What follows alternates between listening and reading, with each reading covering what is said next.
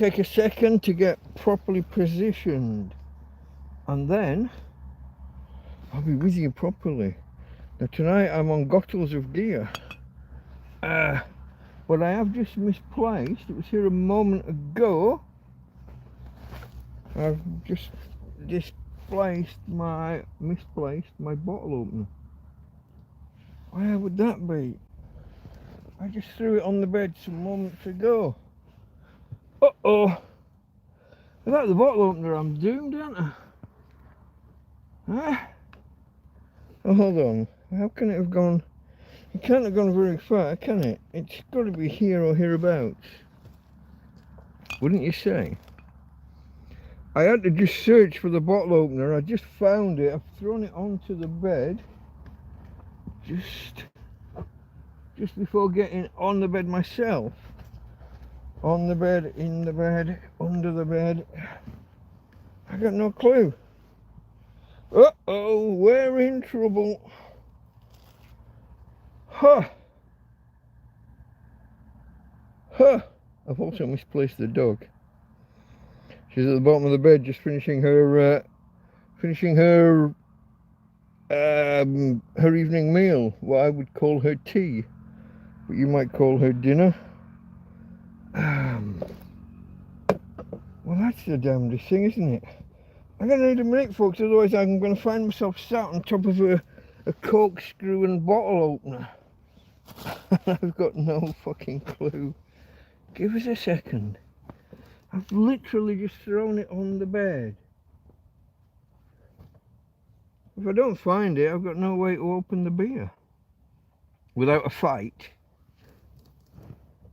What the fuck? How have I done that? That makes no sense.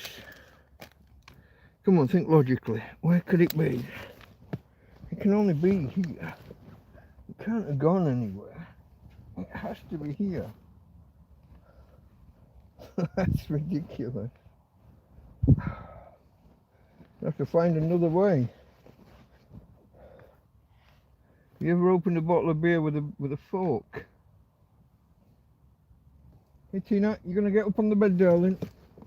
Go on, hop up on the bed with Daddy. Give us a second, folks. Gotta retrieve my Perro. My Perro. Hey Tina, come on. Hop up. Here we go. All the way up. We'll talk to the peoples. All the way up. Here we go, baby. Here we go. Stay this end, darling. Stay here with Daddy. Oh, what a shit show. Hey? That's a weird start to a program. It was all a bit rushed. I knew that. Oh, my alarm, I was sleeping and my alarm went off and I thought that meant it was morning. So I kind of turned the alarm off and carried on snoozing. But then I had to walk and feed the dog and do a couple of other things. And is that it? That's it, right down there, look. Everything goes to that end of the bed. Oh, look at that. There we go. There we go.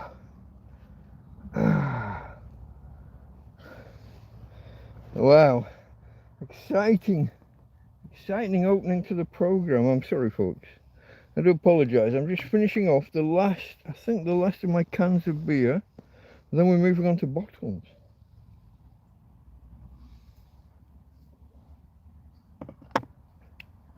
There was no time to prepare. And I got the 6-pack of bottles yesterday from my new friends Eamon and Barbara. If you saw the video, you saw the video. And I also needed a stand to rest the lamp on, which hasn't actually been charged. So I put it on full power. Hello Ismo, my friend Ismo. I think you were just trying to text me before I went live. I was just walking Tina. Yeah. Hey Tina. Are you going to come and say hello to the people? Uncle Ismo's on the phone. Whoop. I'm trying to pull your ear back. You want to talk to... No, he's not here. Uncle Ismo's not here. On the phone. Let me Let me see what I can do here, folks. Show my girl off. Pimp out my chick. Hey, hey chicken. Hey chicken. Uncle Ismo's talking to Daddy on the phone. On the phone. Not here in real life. He'll be here in a few months, about 3 or 4 months, I think. Hey. Hey. Here you go. Tickle between the eyes. Nice tickle between the eyes. Hey, babe. Oh, you don't like the big light. I'll turn the big light away. You can see her again later, folks, maybe. Hey, Tina. Okay, you don't want the light. Well, you see my girl? She's a little bit shy. She doesn't like the big bright light. But, hello you. Hello you. Okay. Are you going to lay back down now? Lay back down. Lay back down. That's a good girl. Oh, you're going under. You're going underground. Tina's going underground, folks. Not only does she not like the big light, she doesn't like the little light. She's going under the covers. Okay, sweetheart. That's my girl. That's my girl. Okay, folks, let me come back to chat and see who's here. Here we go. We have Tom in the Shetland Islands. Hello, Tom. We have Keith. Admiralty jurisdiction invocation. Executive supremacy versus administrative in persona served. He is a free man of the land. He will not be bound. Just because you're born in Britain doesn't mean the British government have rule over you. All corporate veils pierced, immunity void. There's my friend Ismo. Beer is very cold. Your beer or mine?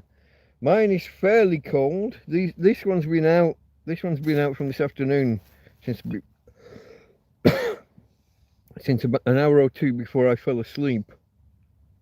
So probably open this one about 5 o'clock. Maybe 6. I'm not sure. No, I think 5. It was already open a while, and I'm about here with it. The two. Oh, well, they're 6, but I had to get the whole 6-pack out so I could sit the lamp down. These are, what size are they? 25. I'm not the biggest fan of 25 centilitre, but they're for free. They're donated by people, so I can't complain too much. To the I guess to the suppliers of the beer, well, all the beer except this one, but to Eamon and Barbara from the video yesterday, wasn't it? Yesterday well, they visited yesterday afternoon. Yesterday evening I put the video out. Yesterday afternoon they came here.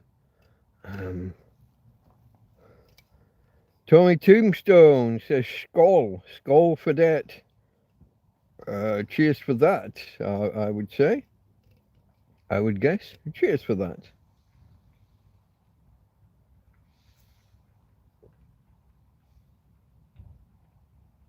Okay, I've got someone coming down the track on a scooter. They're all they have to be all terrain to get down here with the state of the road nowadays. It used to be people would try and come down the road on a normal little electric scooter, and they had no chance because of the amount of stones and the state of the road. But nowadays people manage it. But I think that's 1 pint here, 7.5 euros. But normal people don't pay it, says this more. Oh, okay, no, but normal people pay $9.90. Is that because you're staff? Is that because you're working there? That's wow. It's expensive. Alcohol is expensive from what I can gather in Scandinavia. They earn a lot of money, but they pay a lot of tax. Jasper, my friend, hope you're feeling better soon.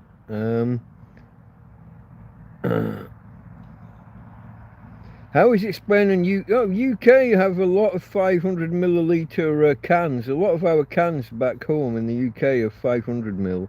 440 is more normal. But this 330 and 250 wouldn't go very far. I guess cans of lager are sometimes 330, but I don't know, mate. I think it's to do with taxes, or as we learnt a few weeks ago, duties, which are different from taxes. Kind of, but only in the manner that they're proscribed,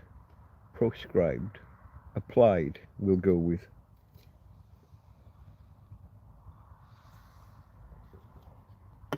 Let me double check that this, because I'm coming to the end of that can. Let me double check that this will indeed, oh yeah, will indeed open the can. It did indeed. So we've got 6 green bottles of beer. I think they're green. In this light, they look green. Oh, I can't see the bin bag. Where's the opening? No idea. I'm just gonna have to put it in. I don't know if that went in or not. Who knows, folks? Who knows? Now, lighting-wise, do you prefer this or knock it down one to there? That's a bit better on my eyes if it doesn't offend yours too much. And you can see how much stabler the tent is as a whole than recent videos and the live stream Friday night. The lights are perfectly stable, perfectly still, and so is the back wall of the tent. I removed the tarpaulin today. That's all bundled up right outside the door. Had to take it off. You know when they start to unweave and all those threads blue, like a blue and white checkerboard effect. Whoops, I've just knocked that. But all those threads were hanging down near the door. Every time I was moving the zip, I was spending 5 minutes untangling the zip. It was gonna break it before long. I had a fantastic delivery today. A gentleman and his little girl, his daughter, arrived and parked the car just outside here, and he brought me 3 big trays, aluminium, like banquet trays, really, of, well, the one I've had. I don't know if they're all the same or if each is different. I opened this big tray out, and it's rice with a tomato base and big lumps of chicken in there. So I think he's presumably had a party, some kind of banquet at his home, and has these trays of food left over. Or maybe he's the maybe he's the person that does the food for such things. I don't know. We didn't have much of a discussion. I'm just trying to remember his name now. I think it was I struggle to remember because it's a very Spanish name, I don't want to say ordinary, very regular, very normal Spanish name. I think it was let me get this right, because it's different between Spain and Mexico. Joaquin with an N. I think. Because when they make the abbreviation, this is how you get Kino. There's a guy I used to know called Kino. In America, in the US and Mexico, I think they tend to end it with an M. And you get Joaquin. I think. I'm not an expert in Spanish and Mexican. But I think that's the distinction. End it with an N for November in Spain, and M for mother, or Mike, if you will. NATO. I guess we should stick, because my name, the Delta Mike thing, is just my initials and the NATO phonetic alphabet. I guess we should stick with that rather than going with M for mother. We should go with M for Mike. What can you do?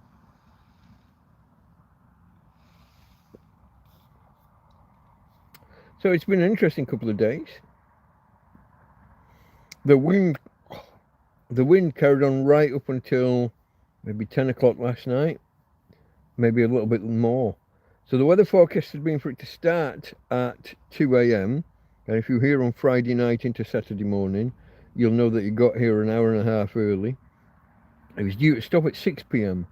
at 1800 hours, and it didn't. It carried right on for another 4 or 5 hours after. It dissipated at one point before starting again, and then it came back and was still hitting me strong. Like where I've just put my beer down now, it wouldn't have had a chance last night. The roof of the tent was another 6 inches this way, and banging the back of my head. But today I got to go around and assess the final damage. Nothing extra beyond what had been here before. We survived the extra, so the Friday stroke Saturday wind, we survived with no extra damage. Just a stressing of the tent, I guess. Today, when I was taking the what's the word? Tarpaulin. When I was taking the tarpaulin off, I had to do it gradually and work all the way around the tent, taking all the pegs off as I went. And there aren't many of them left, so I've got to go look. And I found a couple an amazing distance away. You wouldn't believe how far those things twanged off when they pinged off. I'm going to say 7 or 8 meters away. So they've sprung off and were going a distance, but also the wind has carried them an extra distance. But I'm going to have a hell of a job finding enough to put another tarp back on. But while I was doing that, I had a play at the idea of putting the guy lines out. Because my tent has kind of concertinaed inwards, I thought, let's pull on the guy lines and see how straight we can make it without putting too much tension on the plastic, because it's old now. And I grabbed one of the guy lines and started to pull, and the guy line just snapped.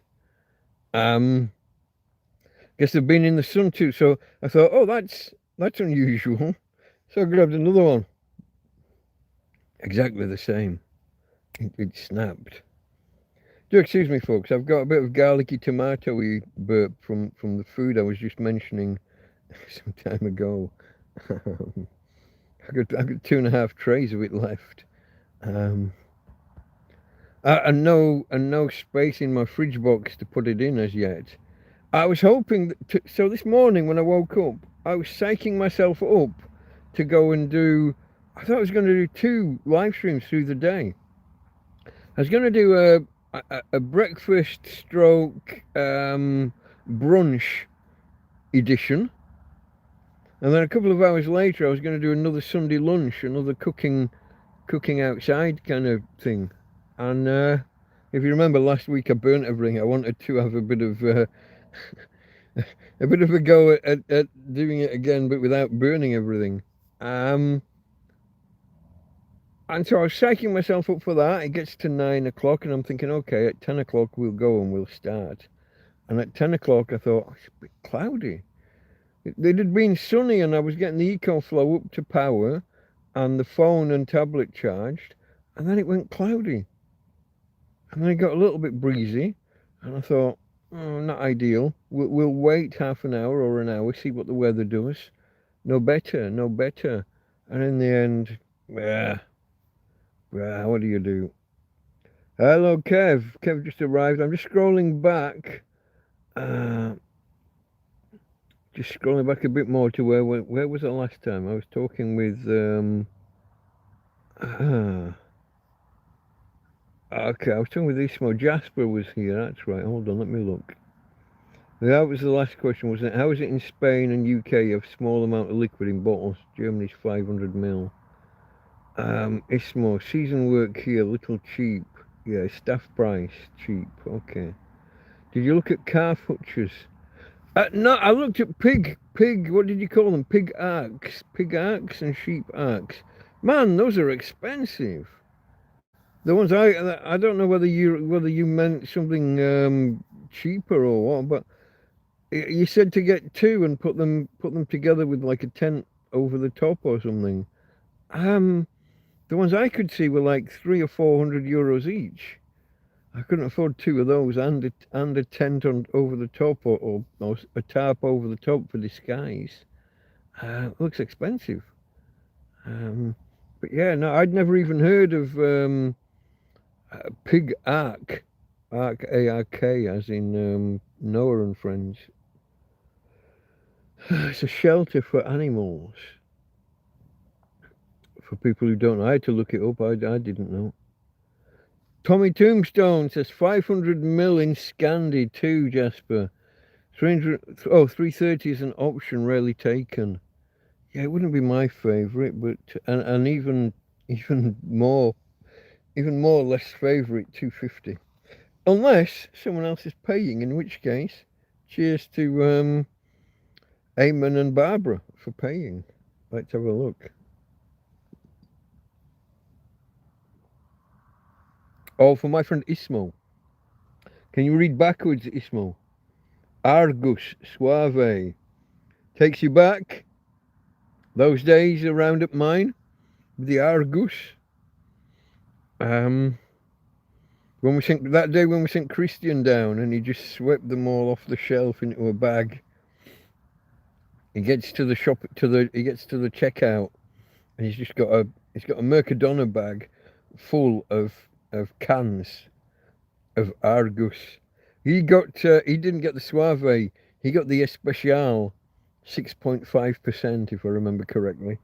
And the guy looks at the bag full and says, "How many?" And because they didn't sell them in 12 packs or 24 packs, they didn't sell them in any way that you could easily put into a bag. Christian just says, "I don't fucking know. It's your job. You tell me." So the guy has to take them out one by fucking one and count them. Christian's putting them back in at the other end, and the guy scans one and does the times, however many, on the till.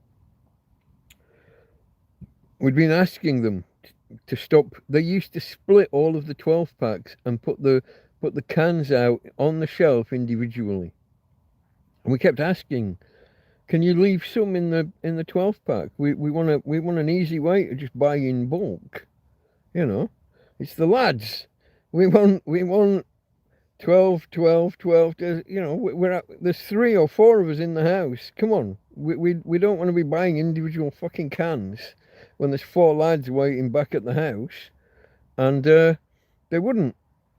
So Christian just got this bag one day, swept a fucking shelf full into the bag, gets to the till. The next time we go to the shop, they've got the 12 packs out and they've stopped splitting them. They've got you can split the 12 pack yourself and take what individual units, but they're there in the sleeve still in the 12 pack so that you can buy them. They learnt quickly. That was Christian. I'm told, I wasn't there, but he put a bag under and he just swept them off the shelf.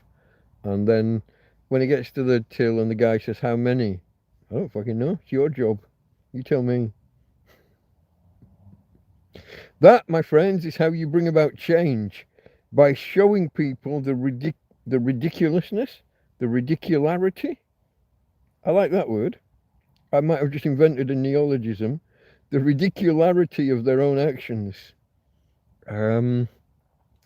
Reductio absurdium, isn't it? It's showing them how absurd their point is.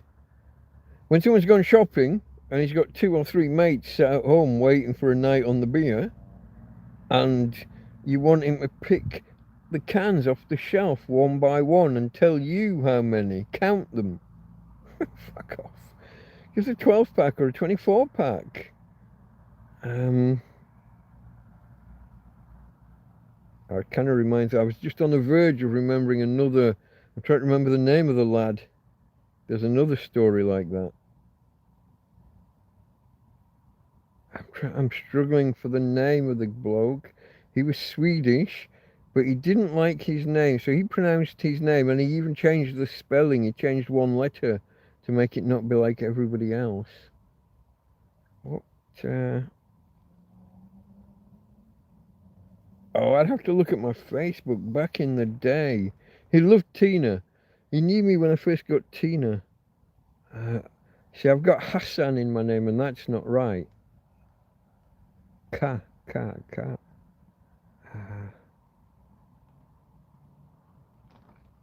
I'll turn the tablet on in a bit and have a look. Remind me. Somebody remind me. Similar thing. I went to see him and I asked for 2 cases of beer and they brought out these 2 6-packs. I was like, that's not Stefan. He didn't like me. He didn't like Stefan. Staffan.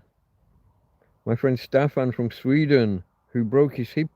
No, he broke his leg, including his hip joint, over here, and suffered with it for 6 months before going home and getting it fixed. Told me he'd seen a doctor. Told me he'd been to the hospital and had it looked at. And a bunch of us, his friends that knew him, we were all concerned for him. And he ended up staying in his apartment, unable to move, scooting about on an office chair, using it like a wheelchair around the apartment, but rarely going outside. I could get him into the garden and onto a swing, and that was about as far as we could go. So me and Tina used to visit him, and so I went round there one day, and I stopped at one of these 24/7.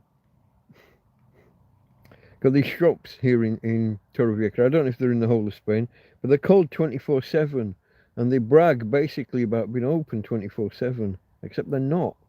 They close at 1 in the morning. Some of them at midnight or before, and that's a little bit annoying. Let's say that a friend who's been out for the afternoon or evening stops by your house at 9 or 10 at night, and you figure he'll probably leave in an hour or two, so you use the booze that you've got in, and then you know how the evening goes, and you want to carry on, and so you want to go to the 24/7 shop to buy some more, and you get there and they're bloody closed. Or if you get there during the day and you ask for 2 cases of beer, knowing that usually they've got these 24 packs, and the Mercadona carry bags, you can get 2 24 packs in, so carry 48 cans of beer. You want your mates, it's early, you're going to make a day of it, and he's housebound, so whatever's left, you want to be leaving him with a supply at the end of the night. Like the guy behind the counter comes out with 2 6-packs, and you're like, no, mate, no, that's not going to do it. 24 latas, por favor. Por dos. 24 cans times 2. Yeah. Fuck. 2 6-packs. Mate, that might last the first hour. At the rate that Stefan drank. My friend Stefan was the guy, I've told this before, when it got to Christmas this one year. I don't remember when. It's quite a few years back now, obviously. It got to Christmas, and me and he wanted to see Tina, and Tina, she loved him. She really, really loved him. And we went around. We went around to his. He was having some. He had some. Do you call it glug or grug? Grog. I'm going to go with grog because we have that word in English. It was very similar. I think it was a different pronunciation. I don't think it was a different spelling. They had this. It's like a spiced or mulled wine, but maybe a bit stronger. So we had some of that, and then he starts on the whiskey, doesn't he? And he hasn't got any glasses, so he's just pouring his whiskey into a mug, not a small cup, not a teacup, not a dainty little, fucking into a mug of whiskey, folks. Well, I mean, maybe a third or half a mug, but when your measuring unit for whiskey is a fucking mug. To my friend Stefan, who I struggle to recall the name of because it's been a few years, but to Stefan, cheers, my friend, if you ever see this.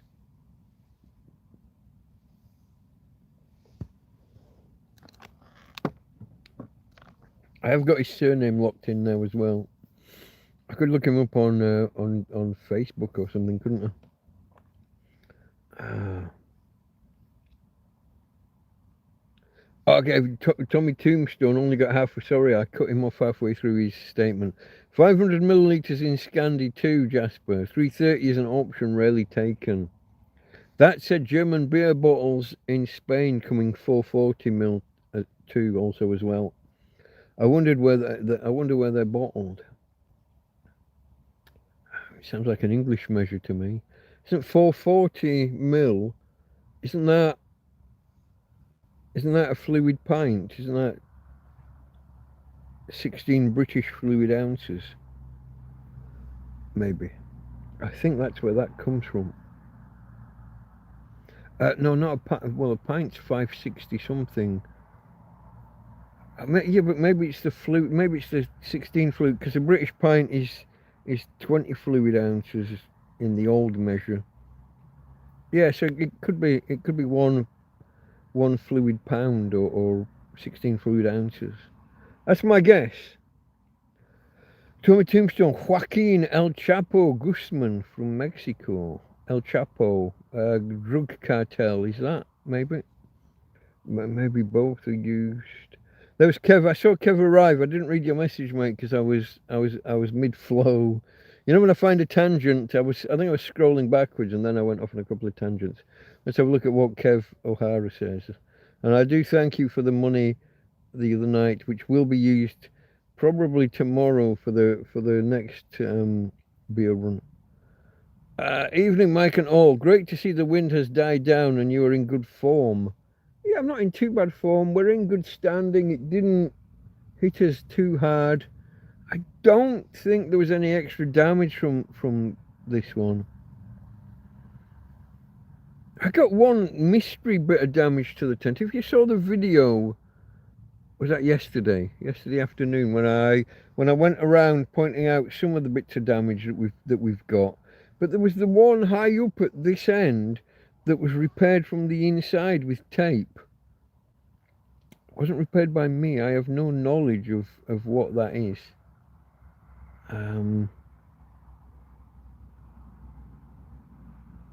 I've no knowledge of taking any damage high up at this end, because I can't. You know, I said about how this anchor here, which is supposed to anchor the bedroom roof to the internals of the tent structure, and something's broken there, so this is dangling down. I got the toggle or woggle, whatever that, you know, imagine a cylinder, but that tapers at each end. You know what, like on a duffel coat, you know, the kind of thing. Is that a toggle or is that a woggle? Do you know what? I've probably done this before. What moved? That you shouldn't have moved. Where have I put? Where is the tablet? Here's the tablet. It's a woggle when you when you've got. It's like those American cowboy ties. You got two bits of string come down and they go through one of those bits of plastic. Is that a woggle? And there's a toggle where you take one and you put it through the loop. Let's have a look here. Somebody's probably answered me, but if not, you're about to learn. This is what we come here for, folks. This is why you arrive here. For the random offshoot, like the difference between a tax and a duty the other week, which we discovered, you're going to learn here the difference between a toggle and a woggle. And I'm hoping I'm not. The more I say woggle, the more it sounds like I'm being racist about something, and I can't think what. I don't even make the old. I don't. Here we go. Someone else has asked Scouts toggle or woggle. Toggle or woggle. Let's go with that one. A woggle or toggle? No, Google. No. You're saying this. You're saying that they're both the same thing. A woggle or toggle is a ring, typically made of leather, plastic, or cord, often a Turk's head knot, used by Scouts to fasten a neckerchief. So that was. While woggle is the traditional term used in the UK and other countries since 1915, It is known as a neckerchief slide in the US. So that's where you have something and the scarf or cord, two pieces come down through it and you slide the ring up to pull it tight. So that's one thing. This video shows how to make a traditional paracord woggle. You're going to tell me that the word, in contrast, a toggle is a more general term for a fastener, such as a pin passed through a loop that can be used on clothing or in sailing. So your duffel coat is a toggle. Your scarf and the slider that goes up it to fasten it and keep it tight around your neck is a woggle, but sometimes a toggle. I'm not the only one that's got this confused. Apparently it's been historically, so toggle on your duffel coat or donkey jacket, if I remember correctly from my days of wearing a donkey jacket.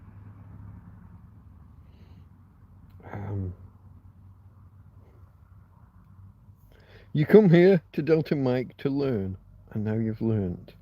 Toggle is the pointed, horned fastener on a duffel coat, and a woggle is on a neck garment to slide up and tighten it. Did I get that right? That's toggle and woggle.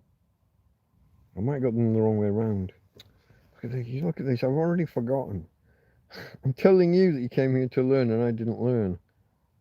Woggle is the ring that slides up on the neck, and toggle is on your duffel coat and or donkey jacket.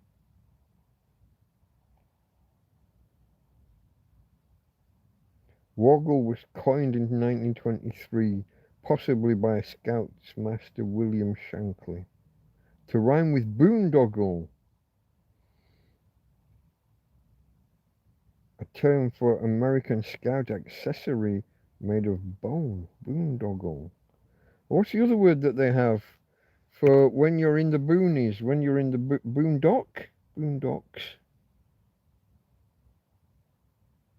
When you're in the backcountry, away from nowhere, kind of off-grid. It's a word that comes from, not Vietnam, what was the one, Korean War? Korea? It was the boondocks, boondockies, boon something or other.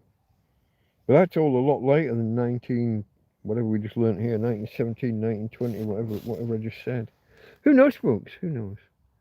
Right, evening. Okay, that was Kev. Great to see the windows die down, yeah. Ismo, I drink special beer for me. 7.50. Normal person is 11. Wow. Pint. There's no A in the word Ismo. Pint, Pinta, Tanky. 5.5%. Okay.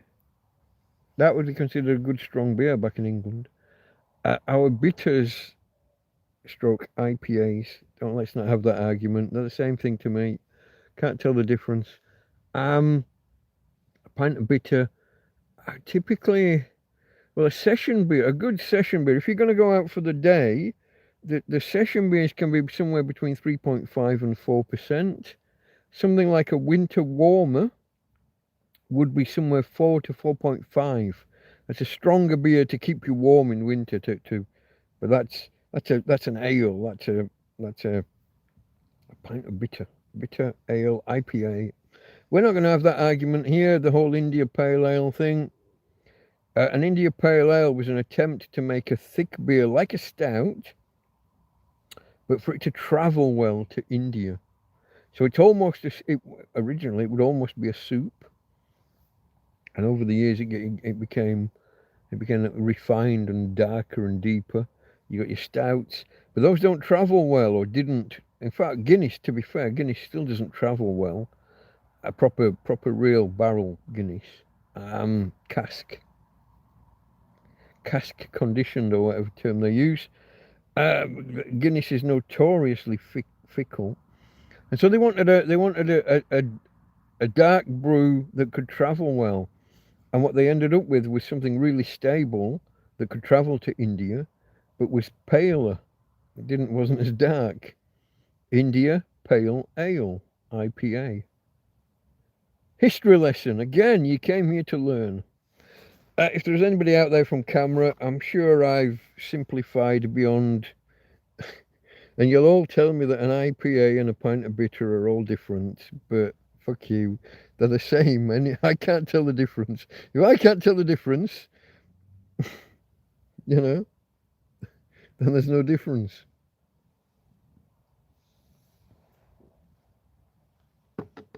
We're going to ask Uncle Google again. Shall we do this? Stick with me, folks. Stick with me. If my mate, Mr. Egg in Thailand is watching, he runs a bar out in Thailand. Pattaya. He runs a bar out there. I think the focus of the bar, forgive me, Phil, forgive me, the focus of the bar might not be the beer. He has worked in bars and run bars most of his adult life, from what I can tell. But prior to that, I think he was a DJ. Are you out there, Phil? Give us a nudge in chat. Although it's probably, we're not going to be the middle of the night there, but it could be early morning out there by now. Not sure time difference. Oh, let me look at that first. Hold on. Time difference between Spain and Thailand. Spain, Thailand, time difference. I'm gonna guess a good 8 hours difference. Time difference.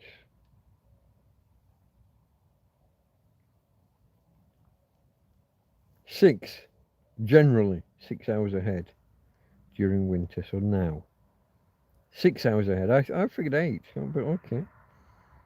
But then there might be, I had no idea if there are time differences within the. I mean, Thailand does not observe daylight saving, so when we jump ahead another one, they don't move. Okay. Show more. Oh, I went to press show more, screen turned off. So 6 hours in winter, 5 hours difference in summer.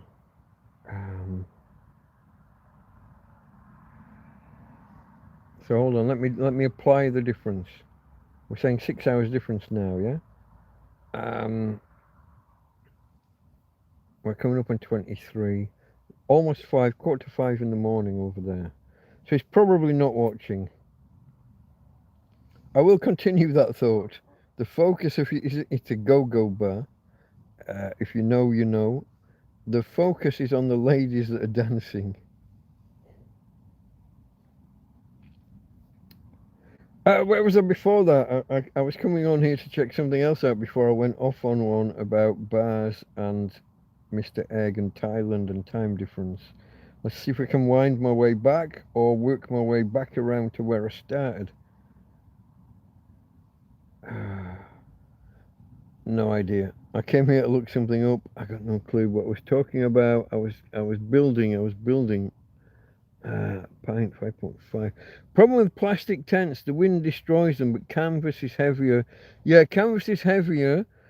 That's a downside. Heavier, the tents tend to be smaller, and the amount of maintenance involved in waxing or sealing or whatever you want to call the waterproofing that you have to do, managing of the seams. You have to retape or strengthen the seams, from what I can tell. And it might be more favourable to the rodents actually eating the fabric itself, with it being natural. They have less inclination to eat the plastic than they would to eat natural fibres. And they tend not to have a sealed bottom. I insist my tents have the floor and the walls join the floor. Otherwise, if you've got a separate ground sheet, anything can just get in underneath. And the canvas tents tend to not have a. So if you pitch them and you're there for a few days, a week, 2 weeks in the canvas, that's okay. But if you're there forever, the rodents are going to just discover you find out and just walk under your walls at any point. And that's torturous to me. If you remember that 3 months last year, 3 or 4 months, until Adam and Mel bought me the mouse traps from Temu, I was going mad. I was going crazy. Laying in bed, I've got this chopping board that you're sat on, and it's a really big. It's a good. In fact, I can't even show you on screen how wide it is. I can't get. It's a big, wide chopping board with handles at either end. Thank you, Karen. And going to sleep with that, I'll say clean. Let's say I've made a meal on there. I've buttered some bread or done something. There's a few crumbs on there. And I wake up in the morning and there's fucking mouse shit on the chopping board. And it's 30, 40, 50 centimetres from my head. You don't want that. When you hear something over there, whoops, I'm hitting the light fittings, folks. You don't want that. You don't want. I was plagued by them for 3 months. This week I took damage to the tent, and the next day mouse traps start going off. 3 dead in 36 hours or 48 hours. One of them wasn't even dead. For the first time, these traps with the plastic teeth didn't catch one cleanly. Got it around the back end, around the haunches.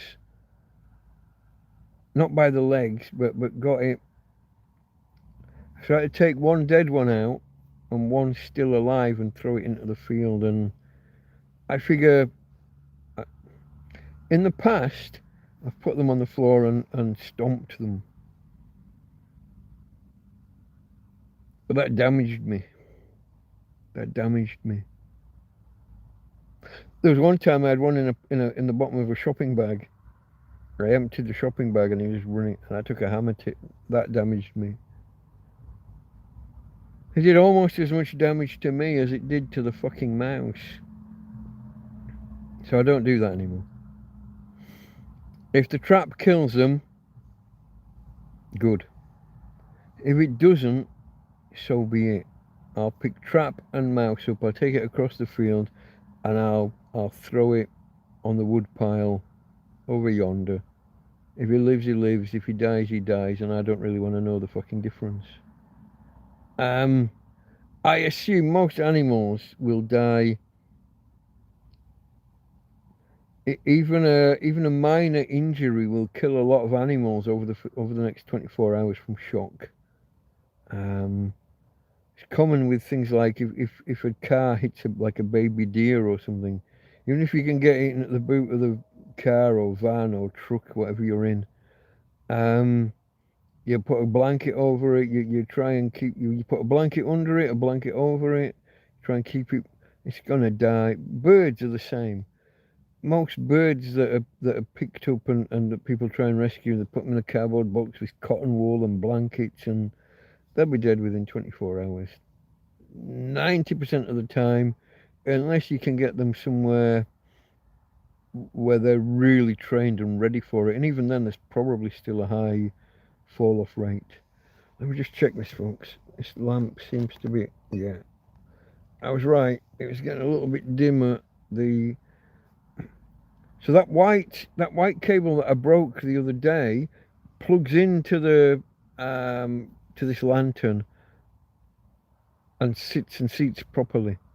This black cable doesn't quite penetrate as far, and over time its own weight pulls it out just that fraction of a millimeter, and it doesn't make full contact anymore. And so I find that the lamp starts to go dim even though it's plugged into the power. Canvas heavy, I must treat it. Build a nomadic bender, I said that before. A nomadic bender. You wanting me to switch allegiance? Swap sides, back for the other team. What the fuck's a nomad? Nomadic bend. You say you said it before? I never heard that phrase in my fucking life. Hold on, folks. We're away. I don't remember what I came here to look at before. If anyone wants to post what it was that I came here to look up for before I went off on one about Thailand and time difference. But folks, the next time we do a Friday stream and I go long and I finish at 3 or 4 in the morning, remind me. Mr. Egg Thailand, it's kind of all one word. Mr. Egg Thailand, somewhere around 6 or 7 in the morning he starts. So if I'm finishing a stream at 3, 4, 5 in the morning, I either want to get a couple of hours in and wake up to watch him, or I want to stay awake and watch him. And if you've got any interest, so what he does he go for a walk around the city, the different, I think they're called soy.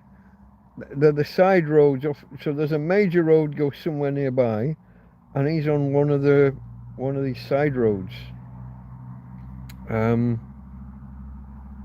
You got any interest in Thailand? Any interest in running a bar in Thailand, or just looking around? He just walks around the different roads and talks about things and rambles, basically, like myself. Yeah, he does. I mean, there's no. If you're there, Phil, not once for yes, twice for no. He rambles around, rambling as in walking, but also wandering speech. There's a connection between the two, folks. There's a connection between the two.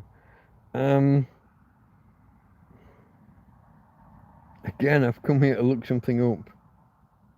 It was something Jasper said. Nomadic Bender. There's no way I was going to remember that.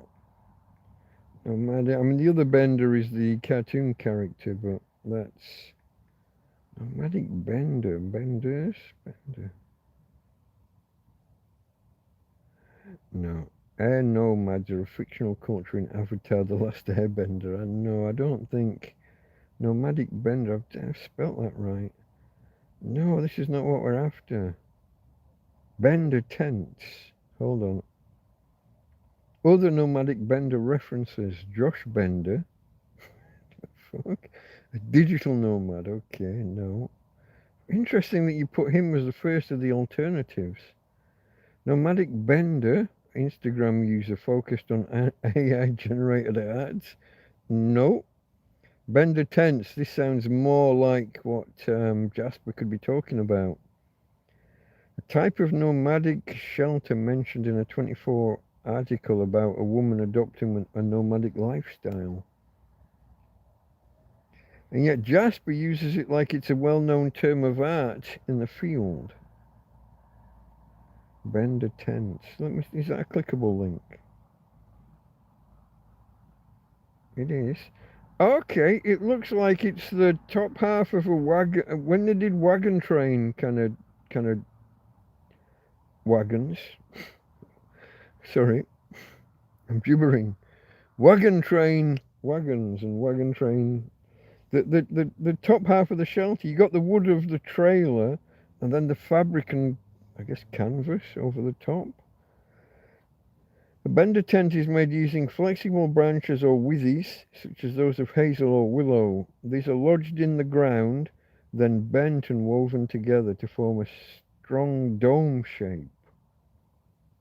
Dome or arch? The picture is of an arch, but you're saying dome. The dome is then covered using any tarpaulin available. What is a Bender tent? They use the same picture. That's the same. That's a summary of the same article.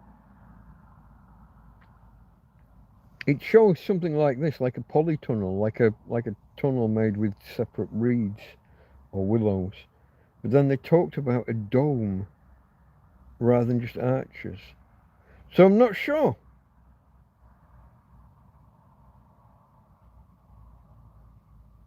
If anybody knows, it was something really interesting I was going to look up before I went off.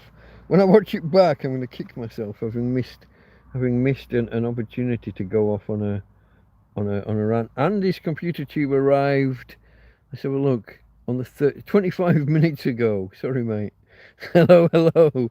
I'll get back. The problem is, if I rush to get through them, I also I run out of topics of conversation. So by having a backlog of posts, I maintain off branches for wittering away. Wittering or twittering. What do they call it? And Simon Mayo and Mark Commode. Twittering, wittering. And swear words they replace with bird song, don't they? Iconic British film reviewers. Although Simon Mayo was also a Radio 1 disc jockey once upon a time in his younger days, and Top of the Pops presenter, as Radio 1 DJs tended to be. And his computer says 7 likes, doing dinner in background, lurking stroke lounging. Okay, mate. Wall tent apex, says Jasper. That's the style of tent. When I come back through, I'm assuming I'm going to I assume I'm going to start watching. I have such a backlog, folks. The last 2 weeks worth of live streams I haven't looked at. Listen, I've done it again with the reading and the looking. I guess it's a video, so I guess that's watching at least. It would be a suitable verb to use, wouldn't it? Maybe it's too many beers.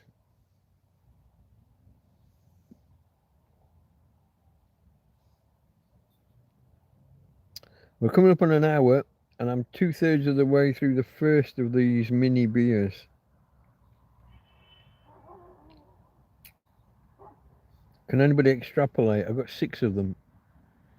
If we did if this took us to an hour and 15, let's say, and then there are 5 more.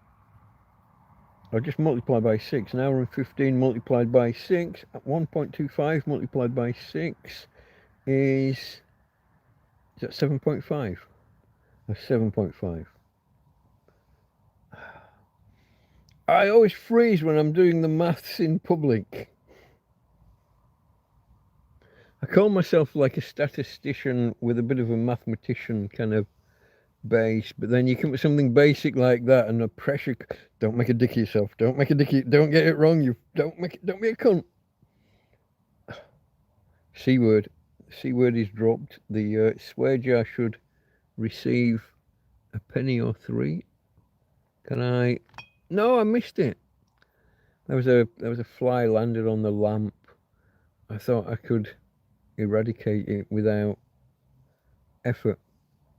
I hate waking up in the night with a fucking itchy bite, either on the forehead or on the top of the wrist or the hand. The exposed bits, the bits that are out. Have you noticed that? I think this is the second stream on the trot, folks. No snood. It's here somewhere. I would have been wearing it until, I guess, I don't know, 11 o'clock this morning maybe. The nights are feeling warmer again. I think the other night it was windy as hell. Wasn't it 15 degrees still though?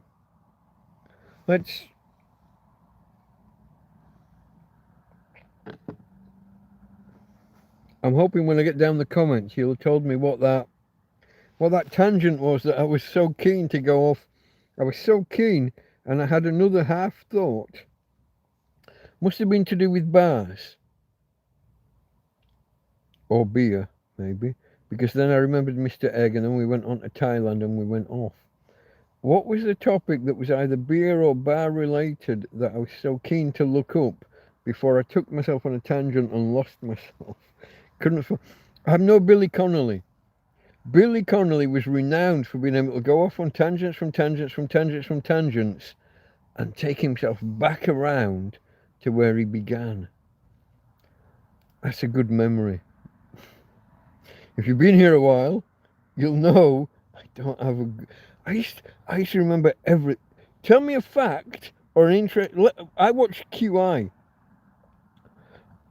and 6 months, a year, 10 years later, I can watch QI again and know the fucking answer.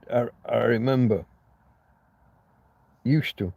Now, less so. I was about to look something up. Done it again! I gotta stop this. Hold on. Was I gonna look up? I was just gonna look the weather, the temperature. Okay. I remembered. 12 degrees. 12 degrees, but it feels like 11. Okay, there's some kind of cooling factor. It was a fairly clear sky when I popped my head out earlier. The moon's been ridiculously bright the last few days. I thought maybe if I lay the solar panel down, I could recoup a watt, you know, get a watt or two, or a 1% or 2% on the EcoFlow. I can't at the minute because it's here, not over there. But I wondered, is moonlight bright enough? Is it? Let's ask the Google AI.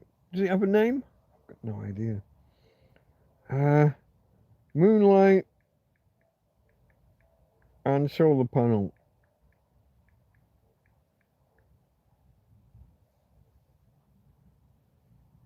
Solar panels can technically generate electricity from moonlight because it is reflected sunlight, but the amount is practically negligible, typically producing only about 0.3, so that's 3,000th, no. Yeah, well it is, isn't it? Is it? No, 1%, 1 in 100, 3,000ths of normal, hold on, daylight output. On a full moon, a 300-watt panel might produce 1 watt, insufficient to wake up most inverters. So no, mine's only a 100-watt panel, so it's not even going to get 1 watt. But it was fucking bright. Maybe that's just because your eyes have got used to the dark and then you go out into, I don't know. In short, moonlight is not a viable source for powering homes or charging systems with current technology. It seemed a lot brighter than that to me. I would have put it a few percent of daylight, but like I said, it's maybe the changing of the iris and the you got used to. You've got your night vision, night mode on. Glog, says Tom. That was my question about glog and grog. But then you might have a Norway versus Sweden difference, because you do that sometimes. See, you've even put the line through the O, whereas Sweden would have the umlaut, is it? The 2 dots above the O. Who knows whether you share the L or whether they put an R? Yeah, like mulled wine. Yeah. What's the difference? Is it a different bunch of spices? Is it that you don't heat it? I don't know. I think we had it heated. I think it was warmed. Used wall tents can be cheap. See $145. Wall tent. Okay, there's another term. I don't know what that is. There's another term for me to look up. Have to look for wall tents. Yeah.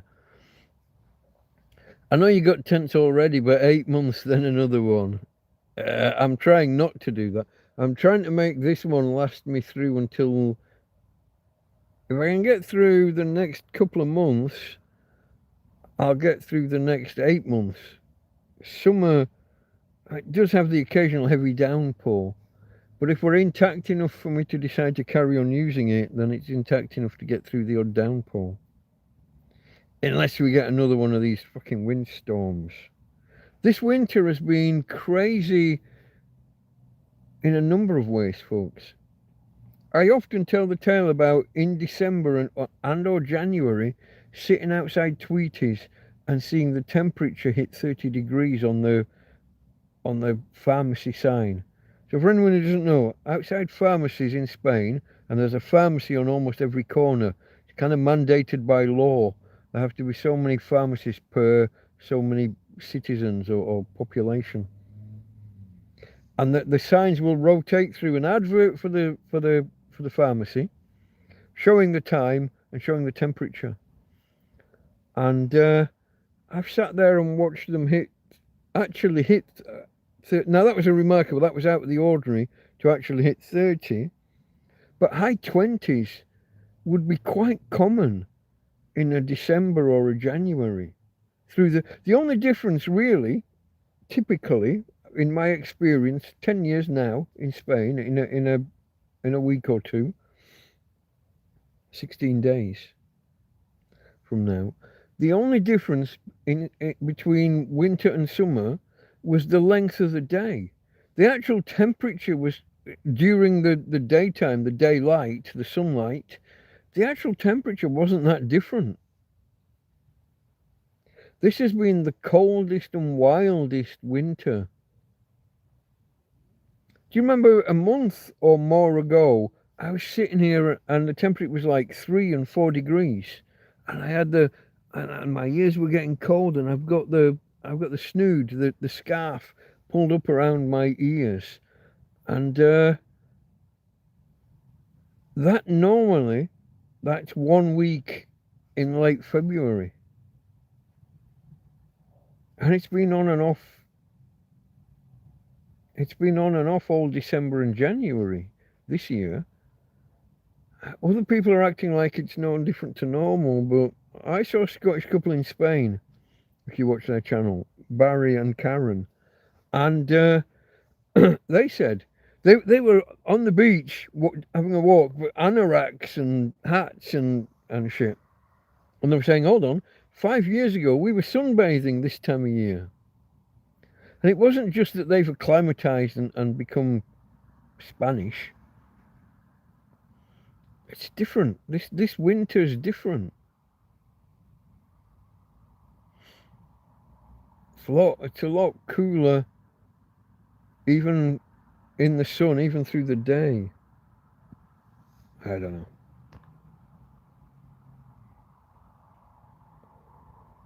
Zami, do you drink whiskey, Mike? I love a dram. I like a whiskey. I've tended to favour brandy as a smoother, softer. It's not as harsh. It doesn't have the burn as much. It's a silkier drink. I think brandies and sherries are linked in some way, aren't they? If you take a wine and you rebrew it, I think you get a sherry, and if you distill that, I think is that how you get a brandy? I think that's the process. I could be wrong because I'm not a drinkologist. I don't know if you've noticed, folks. I drink the supermarket's cheapest brand. In whichever supermarket we're talking about, I can list them. I can tell you which is the cheapest brand in each supermarket. In Aldi, it's Carlsquell. In Lidl, it's Argus. In Mercadona, it's Steinberg. And the green one that I get from here, Emdbrow, I think it's called. That's the Chino. That's what he sells in the Chino Bazaar here. But I assume that he buys those in Consume, because that's Consume's cheapest brand. You see, this is my drinkology. We're now on my expert subject. Marie will be saying, don't fall into the bottle. Don't get taken over by the drink. First, the man takes a drink, then the drink takes a drink, and then the drink takes the man. Always be wary, folks. If you are a drinker, be wary. The man takes a drink, then you get the taste, yeah, and the drink takes a drink, but then later on, the drink takes the man. Wise words. I don't know who first said them, but probably Voltaire. No idea.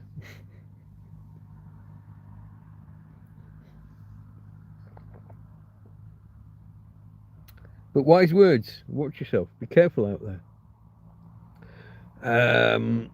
Robert, I think, is that you just arriving? You said FA. Have I offended you? You tell me, what's that? Fuck all, what FA? I don't know. Hope I haven't said something to offend you. FAY? I thought maybe we were spelling out FAB. I thought maybe we were a Thunderbirds fan. FAB? Or Spectrum is Green was the other one, wasn't it?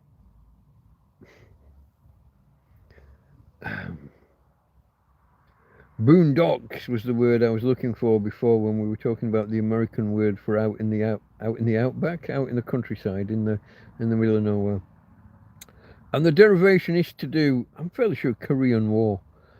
Soldiers and or sailors out in the Korean War, out in the middle of nowhere, and a Korean word got mangled or misheard or misremembered.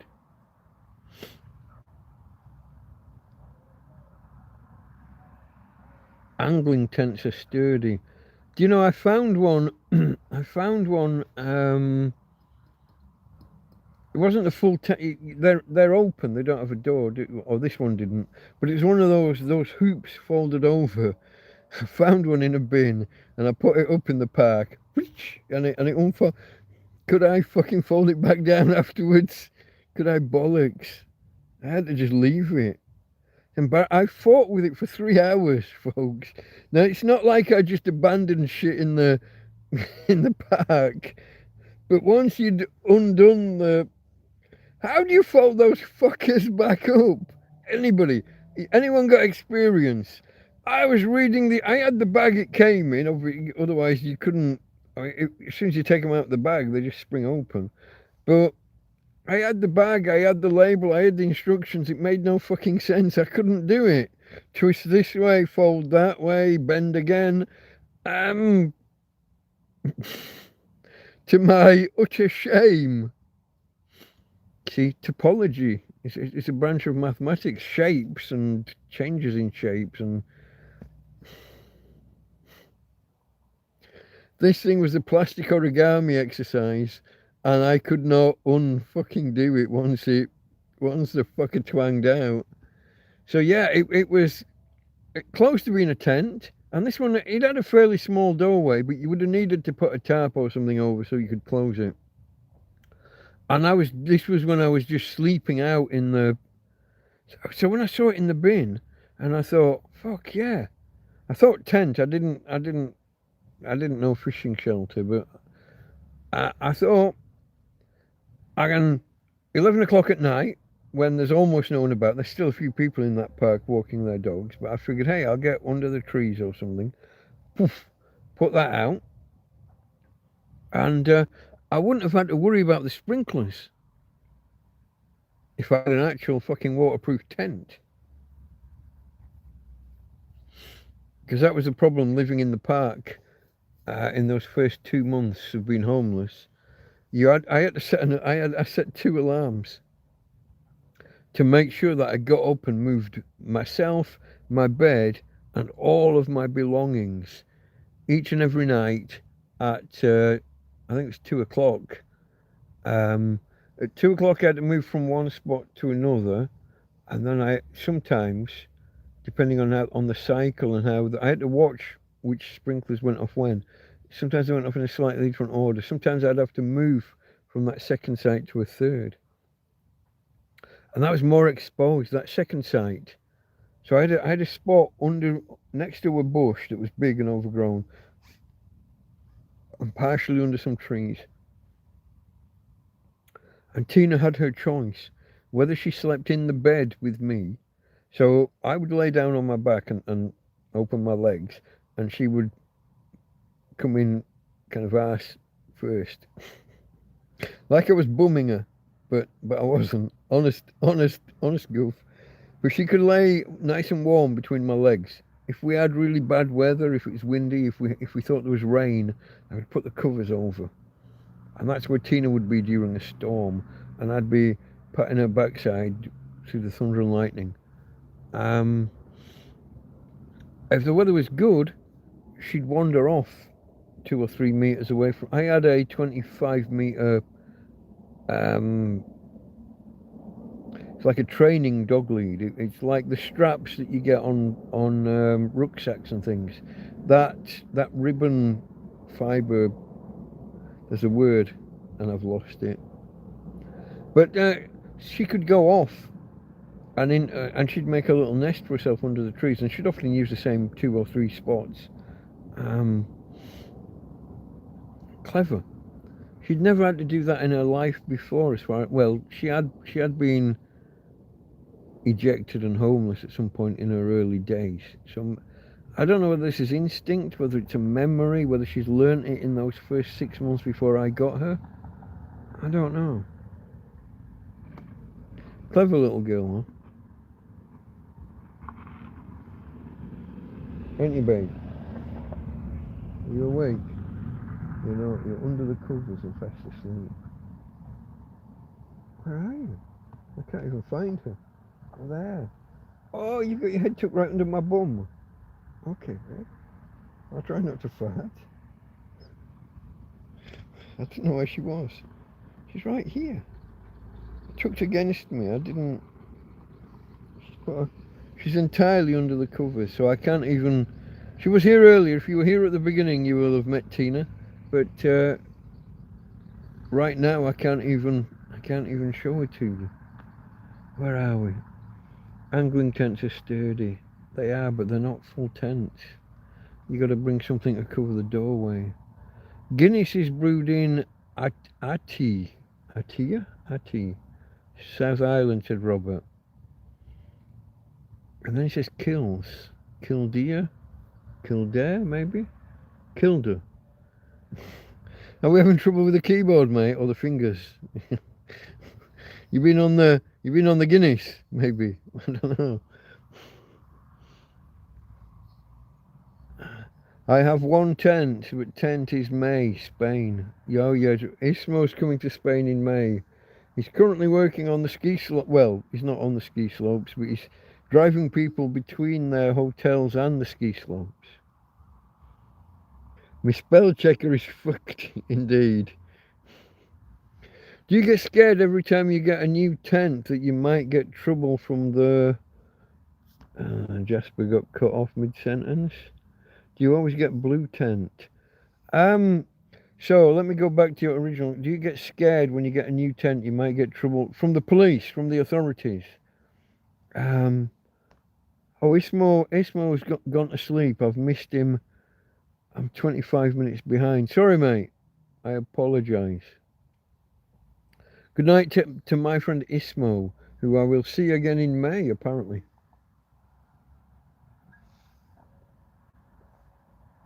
Last drop.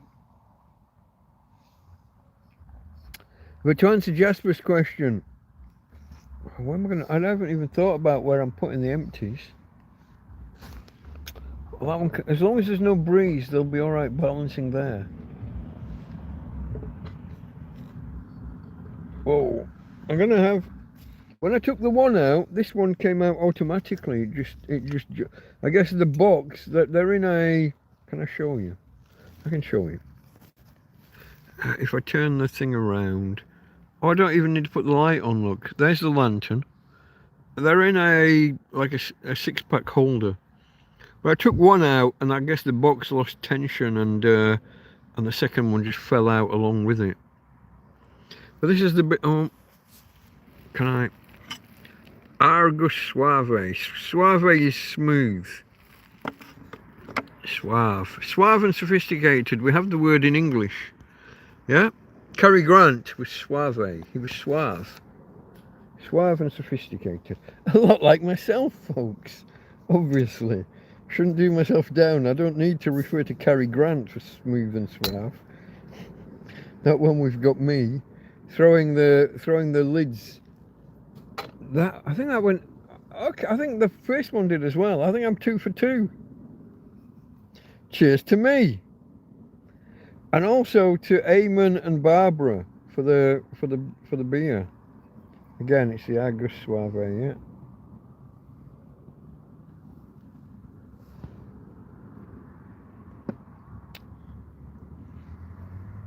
I guess I complain about the 250ml size, but with it being a glass bottle, it has that heft, it has that weight, which I think makes up in some sense. Part of the sensation of drinking a beer is the weight of the beer. If it's a pint glass or a canya or a 300ml can, when it's full, you've got that heft. And even though this is smaller, it's glass, so it's heavier, so it gives you that same feeling. So Ismo's gone to bed. Okay, mate. Catch you next time. Do you get yeah? This was the question about, do you get scared you get trouble from the popo? I guess you're talking about from the authorities. You didn't finish the sentence, but I can, I can, I can interpolate. I can I can fill in the gaps. Um, it's always a worry. Yeah, it's why last time, if I don't know if you saw the videos. So I had a tarp over the old tent, and when we put the new tent up, I didn't want a fuck off shiny bright new tent. Yes, they have all been blue. Um, I think they all have, yeah. Um, didn't want that, so we put an old, uh, kind of bleached, an old tarp that had been out on the previous tent. We put the old tarp back over the new tent for the first month or so, as a disguise. People couldn't tell that it was a new tent. If you'd not been here during the day when we took the tarp off the old one, I keep hitting this. When we took the tarp off the old one, emptied the tent, folded the tent down, cleared the space, put the new tent in. If you'd not been here and seen that process through the day, hello, babe. Hello, you wouldn't have known from the road, from the top road, even from the side road here, from the little track.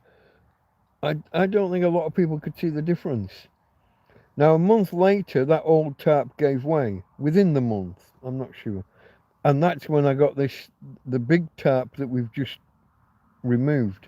The one that was 10 metres by 8 metres that was meant to go that way, but that I put on accidentally, I put on that way. I think I'm going to get another. But it looks like I'm seriously considering pulling guy lines taut, and because the whole tent length is concertinaed in, I wanna pull it out again, so that when it's in, you get these concave areas in the roof where it all sags, and that's just going to make things worse.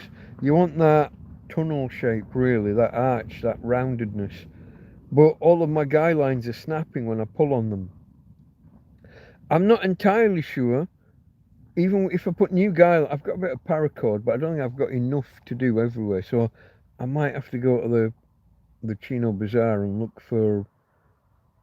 Is guy line rope? Is that a separate category of rope? I know that he'll have paracord. I know he'll have bank line, like bank line. Yeah. Uh, but will he have guy? Will he have guy rope line or guy line? I'm not sure.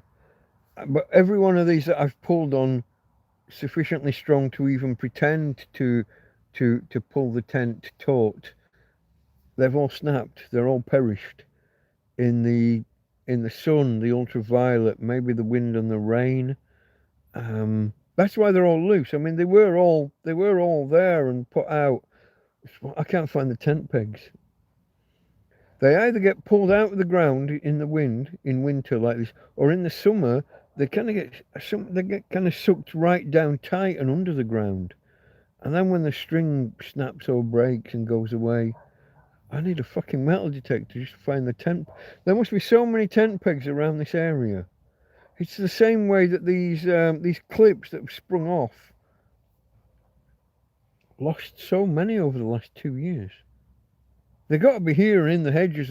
It's like when the guy threw the 2 frying pans at me. And they're lost in the bushes, and I've got no fucking idea. I can't fucking find them. Folks, if ever you find yourself homeless, try not to have a 2-hour stand-up knockdown fist fight in your own camp. Do it in some fucker else's and throw his pans so they get lost. Don't do it in your camp. Just a tip from Uncle Delta Mike. This hair's annoying me. I want a parting. That's my parting. It shouldn't be looking all Ernie Wise and a bit of a mess. That thing where they brush it forward, and I want to see my 5 head. I know it's not a 4 head anymore. It's definitely a 5. But I want to see it. I don't want to cover it. Let me keep scrolling, folks. There was this one going to bed. Do you get scared? Yeah, the thing about the police and covering things and putting the old tarp over the new. If this tarp had not been as devastated as it is, it's at that point where when it unwinds and all the bits are blown and it's polluting the area, and there are bits of that blue and white checkerboard kind of pattern, or just checked. I guess I'm turning American. Checkerboard. We don't even have checkers. Well, how can you have a checkerboard? Drafts board, chessboard, drafts board. It's the same board. I don't really know. I've lost my train of thought now. Yeah, if it had not been as devastated as it was, I would have got a new one and I would have put the old over the top. But it's so far gone now that that's not even an option. So the question is whether to leave it bare. It looks brand. Apart from it being concertinaed in and having these concave roof areas, it looks stunningly good from the outside in terms of the colour of the fabric. That deep blue. I tried to find a word yesterday and I came up with turquoise or I used another word, but neither's right. Neither's the right kind of blue. I guess it's an. Would you say azul or athel? What's that word that Microsoft used for their blue? They use it for the. They use azure, don't they? I don't know what that is. Is that a colour? Athel or azul. That's a Spanish word for blue. It is a fairly deep blue. I couldn't get the right word yesterday. Now I can't remember what the word was. I tried turquoise and I tried another word. Somebody go watch my video from yesterday. Tell me what I said. But neither fitted. Turquoise is not right. It's blue. Turquoise is more green. Well, it's an aquamarine, a blue green. It's not that. It's a deeper blue, but it's not a navy. It's not a sky blue, but it is quite a blue blue. Blue, blue, blue Christmas. We'll call it Elvis blue. Should have. The next Christmas is only 24 days away, isn't it? Is that right? If this is the first, then the 25th of February will be the next Christmas. But a week before that, or 8 days before that, we will have the my Spain anniversary, my 10 years. What do you call it? Would you say decaversary? My Deca Spain anniversary. España decaversary. I don't know. Let's keep going, folks. The conversation's wandering.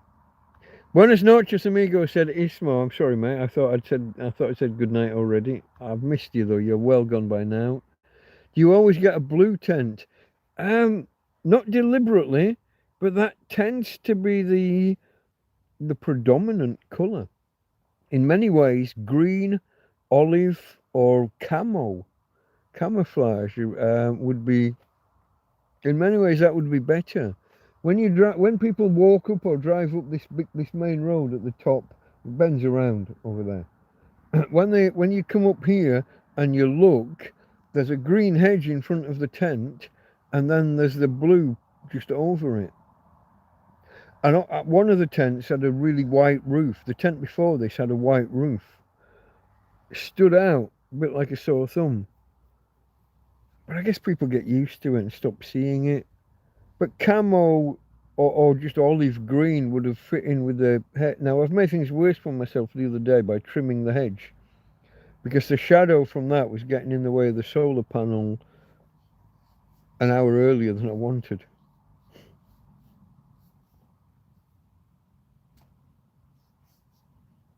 I won't say that. I had a thought, and it is a thought, and it is a thing. It's probably best not said. Some things, folks, are best not said. It's a legal thing. It's a legal thing. possibility for the future, something that I've discounted previously, but having found myself here for 3 years. No. There is, I don't know if any of you have seen, there is a thing at the minute where they're talking about a process to normalise illegal aliens. And that would be me right now. Now, their aim is to not be racist and to let in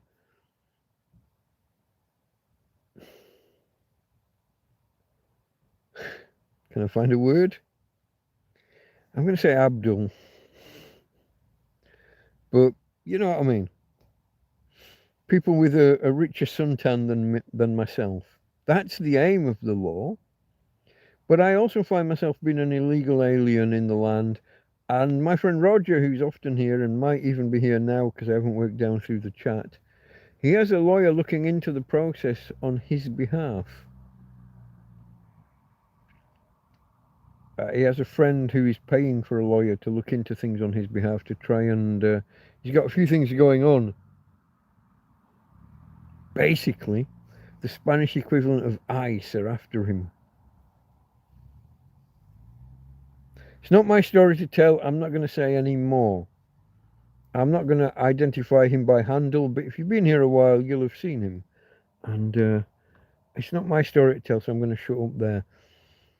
But the Spanish government are doing this thing. It's not really aimed at this demographic, but they can't appear racist, so they might have to put up with applications from people of a lighter tone, even though that wasn't their aim.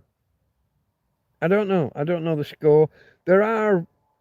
I did look into it myself the other day, and it's supposed to be for people who are already here, who are working illicitly, but who can normalise their position and then not work illicitly. Well, I'm not working. Part of the qualifying process, supposedly, is that you have to show that you're capable of sustaining yourself. You're capable of living, working. You're not going to get your residencia or whatever, or citizenship or whatever it might be. You're not going to get that and go straight on benefits. And whilst I am supporting myself by e-begging with you guys, I haven't put the link in the chat. There is a link in the description about halfway down to a PayPal donate page where if you can take pity on a poor tramp and help him, a fiver here, a tenner there, if you can help him kind of sustain his life. He's talking in the third person now. I'm slavering and slobbering all over myself. If you can take pity on a slobbering, slavering tramp, do you know what I did today? I took the trousers off that I've been wearing for the past 4 months. I've been wearing a black and white, I guess it's a polar or an Arctic camo. I didn't buy them. They were given to me. No, don't. But so they were kind of black and white, black, grey and white. Well, now the white is it's more grey than the grey. I wore them solidly, day and night, for that long. I was embarrassed by them myself, particularly the front panel. Well, let's call it the crotch or the fly. Just, it's hands, isn't it? It's hands. The oils, the greases, maybe the odd spill. Gentlemen, you know what I mean. You've all done it. I'm not different. I'm no worse than you. It just, they don't get washed as often. You're washing your pants twice a week or weekly, whatever you choose it to be. I wore mine for 3 or 4 months. But I switched into a pair of jeans from 18 months ago. I think it might be more. It might be from when I was first homeless. They were fairly early on. I put them back on today. Last year, they got so tight that the button didn't just, it popped off. The you know those weird buttons that are embedded in the denim, and the anyway, the button's missing. Fly still works. Bit of a struggle to draw it up. Gonna have to make an effort to breathe in, tighten the belt as it were, without actually having a belt. Fuck is that?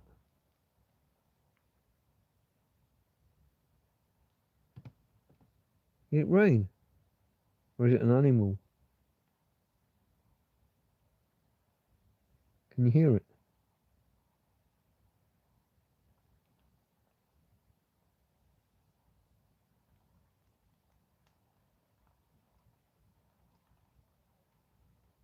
Well, that's either the wind or rain. Oh, I've left that end of the tent open. The bedroom at the other end, the storage area. I have got 2 mouse traps set over there. Those are the ones that caught some. I don't know whether that's the wind wrinkling the tent, rippling the tent, ruffling. I don't know. Pick a word. Pick a synonym. I'm bad at it. I don't know if that's what that was, or if that's the pitter patter of tiny feet on plastic. On or in. Once you've caught a couple of mice, you start hearing them everywhere. You start looking for them, looking for the signs of them. So far, I haven't seen their droppings anywhere. But when one of my mouse traps went off the other day, and I went to check on there's 2 over there and there's 2 over here that have done nothing. I don't even know if these are baited. I set one off when a beer can fell on it, an empty can fell on it the other day. So one's set, one's not. But the 2 at the other end, one went off, and I waited a minute, hoping that would any death throw. I don't want that shit. I don't want to be seeing death throws. And when I went over and I checked one, oh yeah, dead mouse, but looked like it'd been there a while. And I checked the other, oh, dead mouse. And when I went to pick that trap up, the little fucker wriggled. He was still alive. And that's the one. When I threw one dead body in the wood pile, and I threw the second one, knowing that he was still alive. I could have dropped him on the floor, and I could have squished. I'm not that guy anymore. Takes a toll, killing. Even vermin. You know, wild animals. Killing doesn't just end them, it takes some of you with it. Certainly initially. I'm a townie, I'm a city boy. I'm not rural folk. Farmers presumably get used to this shit. I've said before about come the apocalypse, you want to have quail and rabbit. I've talked about how you dispatch each one. I've watched the videos, I've done the learning. Yeah. I know all there is to know, theoretically. The doing. Taking a pair of scissors and cutting quail heads off. And holding their body while it twitches and bleeds out. Then the gutting and the skinning or plucking. You can do either.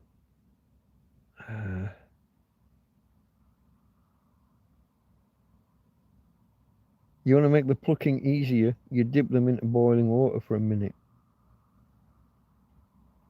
Or you can just skin them and all the feathers come off with, obviously with the skin. But you're not left with as presentable a bird afterwards. Rabbits, put the broom handle across their head, put them on the floor, broom handle over their head, stand on each side of the broom handle and quickly grab the tail or the back end lift, and it forces an internal dislocation which usually will be death. There are people that survive an internal dislocation of the head. So it doesn't matter, you can learn the theory, but the practice of killing, and the first few, the mice, the killing the mice and the rats, that got to me in previous years. Not as much as having the bastards running around inside your tent and along your bed and in your food. That gets to you more in the end. I got really hardened last year. If you remember when I first got the mouse traps, it was death to the bastards. They'd driven me so... They'd tortured me for 3 months. That got to me. So by the time I got the traps, it was fuck 'em all. We killed 9 in one night, or whatever it was. 8, 9, I can't remember. You'd have to watch the videos, or I'd have to go back and read my notes. But we killed so many in the first night when I got these traps. And then a few more through the week, and then nothing. We got them all. Or the rest had learnt not to come back this way. So many of them they'd sent out scouting parties and no one had come back. They learnt not to come this way. But now they're back. We got damage to the tent, and the very next fucking day we had 2 dead mice. And then the next night we got 1 more. They're here. Poltergeist, maybe? I think. Let's scroll on, folks. I am way, way behind. I've seen cheap plastic greenhouse. They would make good tent. Yeah, but you're a little bit visible inside it. I've seen polytunnels, which are more of a cloudy... There's a guy... Is it Down to Earth with Jim? I think, maybe. YouTube channel. He had this company come in and build him his... He'd had a couple of greenhouses and homemade DIY polytunnels and things before. But he got a proper one, like a walk-in, big fuck-off one. About 10 metres long from the looks of it. And his is a cloudy plastic. It'll take the heat and a lot of the light, but it's not... You're not visible. I could have lived in his... I could have lived in his polytunnel, be a little bit visible from the main road. But yeah. Kev says 62.5 minutes. Just over an hour. He said that at 11, so that's about an hour after I started. Is that what we're referring to? I don't know what the 62.5 was. Tunnel greenhouse, €60, 3 meters by 2 meters, then the tent inside. Okay, Jasper. And how is it on uneven ground? I'm gonna have to look back at all these comments, aren't I, when I watch this back. Vivo walk-in tunnel greenhouse, 3 by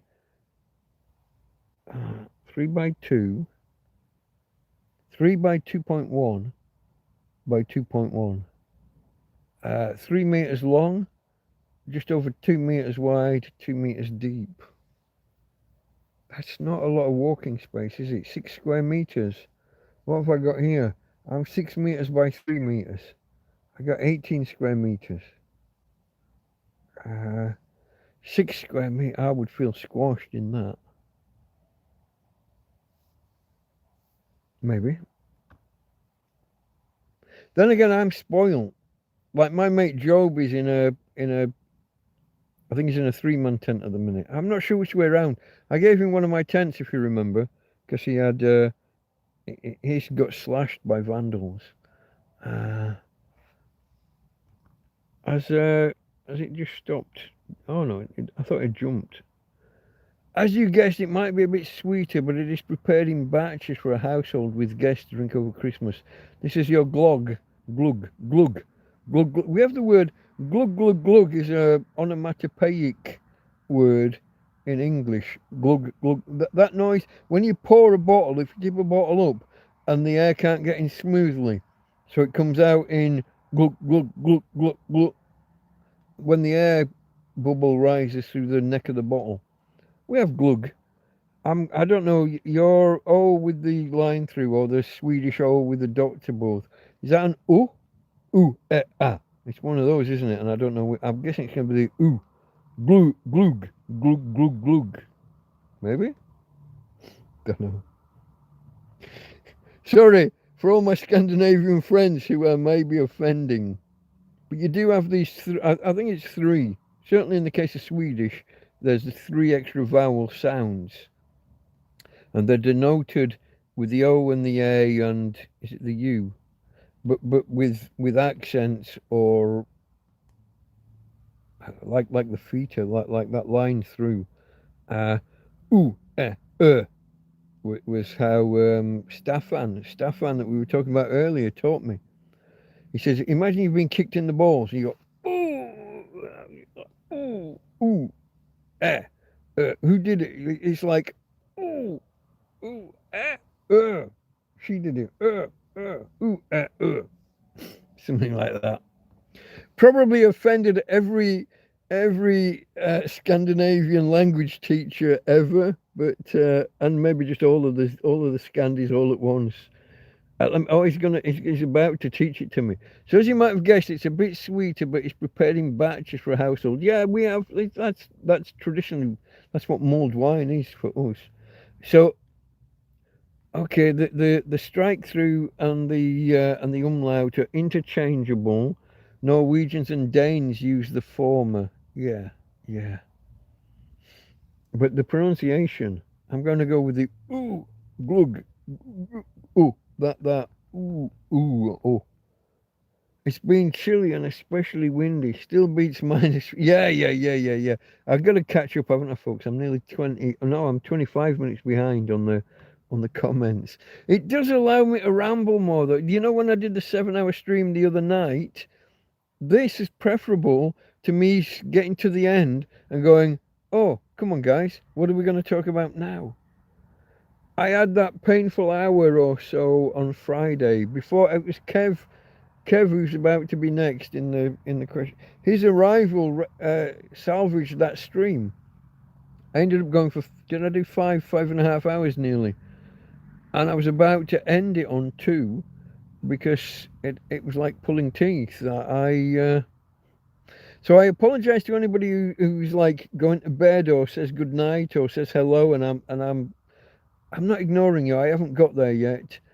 I prefer to keep a pile of comments as jumping off points, and I can go off and ramble. And when I come back, you're all still sat there waiting, and I can go through the next comments. It's not me being disrespectful. It's me trying to keep this a bit more fluid and maybe a bit more entertaining than me saying, oh, come on, 12 of you, and you're all lurking, and no one's given a thumbs up, and no one's saying hi. Come on.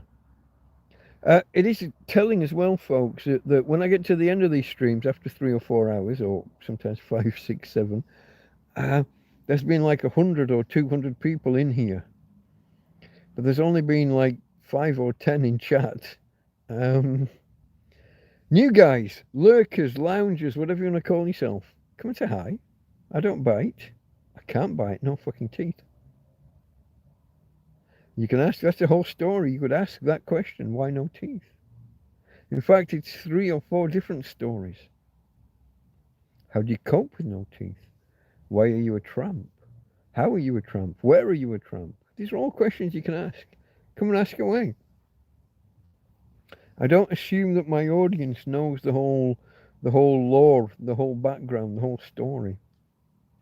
If you want it though, TrampCast space 001.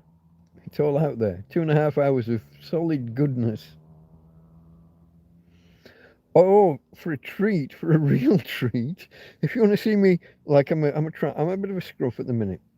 But if you want to see me with a fuck off long beard down here and hair that's not been cut for 2 years, my first ever video.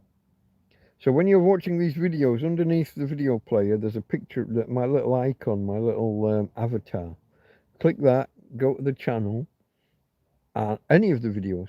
Click my picture, go to the channel, go to videos. You get a select, like a bar for selecting videos, live streams, playlists, whatever. Videos. And when you're there, ordinarily they're in reverse chronological order. So latest video at the top. But there's another oldest and that'll put them in chronological order. Oldest video first. Go watch my first 4 or 5 videos. I promise you, you will enjoy them.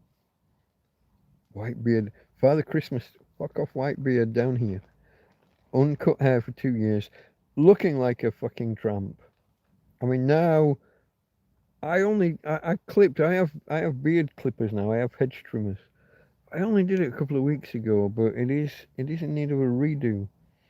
When I did it, let me put this down. When I did it, I put my hand like that, buzzed and around, and now you can't really tell that you can't really tell that the part I kept. You can't really tell that it's much longer than the rest. I guess the tash looks longer than the rest. You can't really tell with the rest of the goatee. Or Van Dyke, take your pick. I think a true goatee has the beard, but not the tash. I think a Van Dyke has both. But I might have those ass about face because it's not my field of expertise. I am not a barber. Oh, a word incidentally that is kind of gibberish in English. If you look at it doesn't come from anything. You can't detect where barber comes from. What's the derivation? Barbarian maybe, but not in Spanish.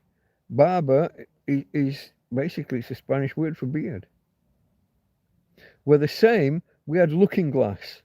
The early word for a mirror was a looking glass or a spyglass or such words. Mirar in Spanish means to look. Mirar, mirror, mirror. Vowels change. As languages change, vowels are the bits that change over time.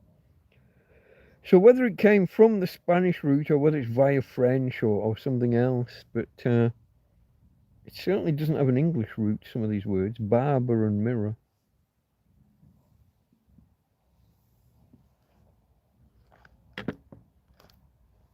Anyway, that's just, you came here to learn and now you're learning from a tramp.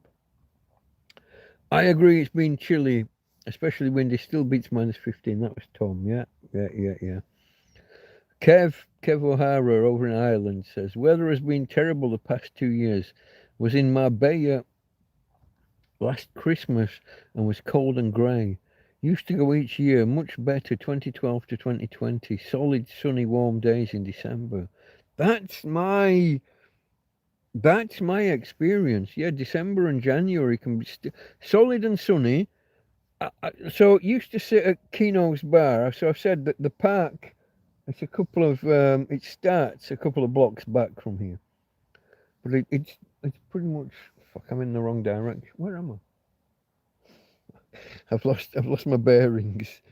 I'm all at sea. It's over that way somewhere, kind of diagonally up from here. 2 blocks back, and then there are 3 fields, one behind the other. There's roads intersecting, so you get 3 separate fields. And there's a bar in the top field at the top of the hill, towards the top of the hill. And I used to sit there. Now in summer, it's too hot. Nobody goes there. Well, people go early, 11 while 1 or 2. Then they go home. At 2 while 4 or 5, there's nobody there. It's too hot. There is a shelter right in front of the kiosk, but people mainly sit out on tables around and in a gravel area. So you'll have a few people, the regulars used to be. You have the regulars sat under there's only 3, maybe 4 tables. It's difficult to squeeze people in. So you end up, it's good actually, because you end up saying, may I, can I sit here? Permiso, can I? And you sit there and you're talking with strangers and you don't know whether they're Spanish, Norwegian, a lot of Norwegians, a few Swedish,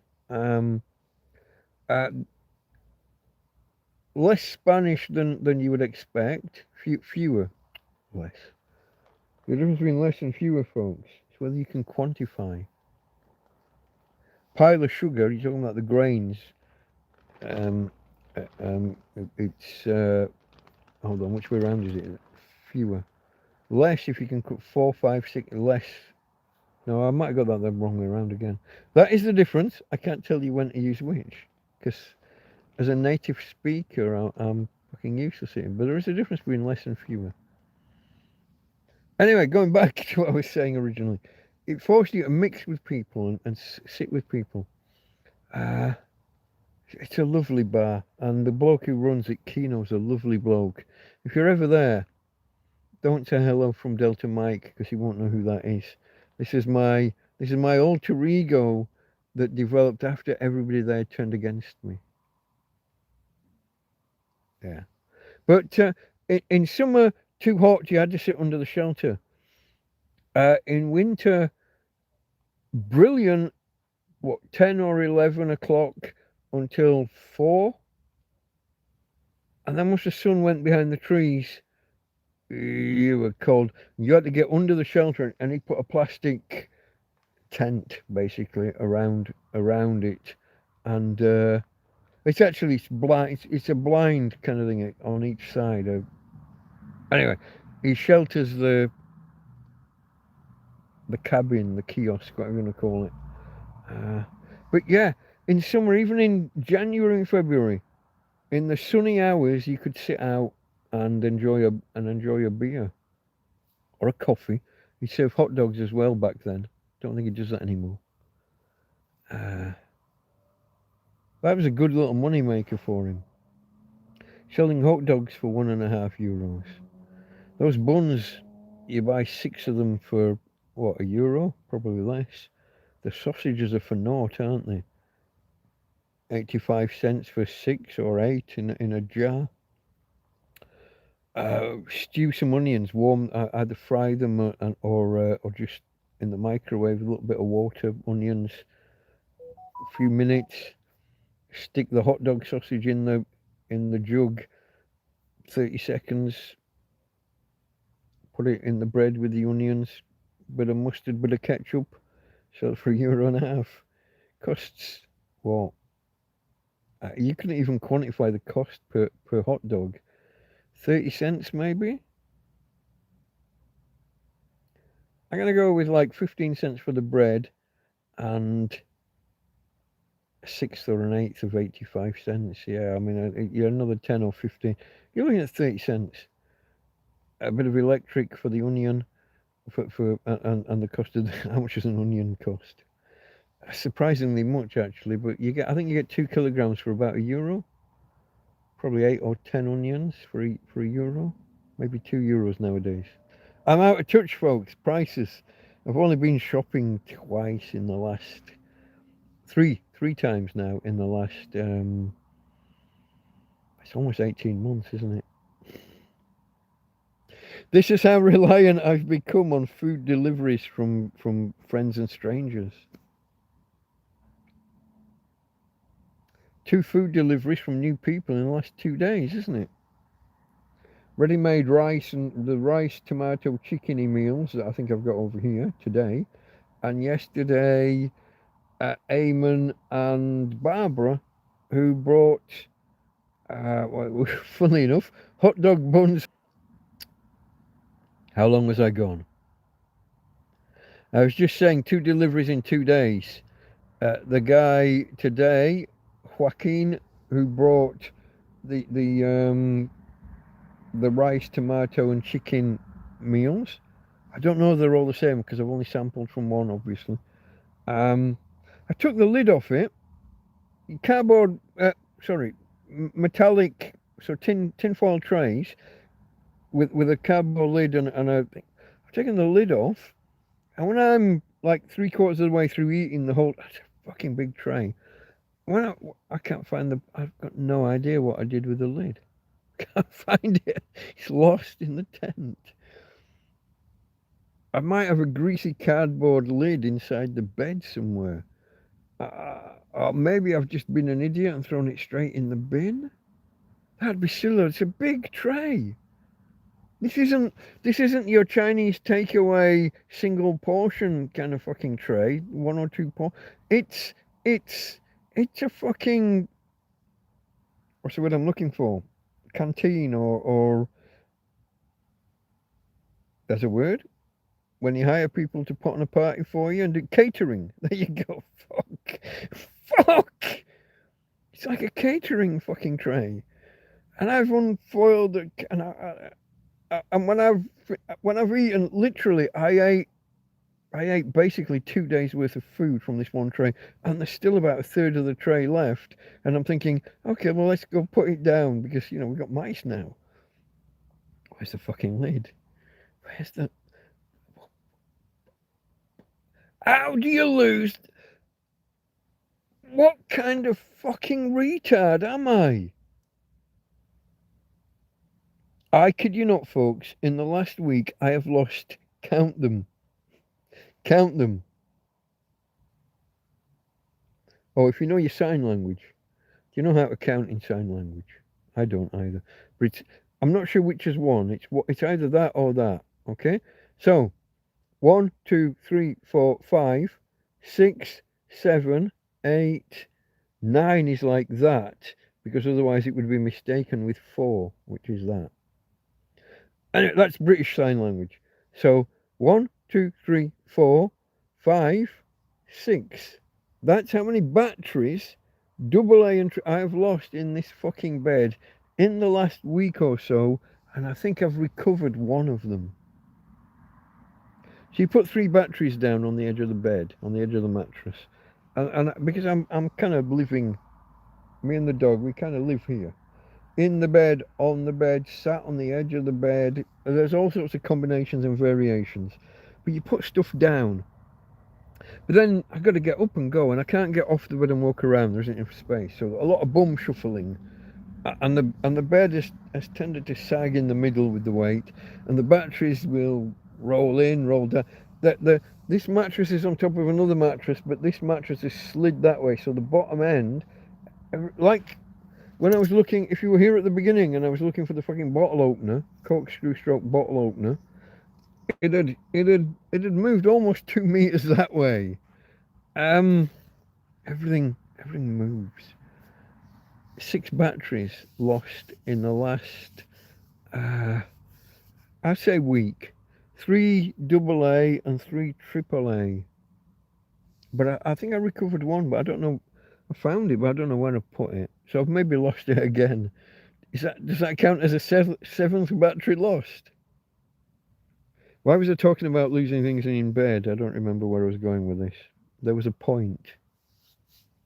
It is lost. I am guys, it's a tramp in bed. So that was Kev talking about the weather. 2012 to 2020 was solid sunny warm days in December. I blame COVID. Shush. Here we go. Jasper, another idea. Plastic carport. Shorten the height yourself. Put tent inside. They're cheap. Lots of ideas, my friend. Okay, carport. So basically like a pagoda or a what's another word? Yeah, like a carport. That's the other word. How would it have survived this 40 or 50 or 60 kilometre an hour winds we just had? How do I secure it? Can't push it into the ground, remember? Almost solid rock. If you remember, I showed 2 tent pegs that got pulled out of the ground during the storm the other day. Do you remember one of the tent pegs is bent in half? 50% of any tent pegs you try and put in the ground here will not go deep enough, like that 3 or 4 inch. They don't go deep enough to do anything. 50% of everything that you put 3 inches into the ground bends in half. I'm not wanting to be too negative. I'm not poo-pooing these things deliberately. I'm just trying to be pragmatic and look at, if I put a carport up or similar, any structure, how is it going to survive those 40, 50? Now, when I'm telling you these wind speeds, these are the average wind speeds, guys. When I say 45, 50 kilometre an hour winds, that's the average wind speed. If I look in an app called Windy, you will see that the gusts can be up to double those quoted as the standard. So I use 2 normal standard weather forecasts, and when they're in agreement, I don't look any further. If they disagree, I've got a third app called Windy, and that's my, what would you call it? My casting votes. That's my decision maker. um, but Windy scares me. I don't look in it all the time.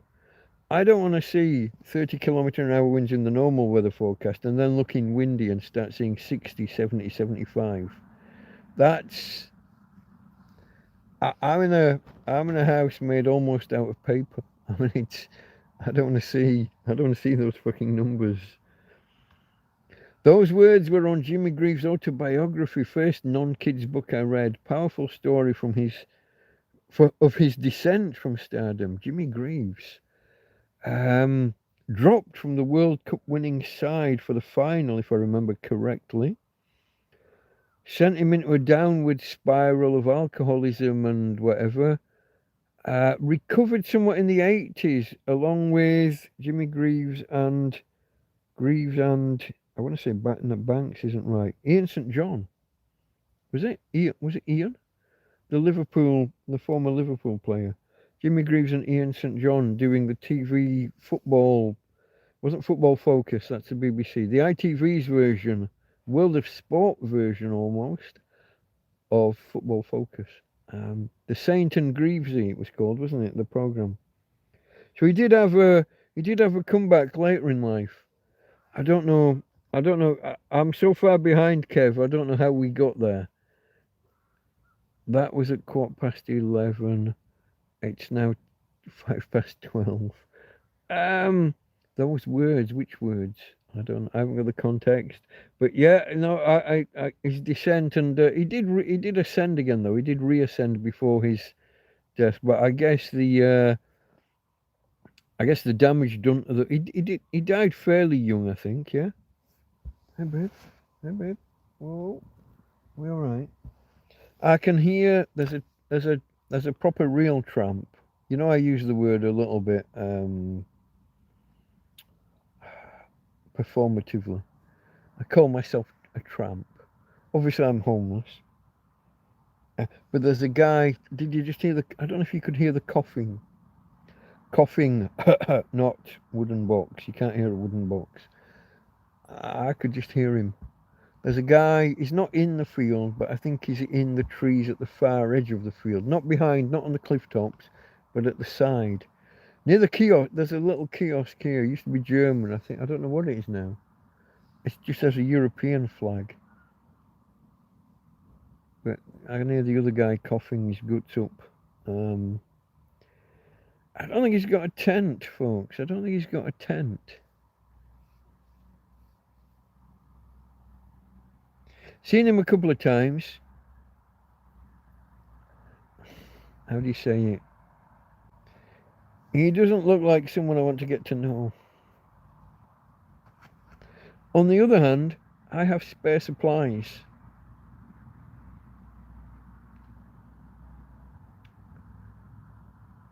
If he's a good guy and I give him the spare supplies, then okay, now I know somebody and there's a relationship.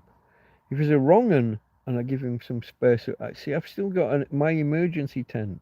I've got my next proper real fucking 6 meter by 3 meter or whatever. I got my next one of those. But my 2-man or 3-man tent, originally given by subscriber number 100. If this guy hasn't got, I could give him a tent. But if he then twigs, oh, this guy's well set up, this guy's got extra, I could then be setting myself up for getting robbed or done in or turned over or whatever. What do you do? What would you do? Would you help? Would you give? Would you take the risk to gamble on humanity?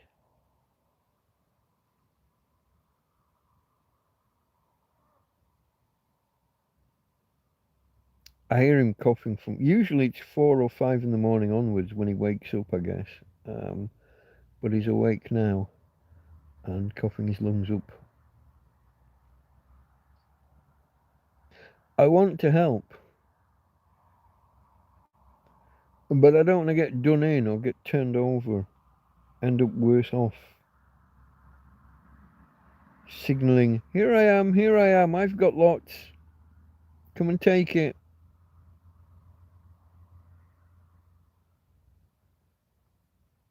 The other thing is, if I catch him trying to take it, and then it becomes what? A running war.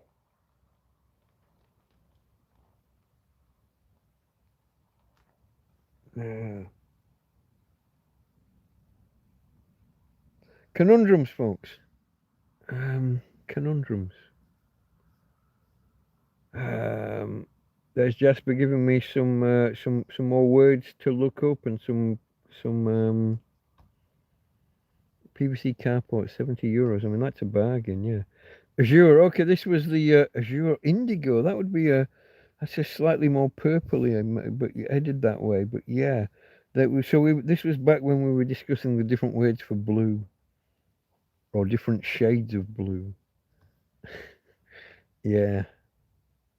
This is how far behind I am, folks. I'm gonna get a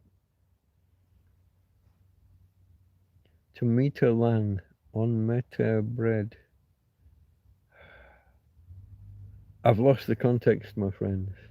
The 62.5 minutes was your expected drink. Oh, okay.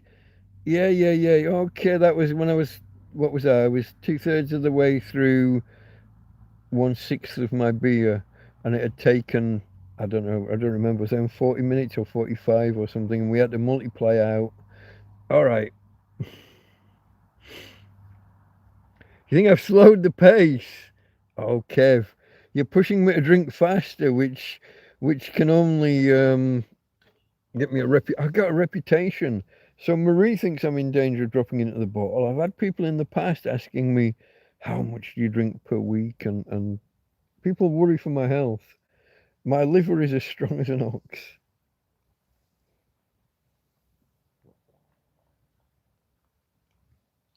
An ox?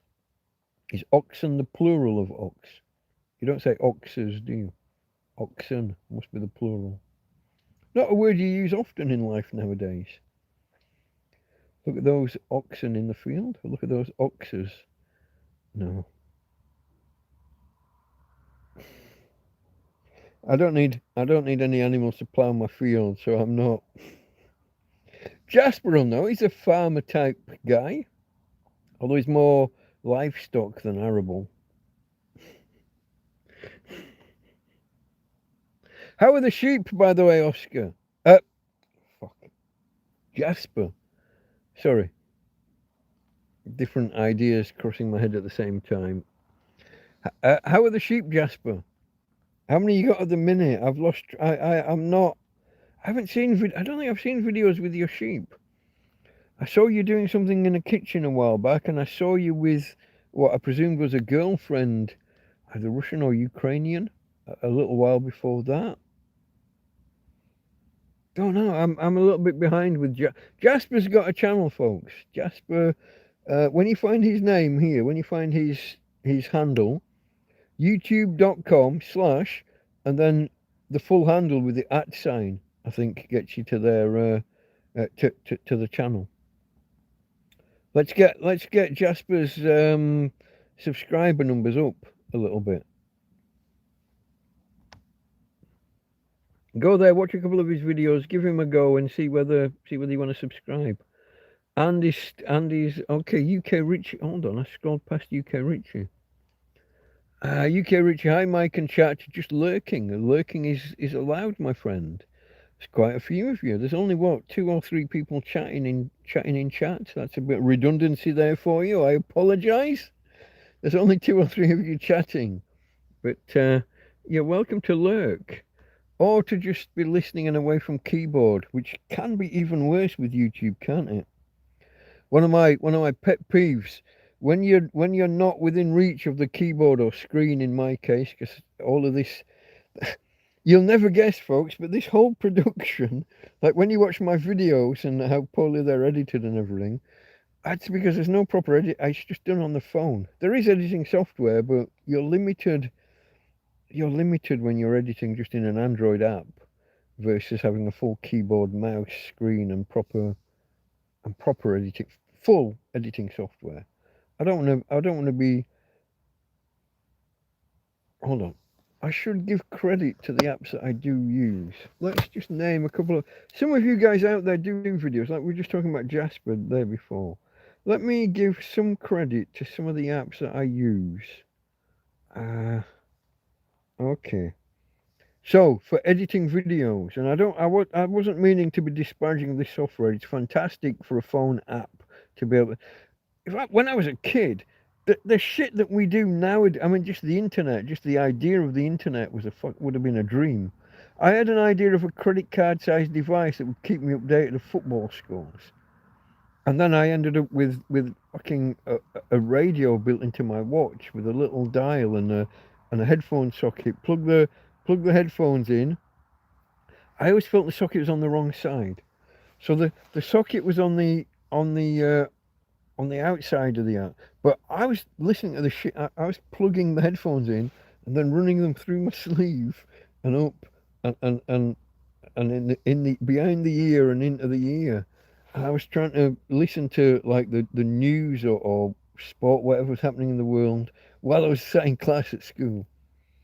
Little Ray, but at the weekend when we're out with the parents, you're meant to go shopping with your mum on a fucking Saturday afternoon. Yeah, you know the one. You want to stay home and listen to Sport on 2 as it was then. Nowadays it would be Radio 5. Back then it was Radio 2. You wanna keep up to date with how the lads are doing at Anfield, and you've got your fuck yeah. But I wanted the headphone socket on the other side of the watch, as you're looking at it, on the left side, so it can more easily go up your sleeve and in. How did I get here? Internet, what we could do, editing, wonders of the world. See, sometimes I have a memory. I can work backwards. I use a piece of software for editing these things. So I will take 5 or 6 separate clips. Hey guys, here we are. It's the beginning of the day. We're going to do whatever. Now let's go outside. Stop recording. Go outside. Da da da da da da da da. Go around the other side of the tent. Blah blah blah blah blah blah. Stop. And from Tina, and show a picture, show a clip of Tina, and from me, Delta Mike, out. And then you've got to stitch those together. Edit those separate clips. And if you've fluffed something that you've said, or you said something that you think, oh no, people might find that offensive, you can click on it either side of that stretch of, and you can cut it out and edit. That's called U-cut. U like YouTube, YOU, CUT, U-cut. Great bit of kit, and I'll be honest, I'm abusing them to shit. I've been using this now for what, 2.5 years or more, almost 3 years. Never paid them a penny. I'm using the free version. I should throw them a bob or two. Fuck. Old expression. Youngsters. A bob, formerly a shilling. God, where do you begin? Formerly, before decimalisation, 12 old pence. 5 new pence or 5 pennies. I should throw them a few shillings, a few bob, a bit of money. In other words, old expressions that don't make sense anymore and that you need to explain. I also use a piece of for making the thumbnails for the videos. 2 pictures side by side, maybe with some text overlaid. And nowadays I can make a photograph of me and then a photograph of the weather or my tent but I can make my head pop out of the frame and overlap into the other frame. It's getting quite clever, this shit. So that's called collage. Is it Collage Maker? I can't see. I get a short and I get an abbreviated version. It is Collage Maker. So COLLAGE space and the word maker. Also called internally, it's called grid art. But that's more internal use. Those are my 2 main bits of kit. U-cut, Collage Maker. I got another one called video to picture? Video to photo. Less keen on that because they're putting more and more limits on to try and limit what I can do with this. After you open it up, you point it at a video you've already made, and then you can take stills, you can take frames from the video, and there it does have good controls for helping you fine tune into the exact frame you want. But it only lets you do about 6 or 7, and then it says fucking pay. It doesn't swear. It's not like a real man like me, but real men swear. Larger vocabulary, folks. People who swear are more articulate, and people who swear really well are way more articulate. And I'm not just making that up. Stephen Fry agrees.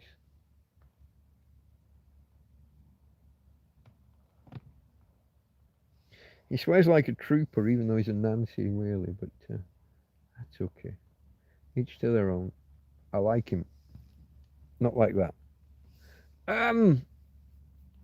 Those are the 3 main bits of kit I use. But when I hit that limit now, and I can't take enough stills from a video, I go to VLC, the video player. You have it's more difficult to scrub and find the spot you want.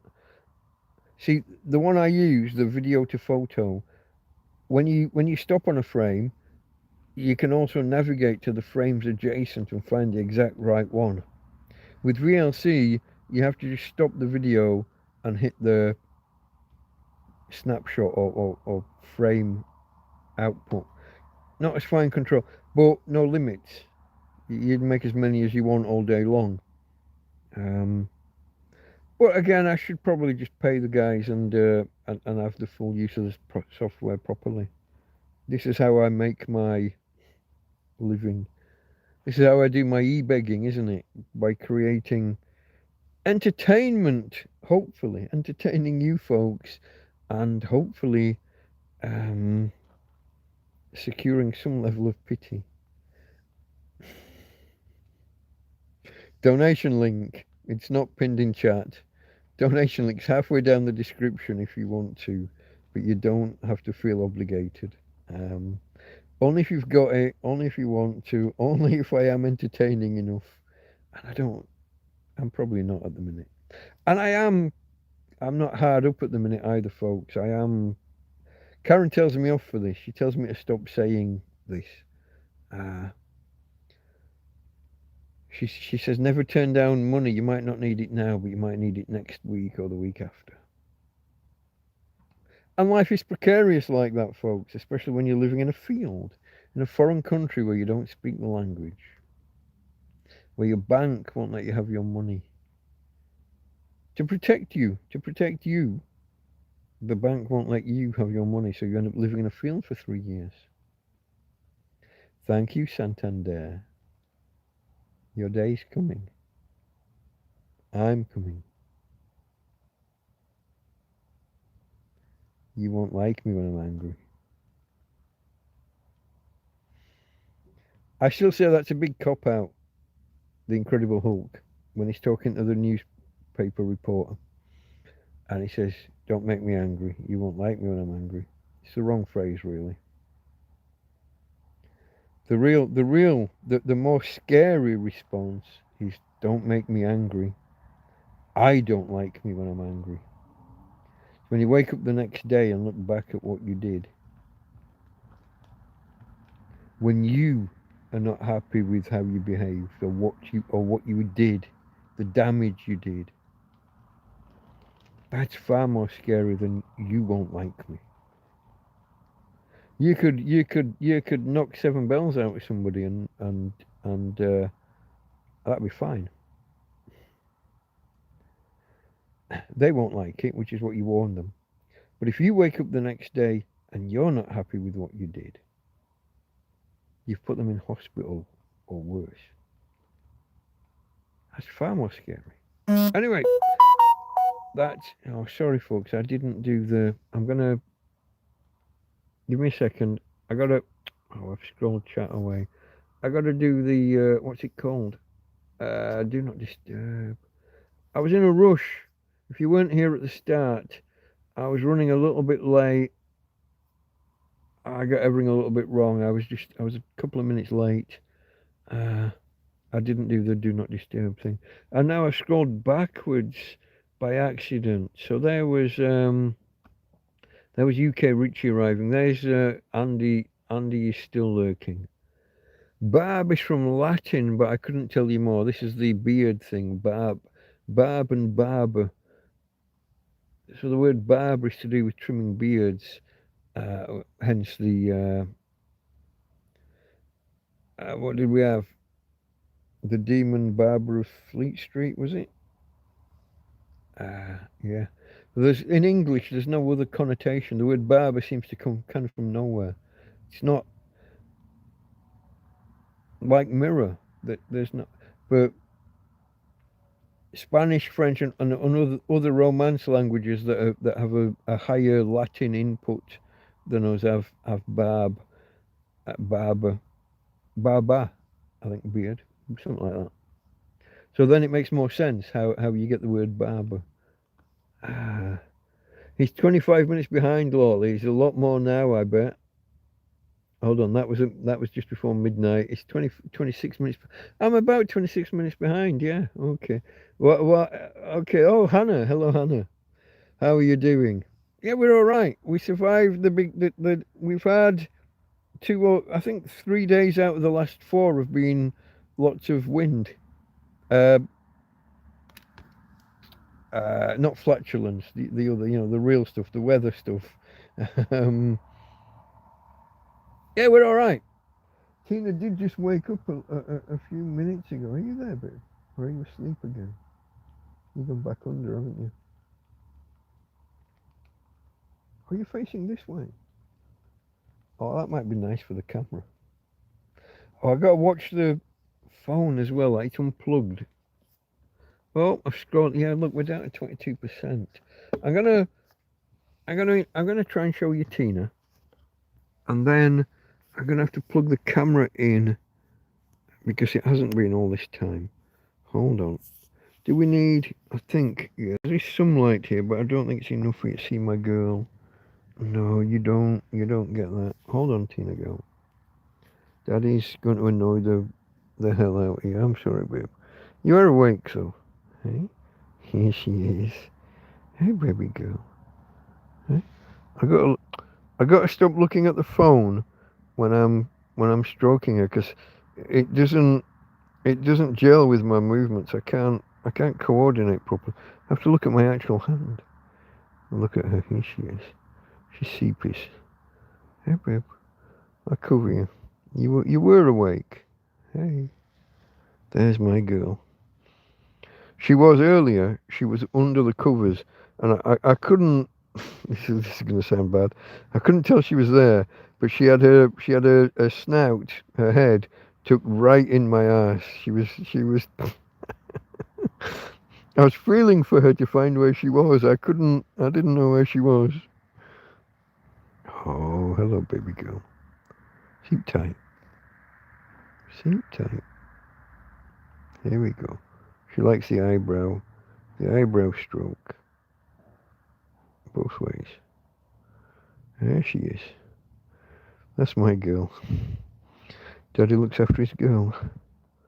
Daddy loves his girl, doesn't he? Eh?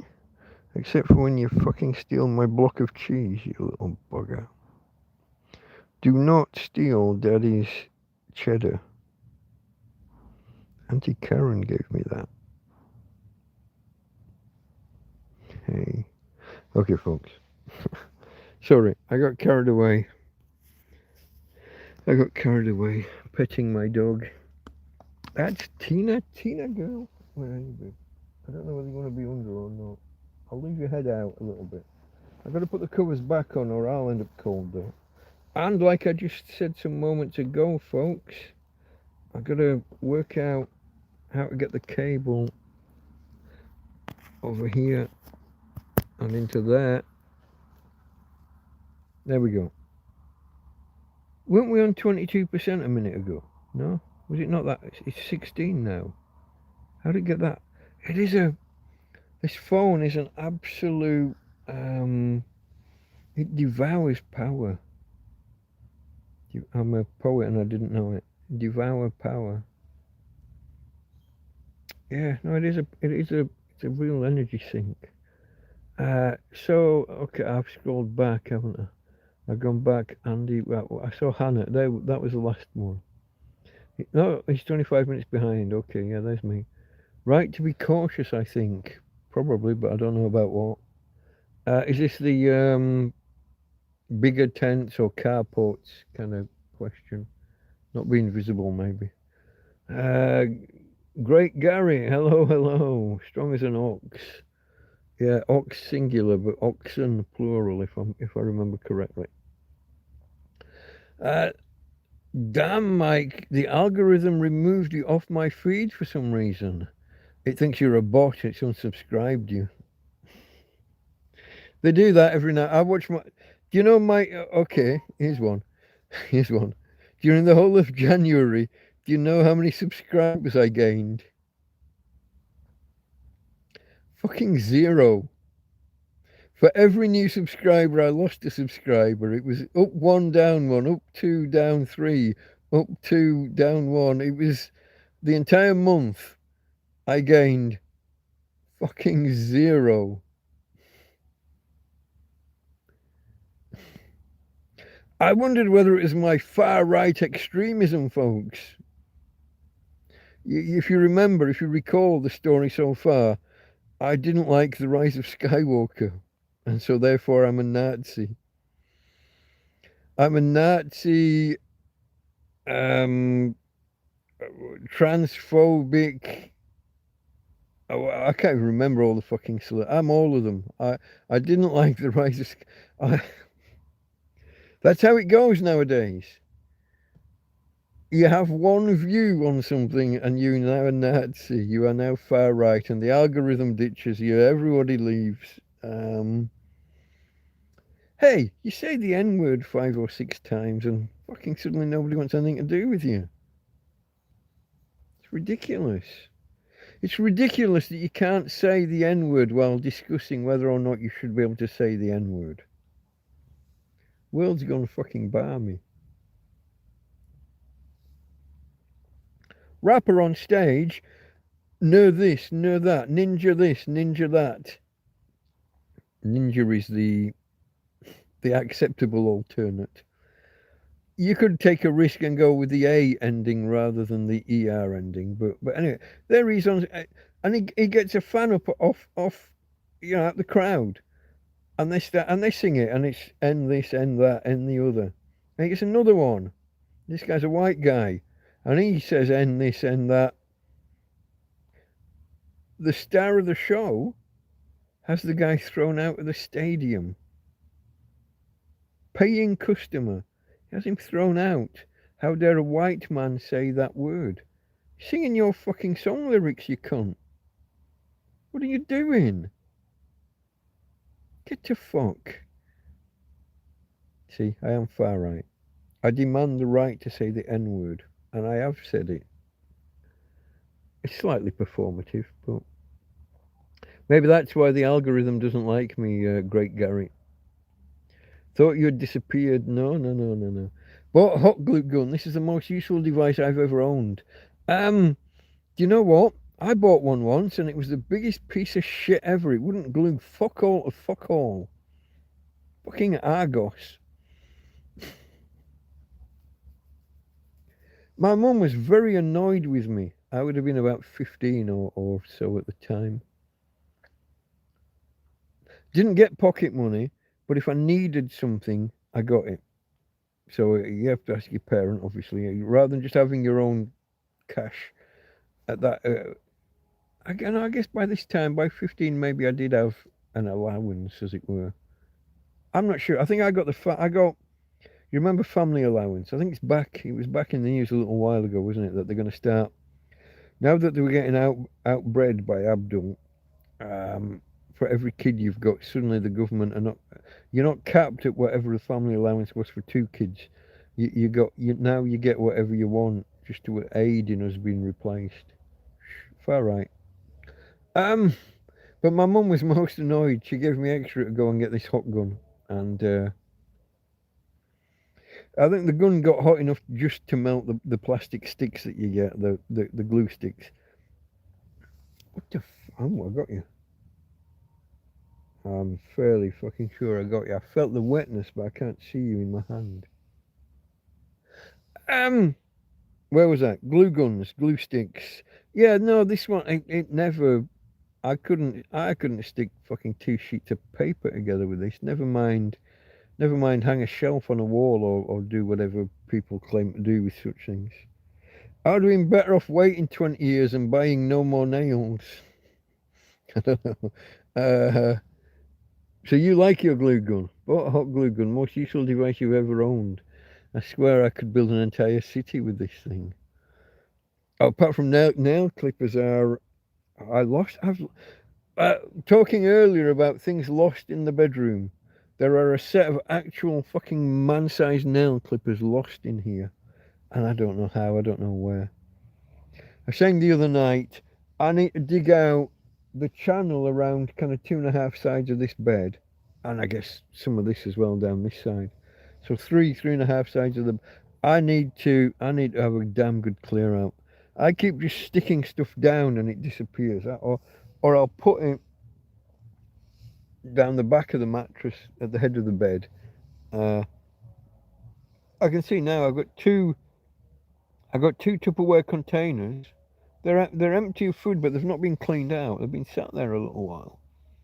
There's a bag of, I can't say the word, Treats. She has ears. If I say the word, she'll be here. There's a bag of stuff for the doggy. There's all sorts. I mean, just here on the, I've got margarine, I've got pate, I've got knife, fork, and a sharp knife. I've got a fucking corkscrew stroke bottle opener. I got the EcoFlow. And here's what I said about how I've lost 6 batteries and I couldn't and the one that I found again I couldn't find. Here it is. Here's my battery. One of the USB pluggable ones. They're fantastic, folks, by the way. Don't bother with actual battery chargers. Get yourself just one of these. Or, well, don't get one.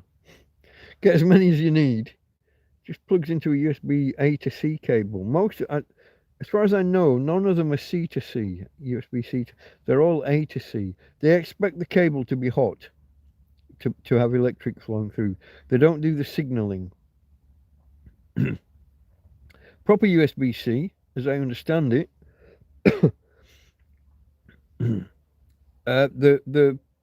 you put the device on, and I think it's supposed to signal wherever the power's coming from to say, hey, yeah, I'm here, now send me more power. These don't. You need it to plug into an old-fashioned proper USB cable that's always hot with the 5 volts. Because there's a USB-C, the proper protocol, there's a negotiation about how many volts and how many amps, and it's all done with, I think, resistors. Our computer repair guy here, Andy, if he's still here, could probably tell you better than I can. I'm the least technical of the technical people that I hang out with. Glued my neighbour's postbox shut. He's an asshole. Okay. Hot glue is awesome, says. Oh yeah, here we go. There, Andy is here. Hot glue is awesome. Shit wasn't for me. I think the Argos shit was underpowered. Did I ever tell you? Speaking of Argos shit, did I ever tell you about the USB? It was like a pen drive, but it was an MP3 player that I bought. Obviously, need headphones and what have you. Tiny screen and only I think 2 buttons. And every time they were really proud of how it would hold up to 1,000 MP3 songs back in. I'm going way back. I mean, I don't know what year, 2000, 2005. I don't fucking know, but way back. They were bragging about this USB MP3 player. Could hold 1,000, so I bought it. It was, I don't know, 20 pounds. I said euros. £20. And every time you started it, it started on song number 1. And the only way to fucking there was no folders. You couldn't navigate folders. You couldn't pick an album. It just doesn't matter how you put the songs on the stick. It listed them like from 1 to 1,000, and it always started at song number 1. And the only way, even pressing to skip ahead to song 2, song 3, you'd think that you'd just sit there for kind of 5 minutes to get to like song number 100 or something. No, you had to go next, and then you had to wait 5 seconds while it played the beginning, the intro from the song, and then you could advance to the next one. Wait 5 seconds, advance. Piece of shit. I took it back, and they said it's not broken. You can't get a refund. I said, but it's not fit for purpose. Bullshit. Here, play song number 999. You cunt. Get on with it. Play song 999. I'll wait here a week. I haven't even done the calculation, but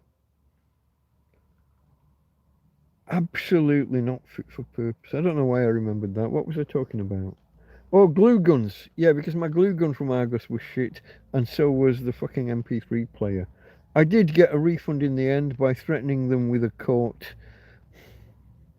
20 quid, and I'm threatening them with court.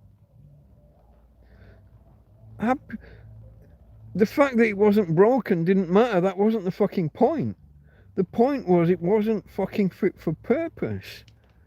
You sell an MP3 player where you can't get past the first 20 songs in your lifetime. What's the point of it having 1,000 songs on it? I guess you could plug it into the computer and rename the songs to start with numbers. Change what number 1, 2, 3. I guess you could have. Still not fit for purpose. It's not my job to have to rename 1,000 or renumber 1,000 fucking songs. A little Star Wars figurine inside the post box and glued that as well. This is the best thing I've ever bought. Nice one, Gary. Then we say James May. Why are we saying James May? I rather like James May and his shows. What did I say? Did I say something that was tangential to James May? I'm not sure. In Norway, it's generally thought that the Northerners swear better, more creatively. I think England would probably be said to be the same. Northerners are supposedly rougher and Southerners softer and more refined. Then you've got your Cockney boys, though, I don't know. Noel Edmonds from Deal or No Deal. Where are we going here? I don't know how we got here, but I'm liking it. Noel Edmonds from Multicoloured Swap Shop, if you please, with your fucking Deal or No Deal. Multicoloured Swap Shop. I've got a video that I clicked watch later on earlier, and it's about it's a what's the word for it? Nostalgia?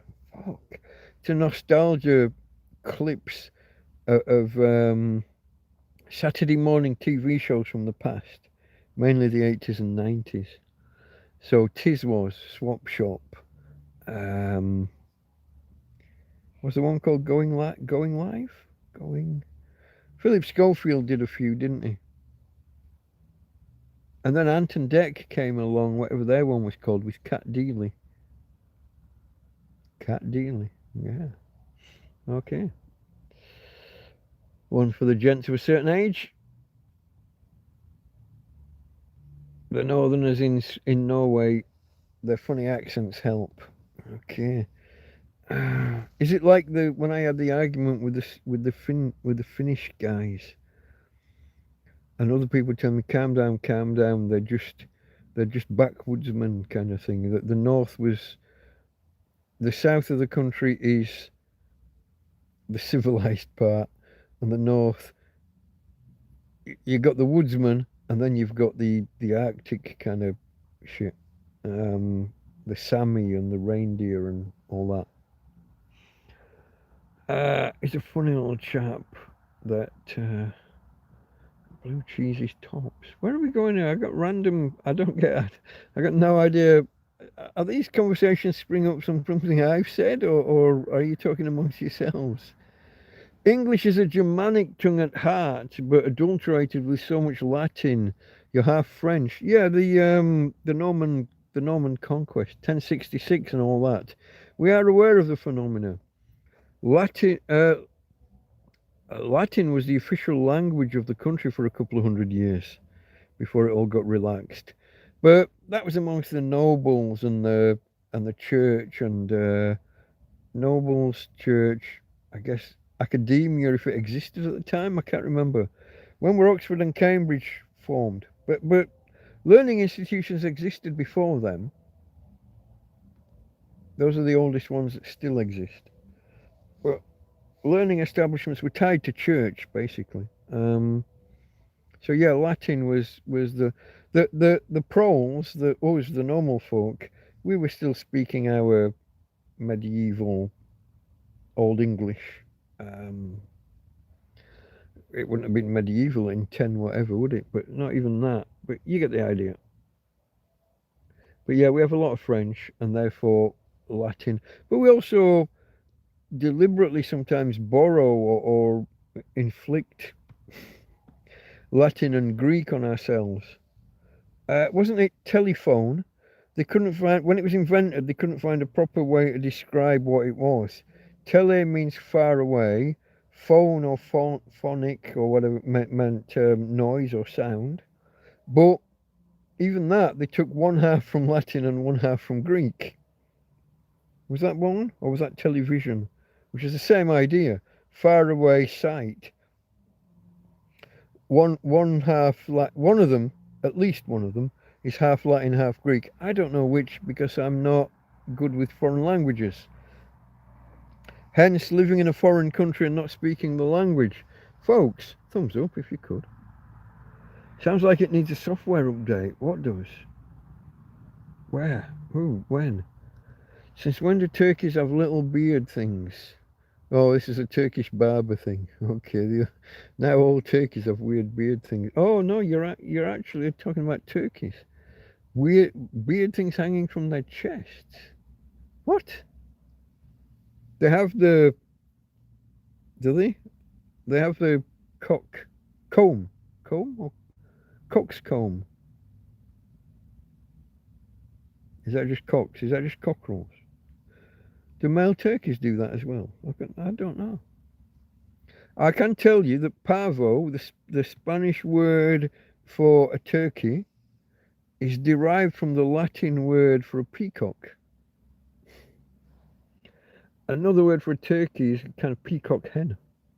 CERN, I blame CERN. I do as well. I blame them all the time. All the Mandela effect stuff. The stuff that you fucking know happened. You were there. You watched it. You remember it. And it never happened. That little fucker with a monocle on the Monopoly board that apparently never had a monocle. How the fuck?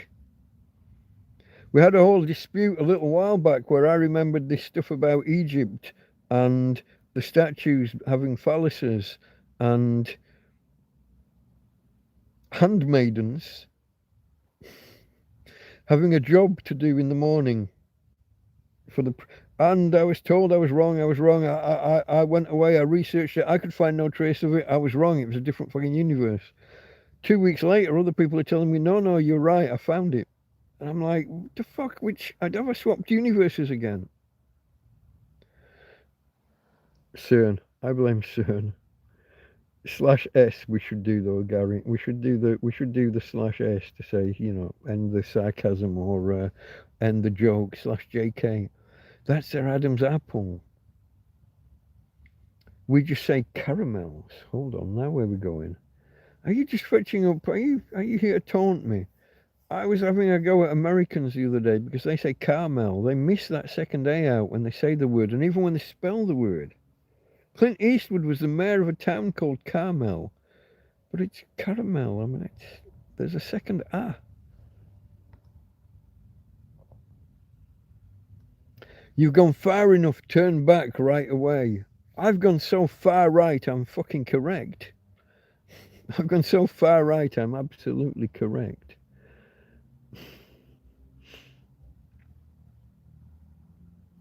Making a U-turn. Okay. Up and away. Hold on. Arriba. Under. What was the. Speedy Gonzales. Arriba, underlay. Under. I never did work that one out. The Arriba, up. the underlay or whatever it is. The underlay. That's a carpet that you put under a carpet. Underlay. Up and away. That's Superman, Mighty Mouse, but Speedy Gonzales as well. Up and away. Arriba, underlay. Damn, let me open another box of wine. Oh, that explains a lot, Gary. I would take your glue gun and seal it fucking closed again.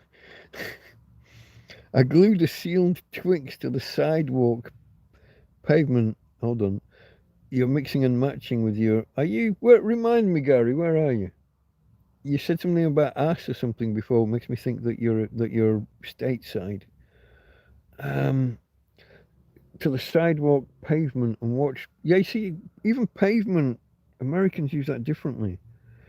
A tarmac road is paved. It pavement. No, a pave is a slab. It's like a flagstone. But anyway, I watched people try to pick it up this afternoon who was walking by, had a bloody good laugh. There's the old one, isn't there, of coins, gluing coins, super gluing coins to the ground, to the pavement. That battery looks dodgy, Mike. Oh, the one that I showed you. Hold on, where is it? No, it's fine. Why does it look dodgy? You don't like the USB connection? What's dodgy about it? It's a double A. Does the job? Is there something specific? What's dodgy? I think it was Temu. It was either This one might be an AliExpress. I've got AliExpress and I've got Temu. They claim to be... Here we go with the thousands of fucking milli. 3,800 milliamp hours. Let me put that in English. 3.8 amp hours. That's what they claim to be. They're not. They don't last. If I was to put 3 proper batteries in one of these sets of lights, it'd probably last 2 or 3 weeks. If I charge these rechargeable batteries, put 3 in, I get 2 or 3 days. What's inside that battery? 3.7. No, 1.5. It's a double A. Oh, here we go. So my friend Joby mixes around with a lot of druggies. He's in an area with a lot of homeless drug addicts and well, just I don't know whether they're addicted or not. I'm not a doctor, but they use a lot of drugs, and they get very paranoid, and they get a lot of money. They're typically Scandinavian, Sweden and Norway predominantly, the occasional Dane and a very occasional Finn, and they each month they'll go out and they'll buy like a set of power banks, and then when they get off their heads, they get paranoid. Power banks, USB phones, or USB cameras, or microphones, or whatever. They get paranoid, and they take them apart to find the hidden cameras, and they've got no knowledge about how to put any of the shit back together afterwards. So every month they get their 1,000 or 1,500 euros. They go out, they buy a load of things, and then they break them. And this is how Joby got given a fucking EcoFlow. Newer than mine, an EcoFlow River 3 I think he got given. And then 2 days later some of them stole it off him. So one bunch gave him something, and the next week or I don't even think he made a week, 3 or 4 days, a different bunch stole it off him. But by now they've probably taken it apart to find the hidden camera, the hidden microphone, the hidden GPS tracker. Don't know. I bet there's a microphone inside there, like vapes. They all have little microphones inside. You're part of the conspiracy theory.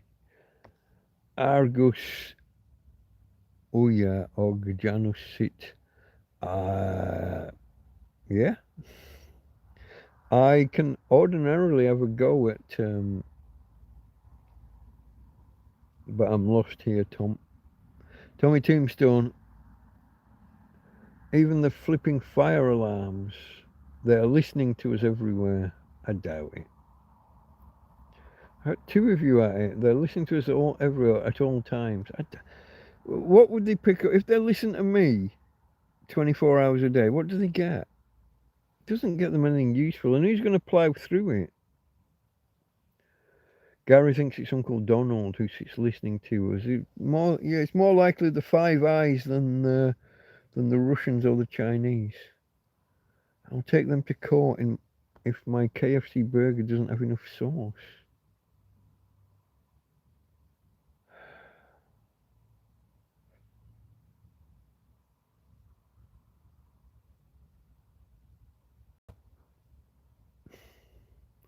I don't know how you're going where you're going, Gary. I'm lost.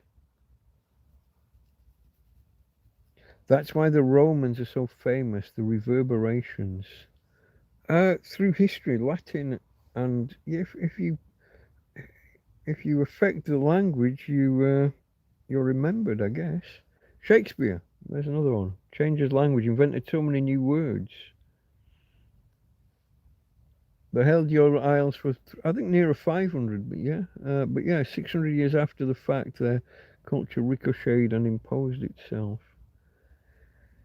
We had a Dark Ages period where a lot of knowledge and history was kind of lost because people didn't know how to write. The civilization is built upon the ability to pass knowledge from one generation to the next. There are two ways to do that. You can do it through storytelling, which is less reliable. The dawn of writing is the real dawn of history. Everything before writing is prehistoric, basically. History is the written record. And it's also a major leap forward in civilization. If you learn something and can put it down either on stone, papyrus, paper, or clay tablets, whatever the fuck you've got, slate, whatever, that knowledge isn't just passed to the next generation, but it's passed to everyone onwards. It's a base upon which to build. The next generation learns something new and adds to your knowledge and writes it down. And it's not just passed to that next one. Spoken word needs a clear line to be passed and passed and passed. The oral tradition, the sagas of Icelandic and Nordic peoples. But if you get a break in the tradition, if you have a mass die-off, if 90% of people die for some reason, an outbreak of a bad virus or something, those oral histories can be lost. Writing it down means that somebody else can come back 500 years later and find it out again, find it out anew, find it afresh. Writing, along with farming, animal husbandry, and arable crop, they're fundamental to civilization, really. Prior to that, everything was just small villages, small tribes, small knowledge was gained and lost and gained and lost. The ability to write things down, whether you're carving it in stone tablets or on the side of or inside of a pyramid, people can come along 500, 1,000, 2,000, 6,000 years later, and there you go.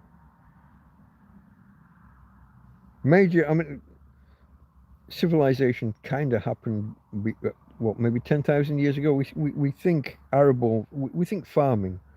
Rather than being wanderers and, what's the fucking word?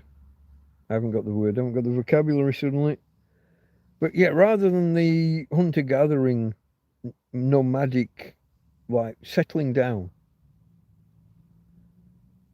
planting crops, rather than finding them, hunting and gathering out, planting them and growing them yourself, getting the animals and putting them in a pen, in a field, whatever. That was a major step forward. But then writing, other knowledge, other advancements. you build on stuff, you pass it on. They build upon that knowledge and record it and write it.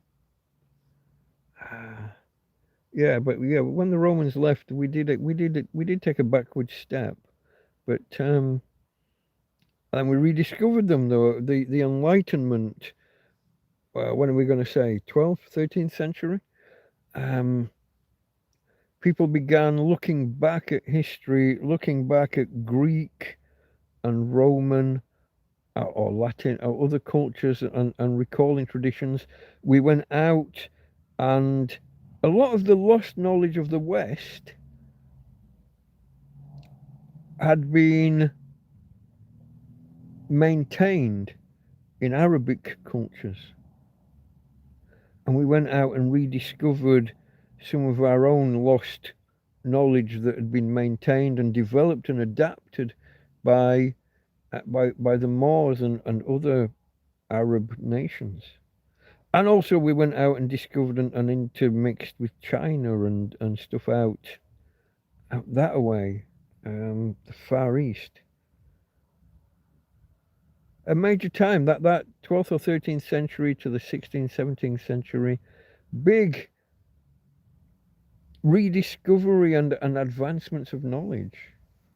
Let me just check my light, folks, because this cable, oh, it's still there. That's good. I don't know how we got on the subject, and Gary is throwing out a lot of seemingly random, I'm not going to say shit, but and the pharaoh never ever had two snakes on his head. Now he does. Okay, we're back to Mandela effect. I'm not sure about pharaoh and two snakes. I'm getting a crick in my neck, folks. How do I... Oh, sorry, Tina. I'll catch you. Oops. And I hit you on the head. I'm not doing well, am I? Bad doggy daddy. I think I need to turn more this way, folks, so that I can reach the phone without being too bent and twisted. If I turn my whole body, I'm not twisting at the intertwining snakes. That reminds me of the... Is it a sword? The health symbol they use in America. I don't know. Most of it is lies. Most of what? Arriba Andalay. Andalay. What's Andalay mean? Arriba is up. Andalay. Andar. Is that to walk or to? Is to go out or to run? Maybe run? No, not run. Caminar. And I don't know. Breathe. Okay. And breathe it. Breathe it. Up and breathe it doesn't really sound right. On delay to protect speakers. Don't think so. Ripping electronics is amphetamine behaviour. It's popular in Scandinavia and we can only apologise. They are Scandies, but hey, druggies are druggies the world over, mate.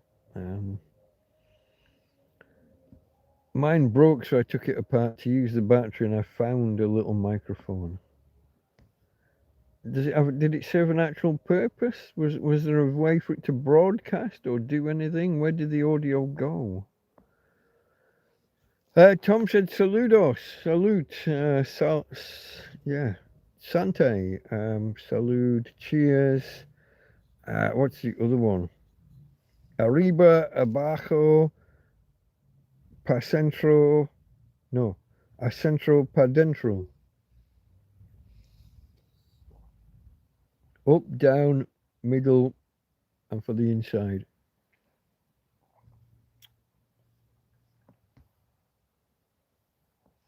These conversations are taking a weird turn, guys. Where am I? I'm on... why did it say 105? What's it? Okay. I'm catching up. Okay. I'm nearly caught up with chat, maybe. Saludos. All I can, said Tom. What was that in answer to? Ripping up electronics. We can only apologise. Oh, no worries. Then when I asked the manufacturer, they said it's for marketing purposes. They also said they supply them from China, and many of the Chinese PCB boards come with these things on.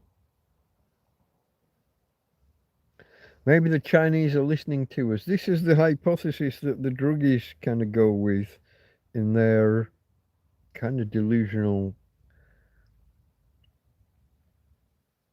I don't get a if you just record everybody everywhere all the time, you got so much data to store or to filter through. How could you, what could you do with it? I can't see any I can't see any purpose to it. Okay folks, there are 13 of you out there. There are 2 speaking in chat at the moment. I am up to date, all automated. I mean, yeah, you could, theoretically nowadays you could use AI to listen through. If you could do the GPS thing and pinpoint where it is and find out whether it's in an embassy, if you're selling everyday tech and then it gets taken into an embassy or into a government department or something. But no, it's just okay. There's no point. It's just weird that it's on them. Yeah. Maybe it's to do with testing at the factory. Maybe they can detect some electrical interference will show up in speakers and things, won't it? You ever put your phone down and just as you're about to get a call, you get that na na na na na na na in a nearby speaker. It kind of, I don't know. Maybe a microphone on electronics would be for testing electrical stability, electrical interference. Don't know. It's a little power relay in the vapes. It's to make people go crazy. Then it's working on you, Gary. Fucking hell. Conspiracy, yeah. Flat earthers, yeah. I get them here every now and again. Flat earthers, chemtrails, geoengineering, and all the rest. Some of it I can't rule out. Most of it I can more or less dismiss just on the preponderance of evidence. But yeah, certainly something is in the air. Chemtrails. I have to say no. Contrails, condensation, vapor. It is funny because in Spain they actually do cloud seeding. If there's going to be a big storm and if you're going to have uh, a rainfall that looks like it could become hailstones, I've had this conversation in the past. You only get hailstones in summer. Those balls of ice that fall in winter are not true hail. The difference between ice and hail is multiple layers. If you hailstones, you get a cross section, you get the tree rings, you get the concentric circles. Stuff that falls in winter is just frozen raindrops. That's different. Anyway, in Spain, they will use to protect the harvests, to protect the crops. They will do cloud seeding to make it rain 20 miles that away instead of on top of all the big orchards or whatever, whichever area. Now, if they do this cloud seeding and that rain is then particularly heavy, they have what they call gota fria, cold drops, or now they're called DANA, and that's another acronym, and I don't know what it means. But basically, it's these big rainstorms, multiple days of torrential rain that often bring flooding and things. And it often gets blamed on the cloud seeding. You did cloud seeding to make it rain over here, not over there, and now it flooded here, and we got twice as much rain as we've ever had before. It must be your fault because of cloud seeding. But it is a thing. Cloud seeding happens. The inner Earth theory. Wasn't this the guy flying over the was it the Antarctic? And he says he saw a hole going down and a land inside, and it's where you get these dinosaur kind of films. Yeah, that there's an inner Earth and a whole land.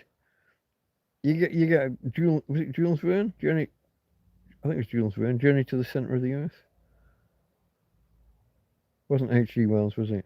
I'm gonna go Jules Verne. I'll go Jules Verne on that one.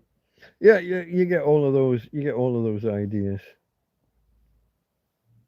Agatha, don't know that one. Tartaria. That sounds like a cake shop. Tartaria. Where are you going there, Tom? Tommy Tombstone. I'm yet to find the entrance. True, true. We've only gone.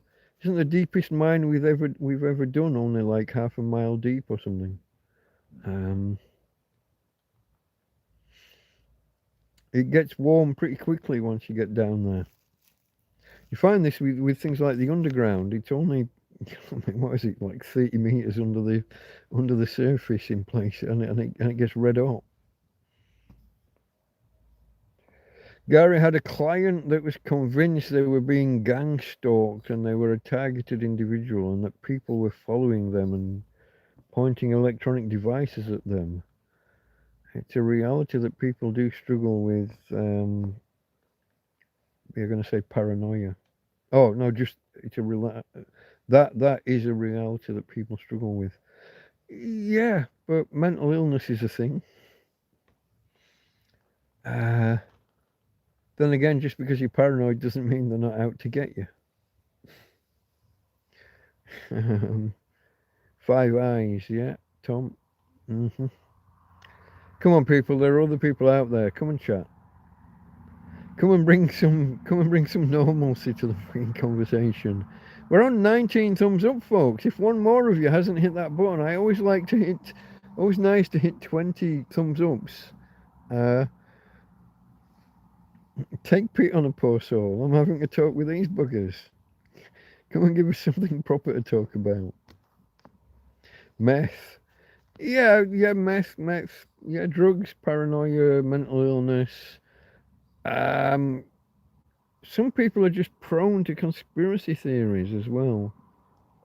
And I'm not closed off to them myself. I don't consider myself a conspiracy theorist, but a conspiracy analyst. I will listen to these ideas, and where you draw the line in kind of ruling them out, whether you rule them out entirely, whether you say, I see nothing in it, I see no evidence for it, or whether it's a possibility and you can't rule out the possibility. Um, you look back, even in my lifetime, the conspiracy theories that have turned out to be true, or if you remember 5 years ago, the so-called conspiracy theories that turned out to be true. We could mention viruses, leaks from labs, um, vaccine testing,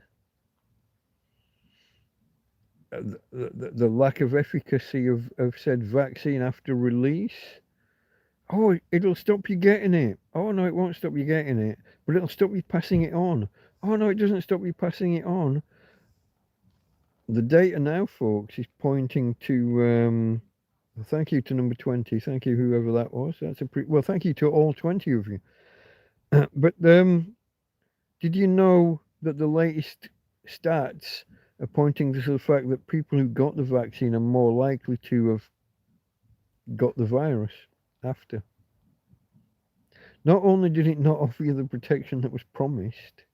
Now, you see, this is me not being a conspiracy theorist, I'm being a conspiracy analyst. This is data driven, potential fact,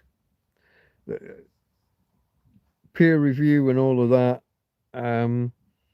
But it's looking like people who got the vaccine were more likely to catch the virus or catch the virus again after getting vaccinated. We can argue about whether the severity was reduced. That's always the other argument. Oh, well, okay, it didn't stop you getting it and it didn't stop you passing it on, but it stopped you dying from it because your body had become aware of it, had been alerted to it. Your immune system had been primed. It's an argument, but It seems like they're falling backwards and backwards and backwards on weaker and weaker and weaker arguments. So I will now call myself a pureblood, not by any deliberate decision. Tramp in a field, not in the health system, not easy to get vaccinated. I wasn't actually at the time. Well, I guess yeah. Um, Late 2021 into 2022. I guess that was still vaccination time. That's when I ended up in the field, isn't it? Well, no, it's when I was ejected from my apartment in the February or March 22. So I guess that was still fairly peak. I was going on walks and breaking out of these. So Spain divided into these health districts that no one knew about, these health areas. And I was accidentally walking through 3 of them a day. They were stopping cars. I wondered why at the roundabouts they were turning people back and things, but I was just a man walking his dog. The fact that I was on a 40-kilometre dog walk or more didn't seem to entertain anybody's. The police didn't seem to bother. We should just follow the Galactic Federation of Light's instructions. The Galactic Federation of Lights. Here's Karen. Hello, everyone. I only got vaccinated so I could fly. Yeah, here's the other thing. The people that were forced into it, either for societal reasons like that or for job. You'd be amazed at the number of doctors and nurses that are highly skeptical about the vaccinations and didn't want them, but had to have them or not go to work, be sacked. Not just not go in, actually be sacked. Some military personnel, likewise. See, the military routinely vaccinate soldiers, sailors, airmen against all sorts. They join up, and in the first week or so, they're getting vaccinated to buggery.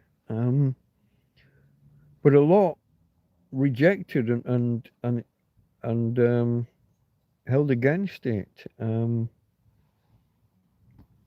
Karen had COVID before it was a thing. Oh man, the lady I stayed with, her daughter died. When I was first made homeless and I stayed with a friend, her granddaughter died in the, I'm not sure the exact date, but in the 2 or 3 months before 2020. And there's a big suspicion when they're analysing water samples and sewerage samples and things. There's a big suspicion that COVID was already present in the UK at least, and probably in other countries as well, before 2020. Before was it identified in the January? But some samples or something. They called it COVID-19. The first cases in China were probably in the November or December, but then it travelled the world. But we got water samples, I think, throughout Europe that show it already being present in Europe earlier. Anyway, I've gone off. We were talking just about conspiracy theories in general, and now I've gone off saying how I wasn't a big conspiracy theorist, but conspiracy analyst. So my sojourn there, my tangent, was about conspiracy that turned out to be true. Was it the Iran-Contra affair with Reagan? I think it was Iran. He was doing deals somewhere to get weapons there, to do things there, and CIA and money and drug deals, and yeah, that was real. Poo-pooed to buggery when it first emerged. People didn't believe it, but it was real. I did not have sex with that woman, Mr. Clinton, President Clinton. That was real. Loads, so many supposed conspiracy theories that turn out to be true. But did Freddie Starr eat that hamster? There's one for the Brits of a certain age. Freddie Starr ate my hamster.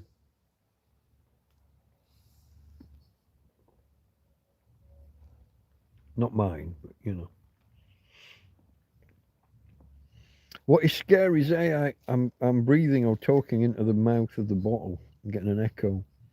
What is scary is AI taking jobs the next few years. My 13-year-old daughter asked me tonight, what should she do with her life?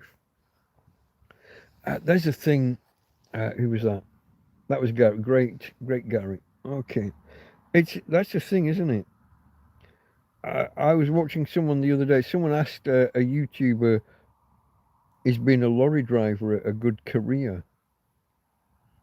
I think driving jobs will disappear. I haven't got a timeline, but I suspect within the next 10 years.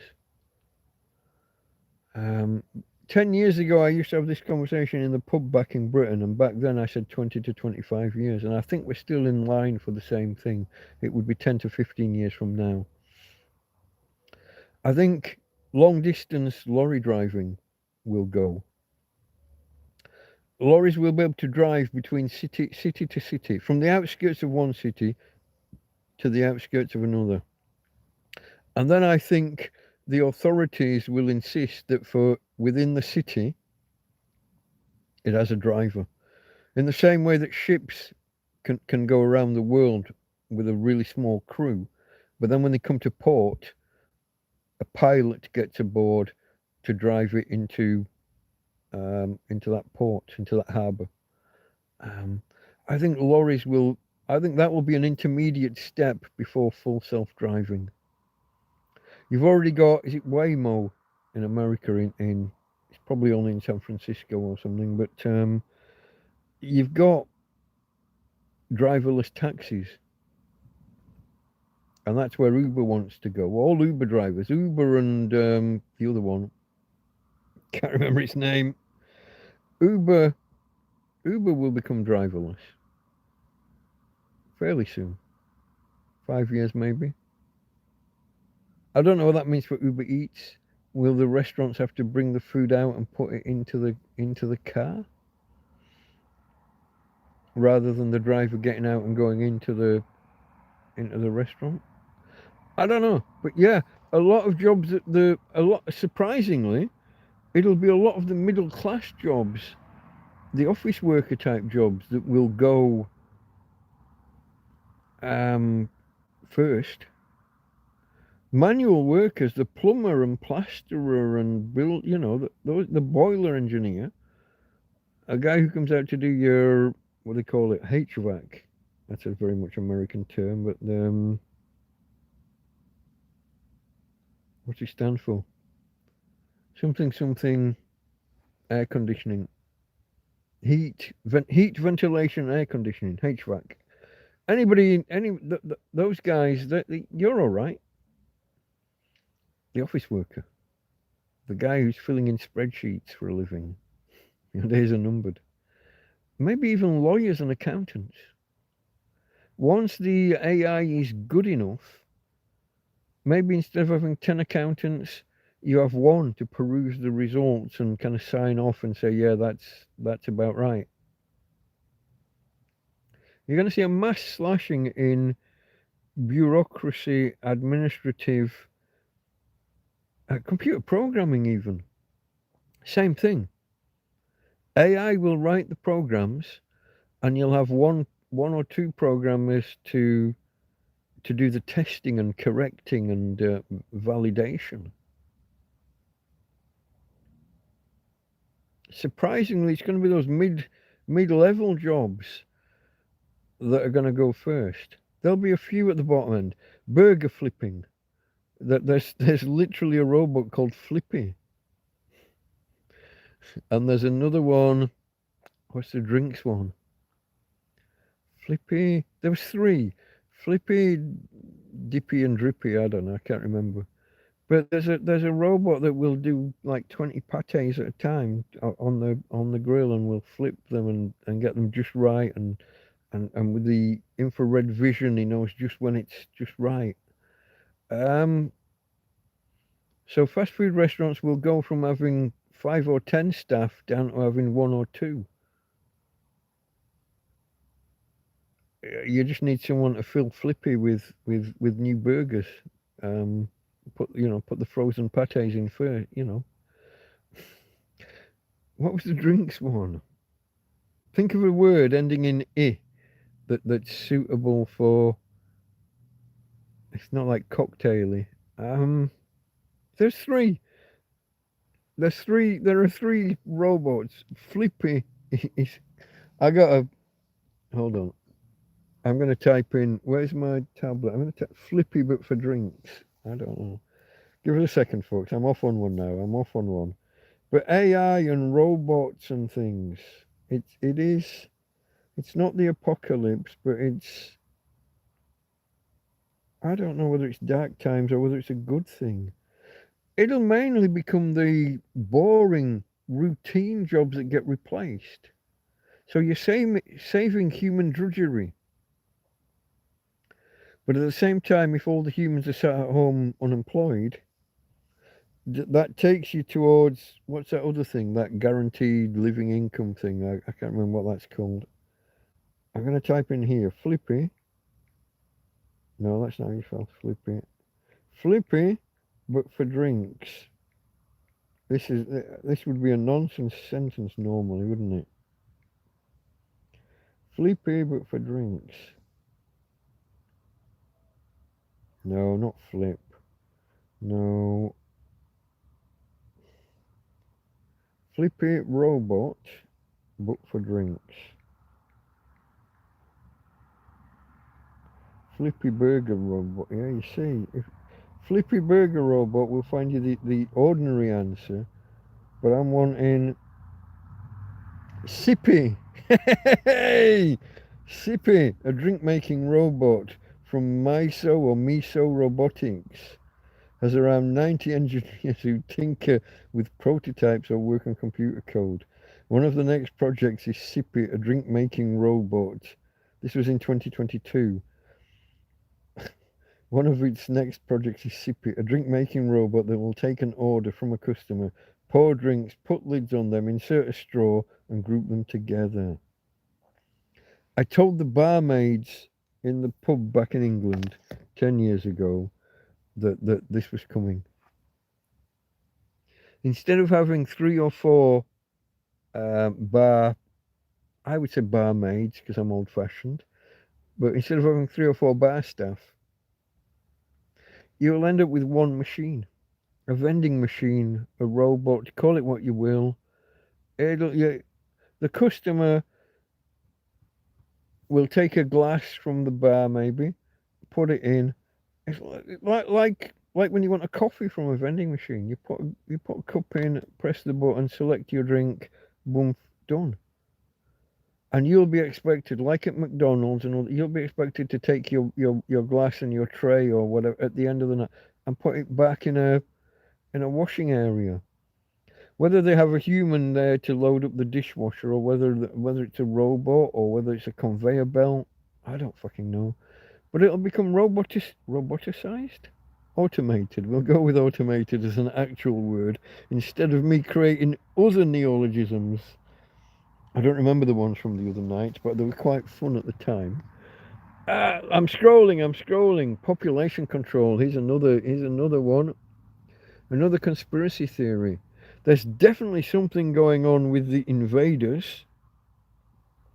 Whether it's replacement theory, whether it's population control, the lowering birth rates, the lowering sperm counts of men in Western civilization.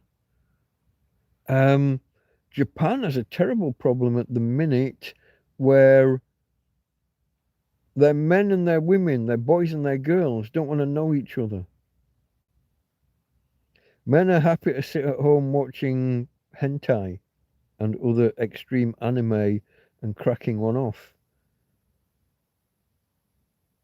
The men don't want the girls, the boys don't want the girls, the men don't want the women, and their population is aging out. They have a demographic time bomb, as the phrase was around the late 90s when I was in uni. The popular phrase at the time was demographic time bomb.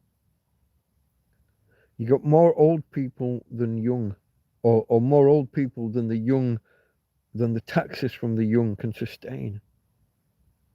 And various factors lower sperm counts, lower birth rates, men and women seeming to be further apart than ever.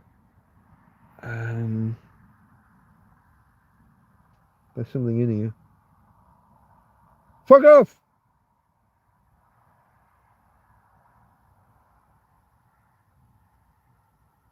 There was a scurrying the other side of the tent. Sorry, I shouted. I hope it wasn't. I hope you weren't wearing headphones, and if you were, I apologise. That was different. That wasn't the wind. That wasn't something moving the fabric. That was something in here. Listen for the clunk anytime in the next 6 months, probably. Okay, folks, I'm scrolling, but yeah, whether it's deliberate population control or whether, but there's something going on, isn't there? We've been encouraged to have fewer and fewer children. We were told about overpopulation. And now we're told we need to bring in foreigners because there aren't enough of us to look after the old folk and to man the hospitals. I'm not going to do my far right stuff again. I get a reputation as it is. Karen is certain she had COVID in the November and we went into lockdown 23rd of March. See, so yeah. Like my friend's granddaughter, she had a what they described as a chest infection, and it wasn't responding to any treatment, and she died late in 2019.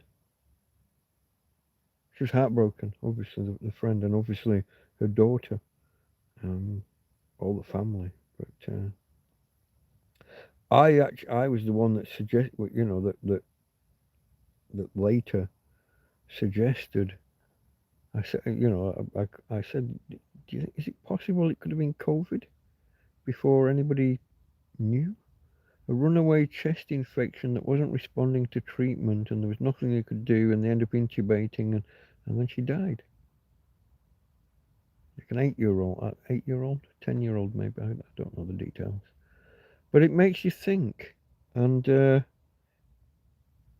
it fits the description of COVID, yeah, respiratory tract infection, not responding to treatments, intubate, die. In those early days, it's a novel virus. No body, I don't mean person, but bodies haven't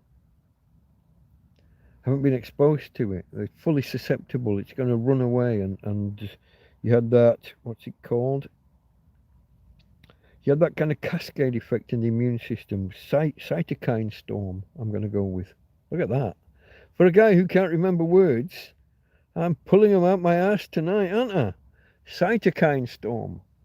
That's an immune system killer cell runaway effect that causes heat, fever. You see, I can't remember the simple words, but I remember cytokine storm. What the fuck is that about? Memory, folks. It's weird, isn't it? It's weird. But I don't want to run off. I sound like a conspiracy theorist. But no. Great Gary had to take a vaccine to travel. Didn't want to, but had to. It's that thing, isn't it? When you put in that position, you don't want to do something. You think it's bad. Or at least you're suspicious that it might be. You suspect it might be bad, but you got to do it or else. And that what's the word I'm looking for? That cognitive dissonance. That dissonance. I don't want to, but I've got to. I'll have to, but I don't want to. That clash, where you hold two contradictory thoughts at the same time, that's dissonance. It's a common thing. Buyer's remorse is a form of it. You wanted that product, you wanted it, you've saved up. Oh, now you buy it. and then it ends up just not being as good as you thought. But you don't want to let on that it's really bad because you wanted it. You wanted it. People said don't bother, and you said no, I really want it. And you get it, and it's not as good, and you got that clash. I want it, but it's shit. But I want it. Dissonance, folks. Nice word. Where am I here? Let's just say Gary Webb didn't somehow manage to fire 2 shots to the back of his own head, as implied by the coroner.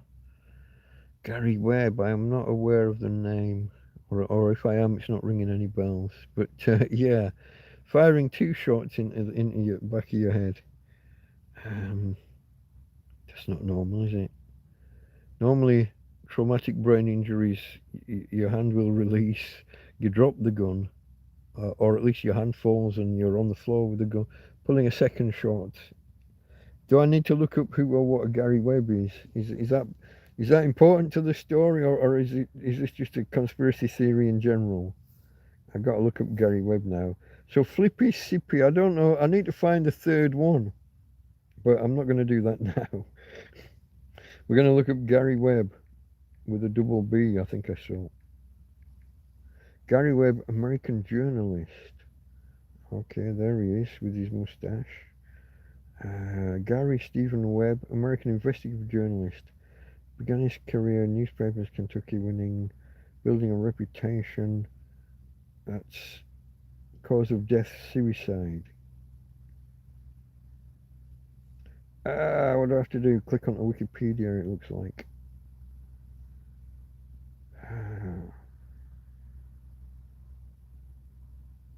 Okay.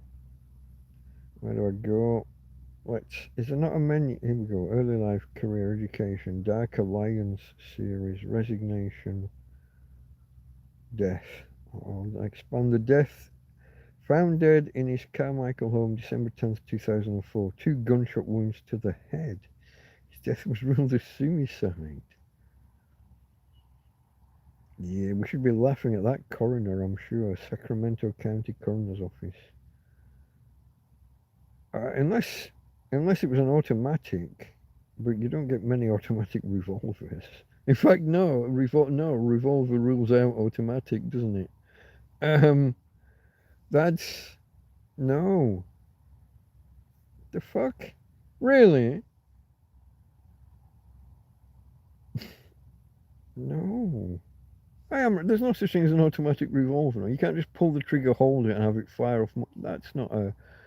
I mean, a machine pistol, a machine gun,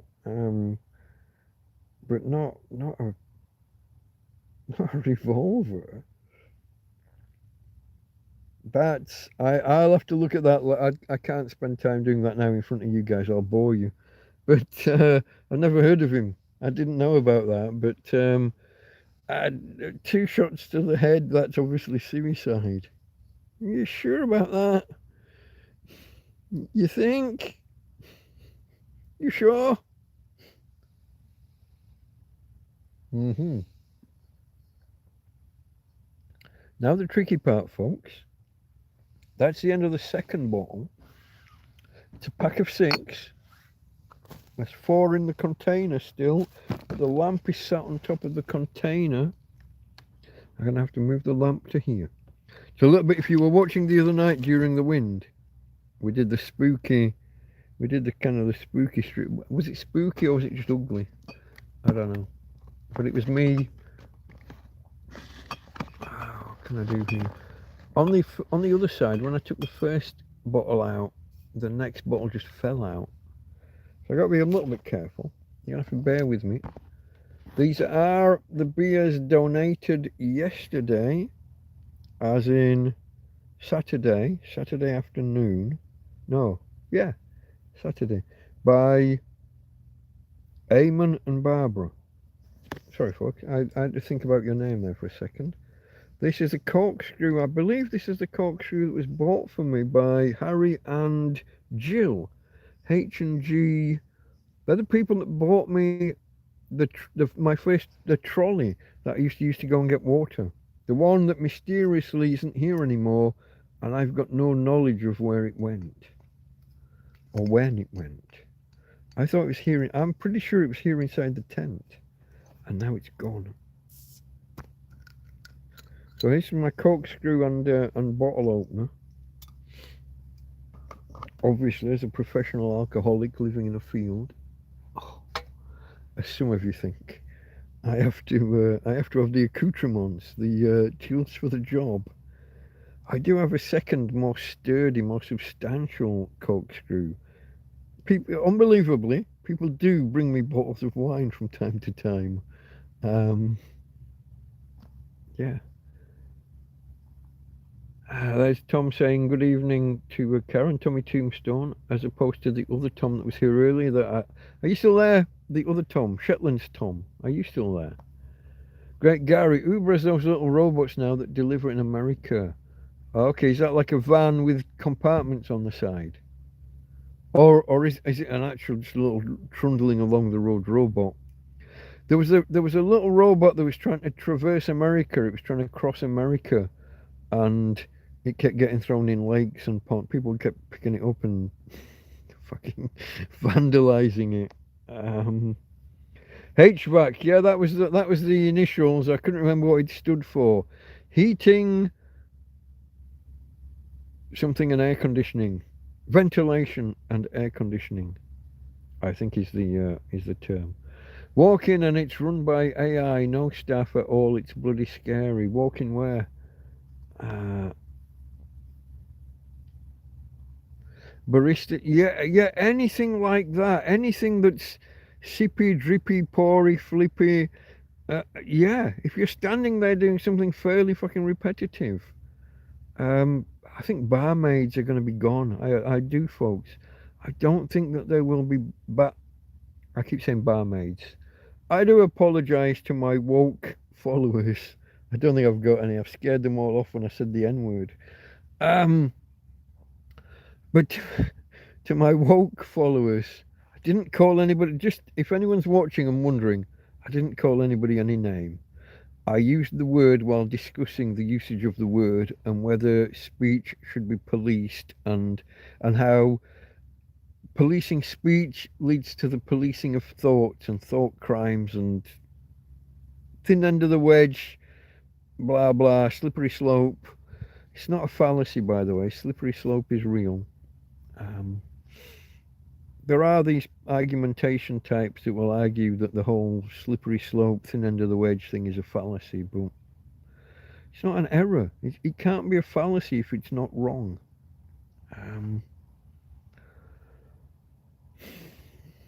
They get me. It's like if I tell you you're wrong and you're an idiot, that's not an ad hominem attack. If I just tell you you're an idiot and therefore are wrong because you're an idiot, that's an ad hominem attack. But if I've explained why you're wrong and then I call you an idiot, that's not an ad hominem, so therefore it's not a fallacy. Anyway, let's go back. Argumentation and yeah. Barista's been taken over. 500 mils, no more room. 500 mil or 500 meters? 500, no more room. Correct. Some of you guys are saying things I've got no idea about. Small businesses are not taking on trainees with the wage increases. Soon we will have no plumbers, electricians. Oh, there's a thought. There's a thing. Okay.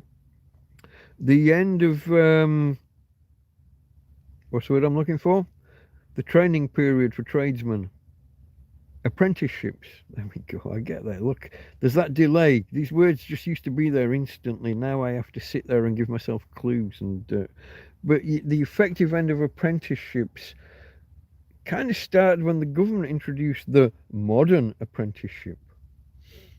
The old apprenticeships.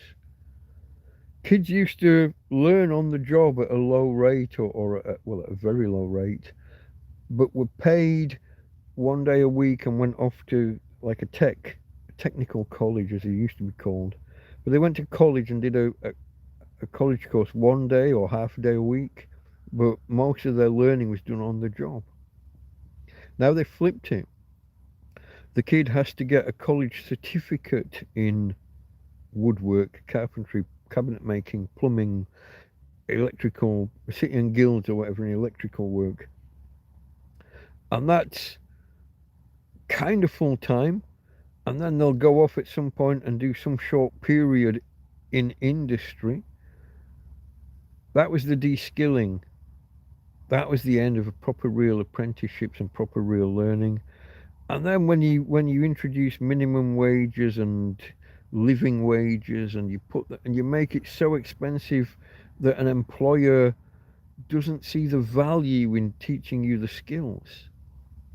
You're not worth it to me. For the first 2 years you're going to be no good at anything. You're just a labourer, and I don't want to pay you this much minimum wage or working wage. I don't want to pay you that much just for you to stand and watch and not do anything. Yeah, it's logical. So are all these things accidentally just tying in at the same time? Basically, it looks like the end of work. Are these things coincidental?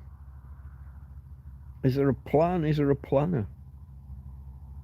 If AI takes away the middle level jobs, accountancy, lawyers, if it also takes away bar work on the whole, and flipping burgers and whatever else driving jobs, if it takes away all of those, so it takes away most of the mid-tier jobs, it takes away most of the lower skilled jobs, and if the skilled tradesmen, if the next generation are not being taught, why? How? Is it a plan? Is it a conspiracy? Oh, we'll have to bring in the Polish or the Mexicans or the I don't know, Abdul. I use that as a general term for Southeast Asia. What happens when no one can afford to buy food? Yeah, this is where I can't remember the term. Somebody here will have it. There's a plan or an idea of like a minimum income, fixed basic income. There's an acronym, or there's a set of letters. Guaranteed basic income, maybe? That's not right, is it? I don't like not knowing what I'm talking about. I know what I'm talking about, I just don't know the fucking acronym. Okay, Gary Webb I'll have to come back to. I'm going to type fixed basic income and see where we go from there with the fixed basic salary, fixed basic I want to say income rather than salary, because this is for people without, these people who aren't working.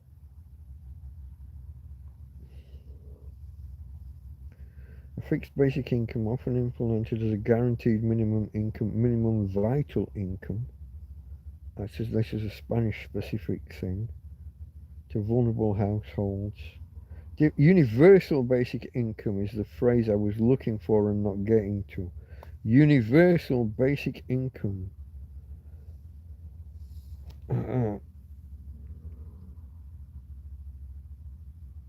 Yeah, this is one of those things, isn't it? That if all your working class are not working, if the entirety of them are not working, how are they going to live? So while all the billionaires control all of the capital, they're the only ones that can buy the machines to open a burger bar using Flippy and Sippy. And whatever the third one was, shall we find out? Let's find out. It's going to annoy me if I don't at least look, so bear with me. Flippy is the burger flipping restaurant. Sippy is the burger flipping robot. Sippy is the drink making robot. Flippy, Sippy, and I saw Dippy, but is that? I'm gonna let me alter the. I'm gonna put robots at the beginning of the, to avoid any doubt. Make sure we're in the Chippy. Flippy, Sippy and Chippy, apparently. Hold on. I got... That's just a suggestion in the results. But I do like this. Miso Robotics produces a suite of we read that earlier. AI-driven kitchen robots. Flippy for frying and grilling. Sippy drink dispensing, and Chippy is a tortilla chip making robot. So he's going to make your wraps, your tortillas, your chimichangas, and whatever else. I don't know. These are just borrowed words that I have no idea about. You'll have to tell me what a chimichanga is. So you take your burrito, which is a tortilla wrapped around cooked food, maybe. You take that, you seal it, and then you fry it. Is that a chimichanga? Hold on. I've gone off on a tangent, folks. Flippy, Sippy, and Chippy. Now you know. Those are your trio of robots that are going to take over the world. But now I need to know what a chimichanga. I don't even know how to write it. I'm going to rely on AI and Google again, folks, because I don't know. Chimichanga. Is that how you pronounce it? Chimichanga versus burrito. I don't know what either of these are. Chimichanga is essentially a deep-fried burrito. Okay, I was there. I know more than I know that I know. Reminds me of a poem I almost made earlier about knots. Is it a knot or is it not? And it went on. I haven't written it down, or I'm not really a poet, as hopefully you know it. A chimichanga is essentially a deep-fried burrito, but what's a burrito? Is a burrito just a wrap? When you put the wrap, so what's the difference between a tortilla and a burrito? Itchy nose. Chimichanga, I say chonga because I'm illiterate and a retard. Chimichangas, we don't do Mexican. Mexican's not a big thing in Europe. Spain has a few. I have never seen a Mexican or a Tex-Mex restaurant in the UK, but I haven't been there in 10 years, and I'm from the north. I'm not from big city, from a little city. Well, I'm not originally from a city at all, but chimichanga, deep-fried burrito. What's a burrito, though? Was there a definition? Burrito versus... what's the other one? No, not enchilada. Now I've got an extra one to look up. Chalupa, fajita. No, what did we start with? Just tortilla. Tortilla. I don't know what a tortilla is. Is that just the wrap? That's just the flatbread. A burrito is soft wrap flat. Is a soft. Yeah, okay. Filled with ingredients. What's the one when it's in a shell? Is that a taco? When you toast the tortilla. When you toast the tortilla. That's a taco, burrito, tortilla, chimichanga, It's a mystery to me, folks. I've got no fucking clue. I'm sorry, I'm just a tramp in a field. Or, prior to that, I'm just a lad originally from Barnsley, South Yorkshire. We're not the most... We play with ferrets and kestrels. We're not sophisticated. Yeah, what happens when no one can afford to... But that was the universal basic income, is the idea. But what happens if the universal basic income is set so low that you can't live? Do we then end up in Soylent Green territory, recycling bodies for protein?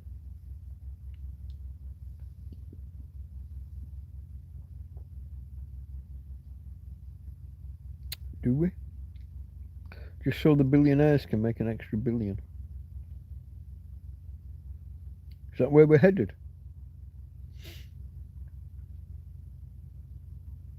Chuck Heston wouldn't be happy.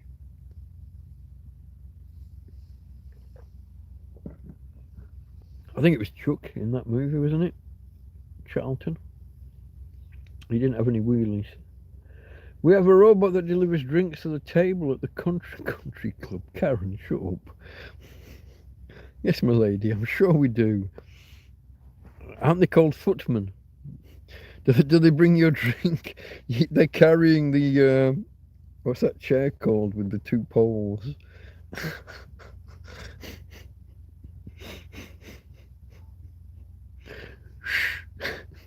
They're even doing it here in South Africa. Gary's the one I remember now. Gary's in South Africa. Downstaffing and using automated systems. It will always happen. The upfront, the initial investment, the capital cost saves so much on the running costs. It easily outweighs it in the short, even in the medium, not just in the long term, but in the medium term and sometimes in the short term. What you got, babe? Is there a problem? What is it? Has Johnny fallen down the well? Yeah. It's okay, babe. What's wrong? Have you had a bad dream? I don't think there's anything here. I don't think there's anything wrong. It's all okay. Calm down. Calm down. Hey. You're upset by something. There's an engine or something over there, like a boat out at sea. Stop now. It's okay. Thank you for the warning. I'm listening. It's okay now. I've got it. Let Daddy handle it. No. Daddy's got it. You're okay. Nothing can hurt you while you're with Daddy. It's okay. I'll protect you. It's okay, babe. I don't hear anybody. I don't think there's anything there. I don't think so, babe. I think you're hearing that there's a bass. I don't know if you can hear it. There's an engine. It sounds like a boat out at sea. Can I introduce you to my friends? You talk to the peoples for me. Can Tina talk to the peoples? Auntie Karen's on. I think she's still here. I am a bit behind with Oh, reconnecting. Yes, you're live. I was just talking to Tina and I was just telling her that her Auntie Karen is in the chat. And I'm just going to see whether Tina wants to... Can you see her without... Oh, you can almost see her without the light. She doesn't like the light. Hey, babe. I'm going to put the light on so that you can talk to the people, so, okay? Whoa. Are you ready? You ready for the light? Hey, babe. Hey, babe. You were just talking. You're going to talk to the peoples. Come on. Talk to our friends. These are the people that send us pennies for food. Tina food. Not now, you've had your food for now. What I'm saying, these are people that send us the pennies. PayPal link in the description. I gotta get my grift on at some point. Hey, babe. Hey. You okay? You were upset by something out there, weren't you? Are you resting on the quilt now? That's the dirty, horrible quilt that we're not supposed to show people. We have this nice green blanket so that we don't have to show people the nasty quilts underneath. You're wanting to go underground, aren't you? You're going under. It's my girl, folks. This is my girl. Star of the show. Obviously, I do this twittering stuff for 4 hours, but we all know that the 2 or 3 minutes that you get to see Tina, those are the bits that you're here for. Hey, babe. Tina. Not going to be here forever, are you? Hey? But Daddy's here for you as long as you're here. Okay? As long as you're here. I got you, babe. I'll carry you up and down the road wherever you need to go. Daddy's got his girl. That's okay. Look at that, folks. Look at that. When she rests her jaw on things like that, or a snout, however you wanna word it. That's my girl. She doesn't like the light. I'll turn back to me. That's my girl. That's my Tina girl. I'm not gonna pimp her out too much. I don't like, but she was barking in the background there. Isolated, unique. This is more serious than we think. I think it could be. There are a couple of things in science that if we crack, we could end up with a world of plenty and if things go in the right direction, we could all be living kind of in luxury. Things like nuclear fusion, if we can crack that one, bountiful, plentiful energy. Some of the things with space rockets and mining asteroids and things. So some of the rare earth elements that a lot of our technology relies on are fairly abundant in space. They're actually abundant on Earth, but they're buried. They're only rare earth elements insofar as they're not on the surface.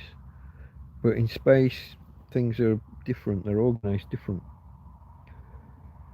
So those things will make certain resources, and I've got a mozzie on the side of the tent. Hey babe, what are you moving around at? Can I get to the DDT? Oh, it's gone. Fucker. I was gonna have a go at grabbing it, but I thought I'd get out the. I did buy some fly spray. I'll be backwards for you. It says Esselt, Insecticida, Moscas y Mosquitos, Común y Tigre. So the common and tiger mosquitoes and flies. But I couldn't get the lid off in time and the thing disappeared. Oi! It's a struggle. I'm not a strong lad. Not as strong as I used to be. What do we do, folks? What do we do? Sip some beer, I think. Top of the hour. Cheers. I missed it by 4 minutes. That's all. Where are we? More serious than we think. Valuable data, says Tommy Tombstone. One might call it punishment. Victor's justice. Victor as in a person's name, or Victor as in the person who wins? Is this? Oh, that harks back to the wrong side won the Second World War kind of conversations a lot of people have. Let's not go there. I'm not that far right.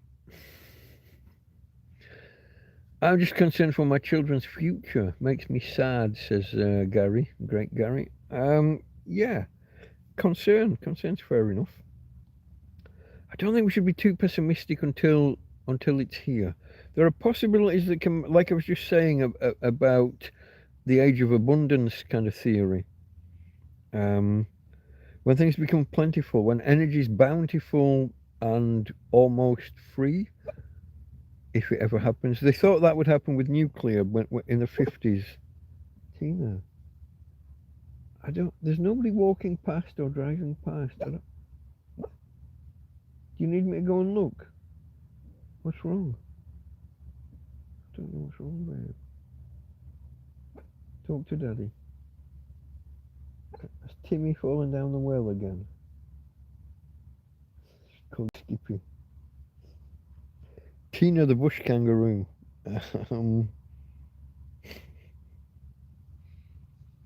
I'm telling myself jokes I've never heard before, folks. I don't know. Makes me say, yeah, it doesn't add up, does it, DM? I mean, it's that there's lots that doesn't add up. Shocking what's going on. Yeah, Karen worries. The invaders question again. But yeah, the Gary Webb story, 2 shots to the head, suicide. That's really difficult to see how that could even be possible. I mean, it's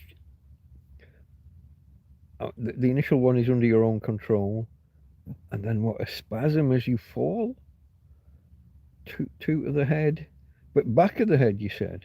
I mean, that's even more difficult because that Gary Webb suicide thing is bizarre. Yeah, that makes absolutely no sense to me. I'm 20 minutes behind, folks. I've got to get on again. Oh, Gary Webb broke the Iran-Contra story and then ended up dead in weird circumstances. Okay. I don't remember the details of the Iran-Contra thing. So the CIA were doing drug deals in South America somewhere to make money so they could smuggle arms to opposition, to resistance in Iran? Maybe? I don't. I remember Colonel Oliver North.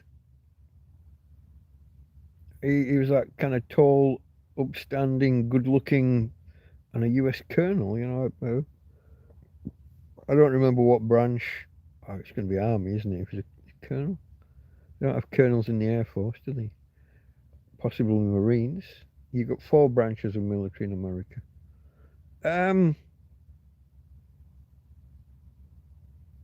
Yeah, no, definitely suspicious.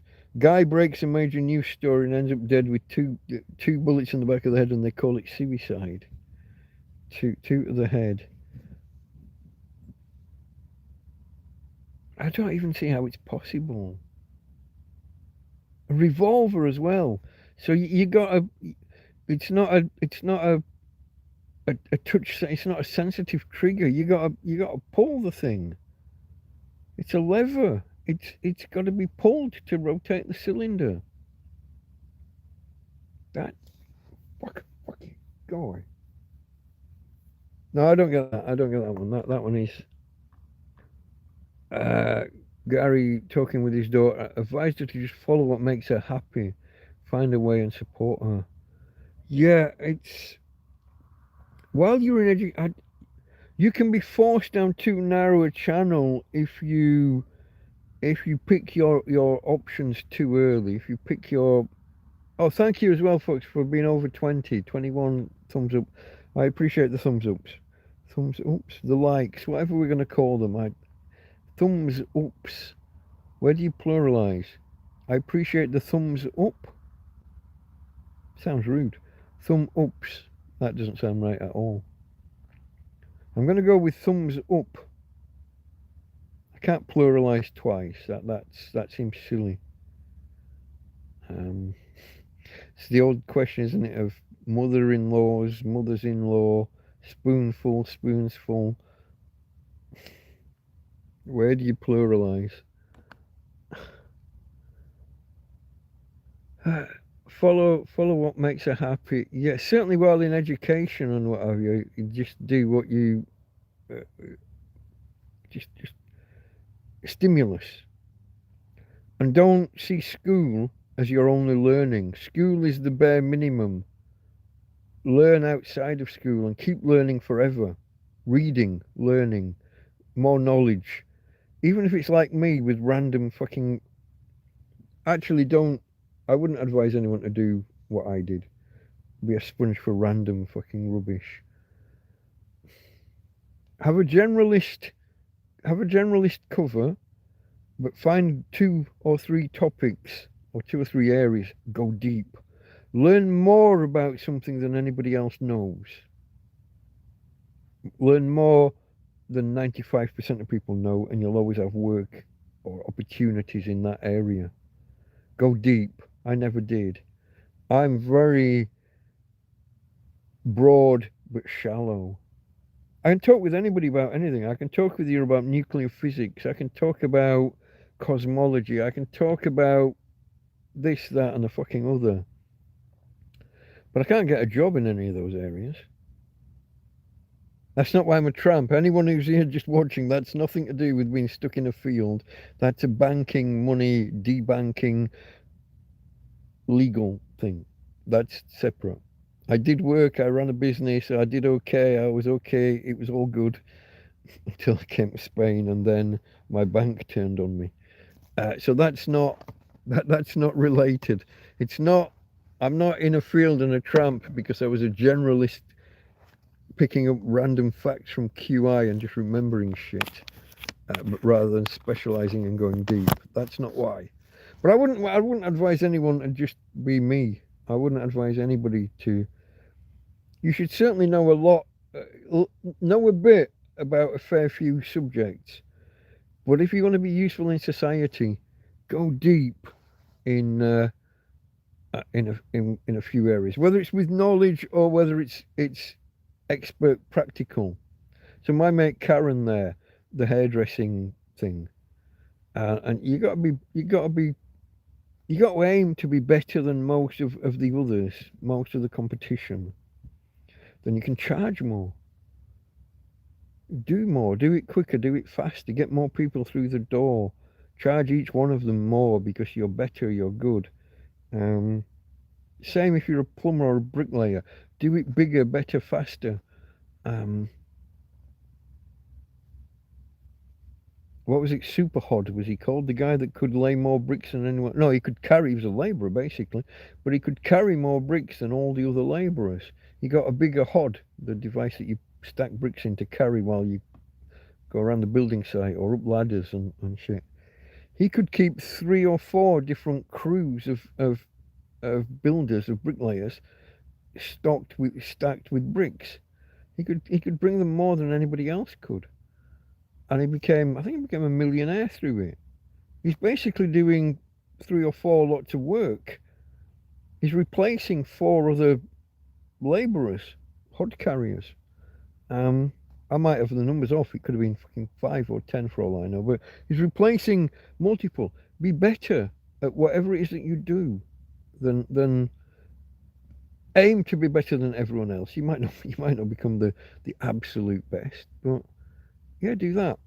When I was doing the website thing, I charged more than anyone else in Britain per hour for getting that job done.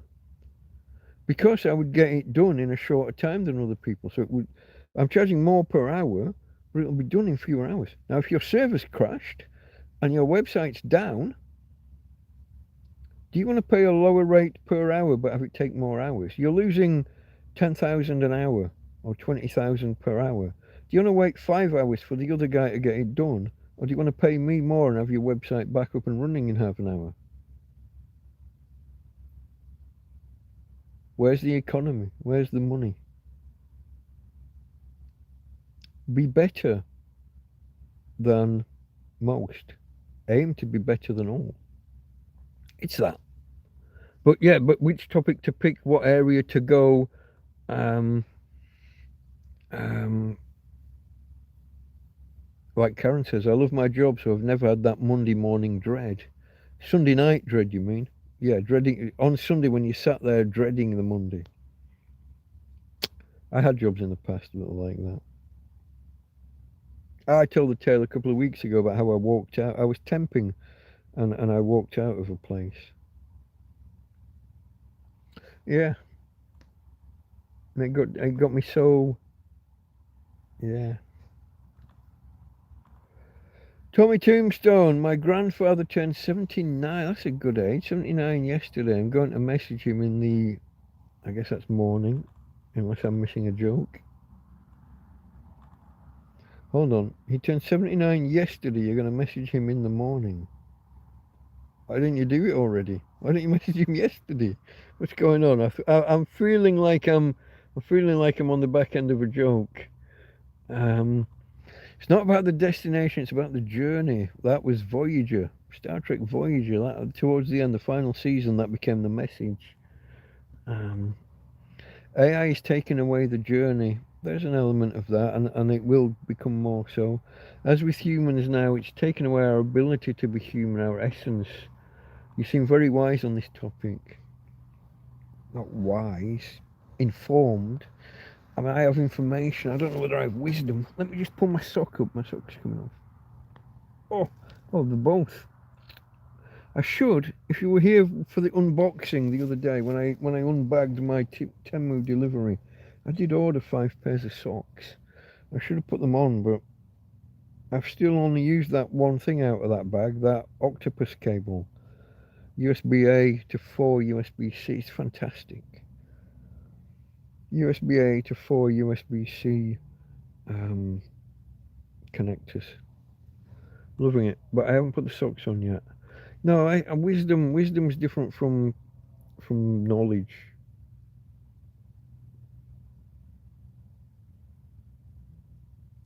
They're related.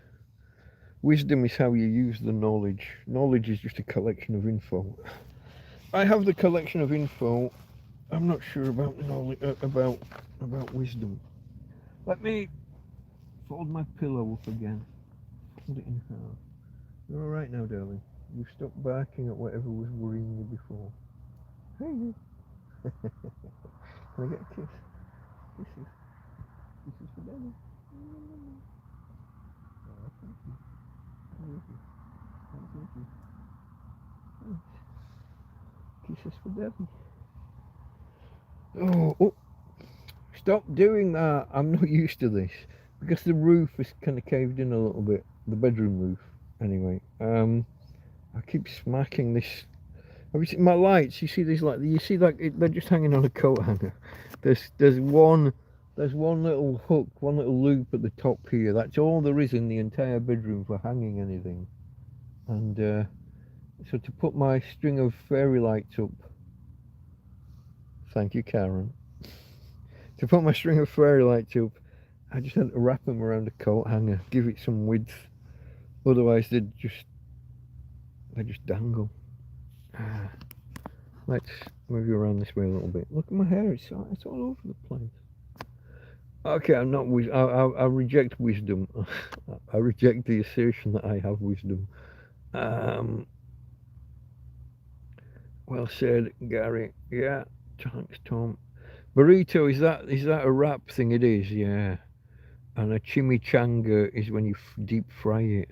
Taco, you take the same shell, the same wrap, you hang it over a couple of so in your oven, when you've got your shelf with the wire,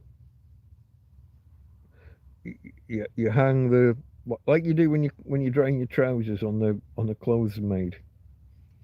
You hang it down, you put it over a couple of wires and hang it down. You toast it with that opening, and that's your tortilla shell. Empanada. Carl, hello, Carl. Taco was, yeah. You see, I haven't got this knowledge. This is quite a while ago now, isn't it? 1:56. Where are we now? 2:16. So we're 20. I'm still 20 minutes behind. Skål, says Tom. I think that was probably in reply to me saying cheers. If we got any, my Finnish friend Ismo's gone, but I will on his behalf. I will say kippis.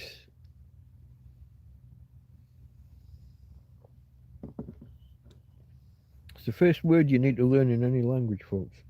How to say cheers. Cheers, salute, sante, etc.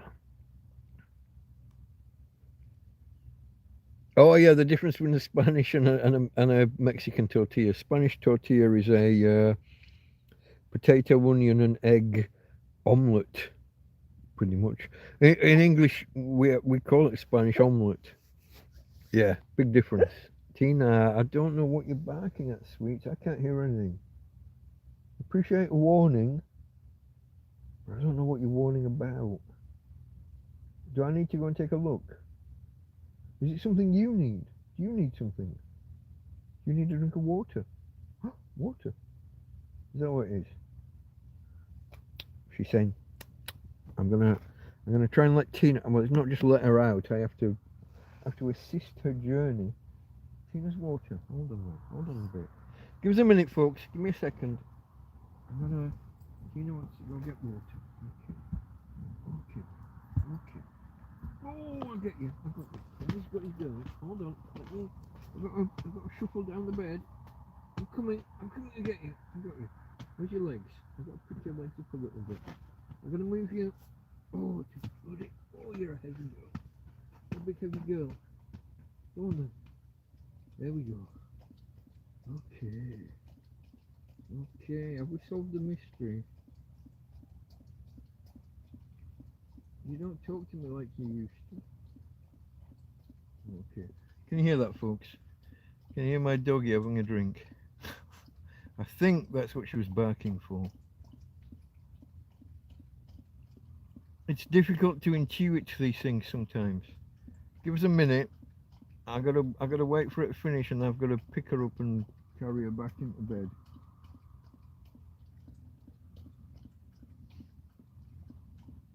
Okay, you don't have to drink it all at once. You'll still be there tomorrow.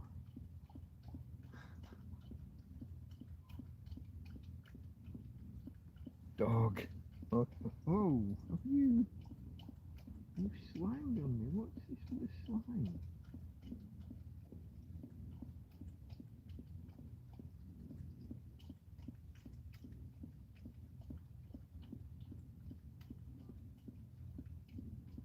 Okay, babe. Hey, Don't drink it all at once. Come on. Back to bed. Come on. Back to bed. I'm going to pick you up. Oh, got you back on the bed. Can I? Hold on. Hold on. Okay, you're going to lick my leg. That's okay. But I need to turn you back around this way, sweetheart. This way. Come back this way. Come back this end so we can talk to the people. Hey, come on. I got you. I got you. I got you. Nice girl. Okay, I got a shuffle. I got a shuffle. Sorry, folks, not the best. I know it's not the best TV ever. I gotta put the bedding back over you, babe. Wrap you up and me, so we don't get too cold. It's not a cold night, but we need some covers, don't we? Can I get you a little bit further this way, sweetie? A little bit further up the bed. Is that okay? Hey. Okay. Hello. Wanting a kiss? A kissing? Oh, thanks. Okay, not the mouth. Not the mouth. Cheek and forehead, that's okay. Okay, babe, I got you. I got you. Daddy's got his girl. Now, is that what the barking was about, or was that just a side issue? Who knows? Okay, I'm back. How much of the audience, did the audience leave? Half of you left, maybe 2 or 3. It's my girl, I have to take care of her. Wasn't able to finish even half my spliff earlier, I had to go, that's no good. Sedan, it is indeed, and I often joke about it with you, my lady. Auntie Karen was saying hello to Tina. Auntie Karen was saying hello about 20 minutes ago when we were last talking about it. Gary's Pitbull says hello to Tina. Say hello back. Say woof woof. She's gorgeous, I know. Cold fusion. Oh. Now we're off into other territory. Let's talk fusion versus cold fusion. The sun's not very cold, is it? But there is a conspiracy theory around whether cold fusion was achieved on a tabletop device, low scale, small scale. How long ago? 10, 15, 20 years ago, maybe. I'm not sure when it was. Lots of conspiracy theories. It was announced that it had happened and it had achieved, and then it was quietly shuffled away and never talked about again. It wasn't massively debunked, is the problem. I mean, it was kind of sort of debunked, but not bigly, if you'll pardon the phrase. Leading to conspiracy theories about governments suppressing technology that will give us infinite power. Yeah, the whole cold fusion thing, it's a little bit like the room temperature superconductivity thing. If it ever happens, it'll revolutionize everything. Everything. Room temperature superconductivity, cold fusion, fusion in general, but cold fusion in particular. If it ever happens, would be those two together would, when I was talking earlier about civilization, agriculture, farming being a major step towards civilization, and writing being another major step, the printing press, publishing, being able to easily reproduce writings, another major step. But fusion, cold fusion, superconductivity is already here, but something more approaching room temperature. These would be not just generational changes for society. There would be a massive step change for civilization as we know it. Some inventions happen and nobody knows what to do with it. The laser was invented, I think, 60s, and all through the 70s and 80s, People had no idea what. Yeah, that's all very nice, but we've got no use for it. What's that ever going to do? Eye surgery, CDs, DVDs, all of that. Military applications. It's your fucking Star Trek phaser or whatever, isn't it? It's that. It's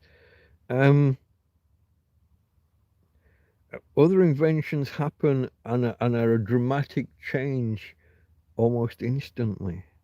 I don't know where those would land. The problem with something like fusion and potentially cold fusion,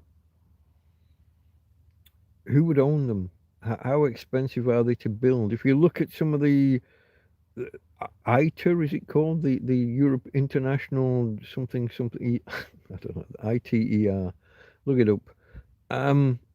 That's a big fusion investigatory experimental.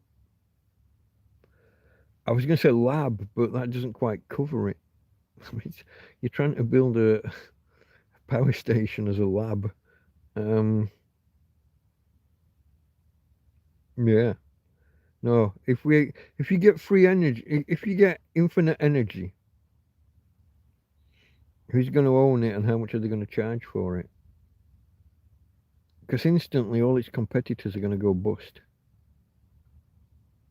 But then when you've got, what if you're left with just one supplier and they abuse their monopoly power? Is it going to be a thing for mankind and everybody gets as much as they need? Or is it going to be hoarded and owned by the billionaires, trillionaires? You're going to have trillionaires soon. We've got multiple $1 trillion companies. It's only a matter of time before we have an individual worth $1 trillion. For years, we thought that the first one would be Bill Gates. He's having a tough time at the minute. Epstein files, folks. Epstein files. The guy got himself an STD off the Russian hose, passed it to his wife, and wanted to give her the antibiotics without telling her anything about any of it. Oops. Uncle Bill. It's a naughty boy. Where was that? I was mid-rant. But yeah, who will own it? How much will they sign for it?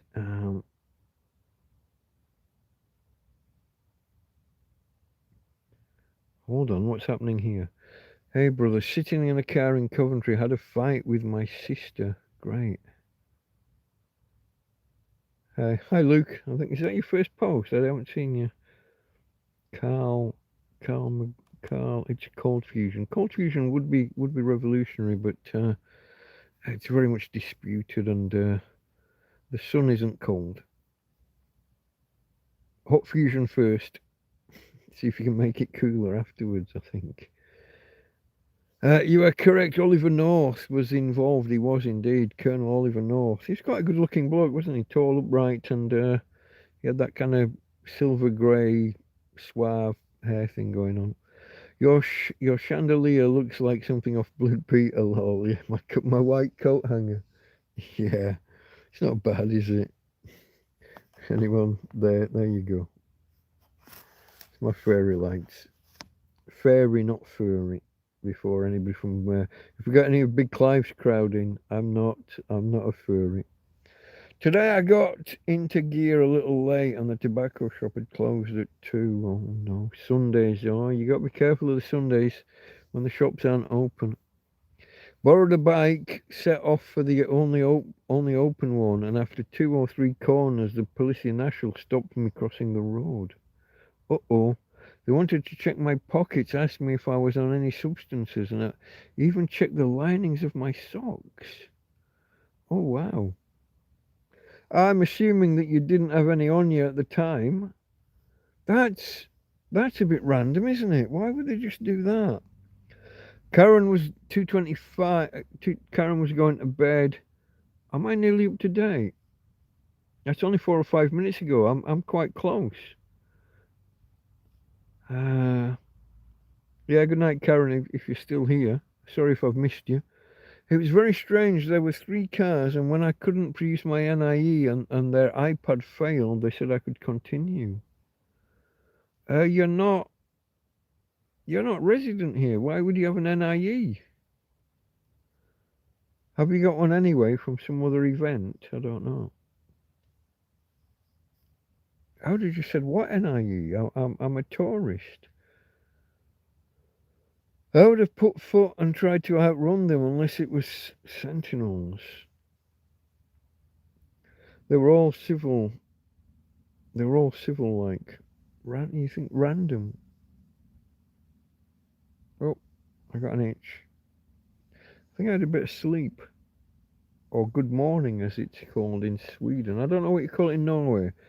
Various countries, what do you call the gunk? When you wake up in the morning and you've got that crustiness around your eyes, it's actually a protection to I think it's to stop you opening your eyes and part of the lubrication, but also to stop you opening your eyes in your dream. You can't really ascribe purpose to these things. That makes it sound like it's designed. But hey, fuck. What's that called? Intelligent design. Oh, let's not go there.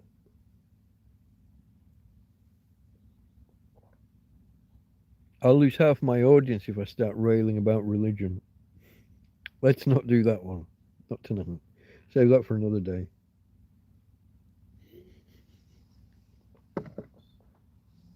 Well, we flew past the 4 hour mark, folks. I always like to hit 4 hours because that means that the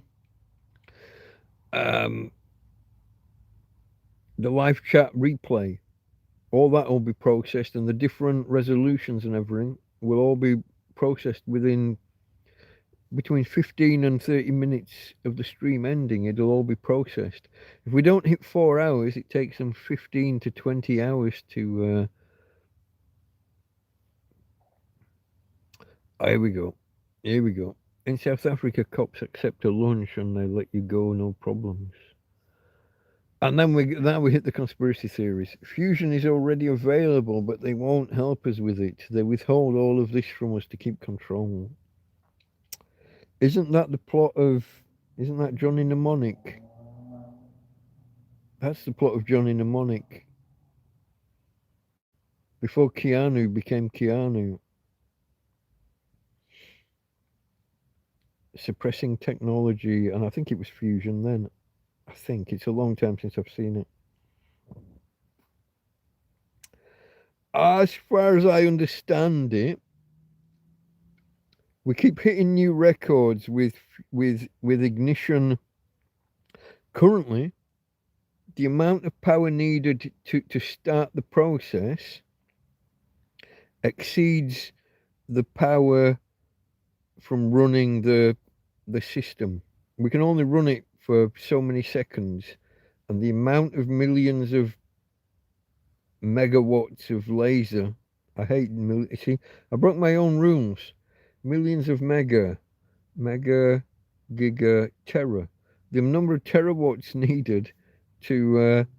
You've got these like hundreds of lasers that all point in on a single point to the size of a grain of rice to get the heat just right for ignition, to start the process and create enough plasma. The plasma then has to be contained by the electromagnets and the coils inside your tokamak or whatever other design that you're going with. So that's a donut. Tokamak is a fancy name for donut, but you're on the inside of the donut with all these magnetic fields. So we can only keep it going for, let's say, 10 seconds. I don't remember the number. But the amount of energy you've put in to get ignition exceeds the amount of energy produced by the reactor. If we can get that parity and get it going, like if we could keep this thing running for a day, you'd have loads and loads of power. But have they done it already and suppressed the knowledge of it from you? I doubt it. I doubt it. Stories leak, people talk. These scientists go home at night and talk to their wives. I don't know.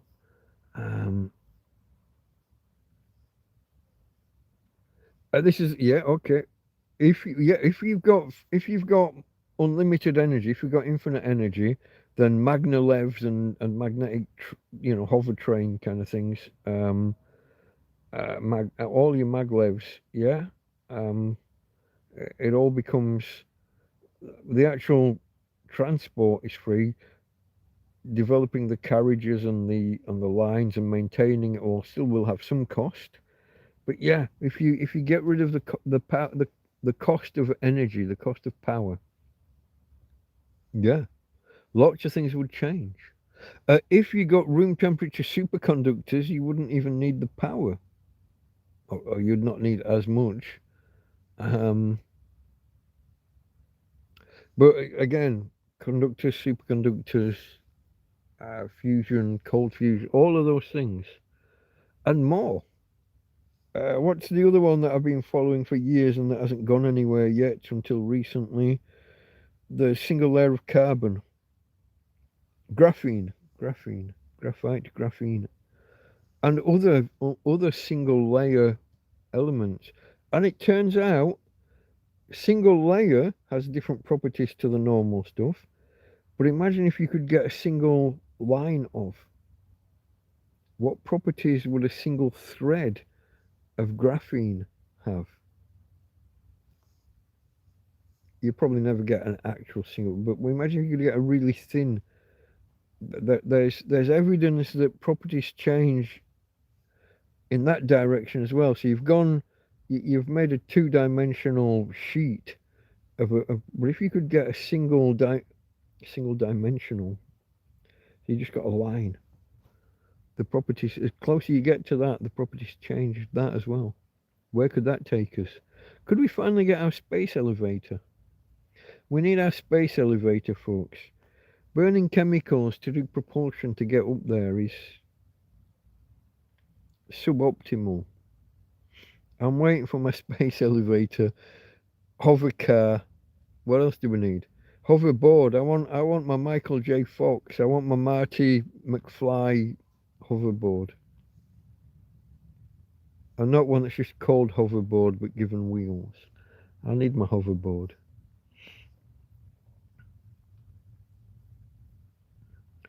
In the UK, if you present a danger to civilians, they stop chasing you. Kind of. Yeah, high-speed chases and stuff get called off, but they've got your license plate. They know where to find you. My dog eats my eye gunk. Okay. Mm. How did you discover this? Just keep going and drive like a madman, yet stay safe. Yeah. You need to do an 8-hour show, Delta. Okay. Is that you mean tonight? I don't know about that. I don't know about that. I haven't got enough beer to keep going 8 hours. I've got 3 left.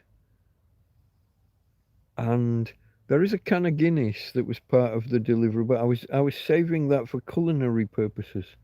That was the word I couldn't remember at some point yesterday in the video. Culinary.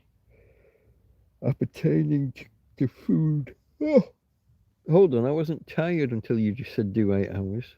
No. Tom's trying to follow, he promises. The sciences were not his thing. All of this superconductivity and stuff. You probably know the basics. If you can reach a certain state, so a lot of electricity when it's transmitted or used is lost through a kind of friction, a resistance. Superconductivity is the removal of any and all resistance. So your things work at 100% power, no losses. But not just that, other properties emerge.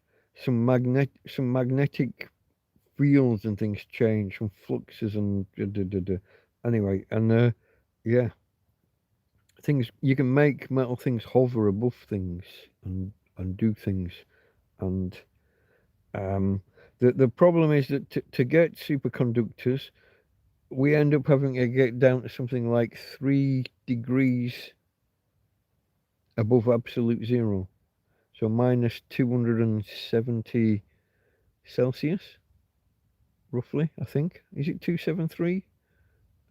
Absolute zero, minus 273. I think. I could be pulling that number out my ass. I could be wrong. But anyway, we have to get really close to absolute zero, which means pouring loads of liquid nitrogen on things. And I think it's liquid. I think it's liquid nitrogen. It might be liquid helium because there's a big problem with the lack of helium in the world. Helium-3 in particular, I think it is. Going off on one, that's a separate thing. I have tangents from tangents, folks. I think I'm caught up with chat more or less, yeah? The sciences were not my thing. How can Elon develop Falcon 9 that can go to space and return to Earth and land and relaunch with space, yet NASA is decades behind? That it doesn't exactly turn around that quickly, though, does it? It takes months to re-engineer the. It's only the boosters. I say only. They're the first stage of the rocket, aren't they? They are. It is miraculous to watch them come back down and land. I'll give you that. It is. It is tremendous. Um, that time when he had a couple launch within seconds of each other, go do what they were doing, deploy whatever, and they both came down, and and one landed, and then in the background you see the other one land just behind it. The fuck. That was like fucking hoorah, yeah. Way to go, mankind, kind of shit. And then you've got NASA. Slowly. NASA is moribund a word? That's a word, isn't it? Does it mean what I think it means? NASA is encumbered by too much bureaucracy, too much oversight by committees, including the government, Senate oversight committees and things. NASA is basically run by people who are scared something might go wrong. If a NASA rocket explodes and millions are lost, millions of pounds, dollars, whatever, there'd be inquiries to high heaven. If NASA contract SpaceX to do something and it blows up on the launch pad, it's like, hey, nobody cares. It makes the news for half a day and everyone gets on. But if that was an actual NASA funded rocket, they'd have to call in every fucking scientist and have committees and investigate it for the next 3 years. That's NASA's problem. Checklist upon checklist upon checklist upon checklist. Every time anything goes wrong. Musk came along with more of a Silicon Valley attitude of, fuck it, lads, throw it together, document it. If it blows up, we'll investigate, find what's gone wrong, and we'll improve the checklist for next time. And it's a much more streamlined process. Yes, there are checklists. Yes, there are safety procedures, but it's his money or the investor's money.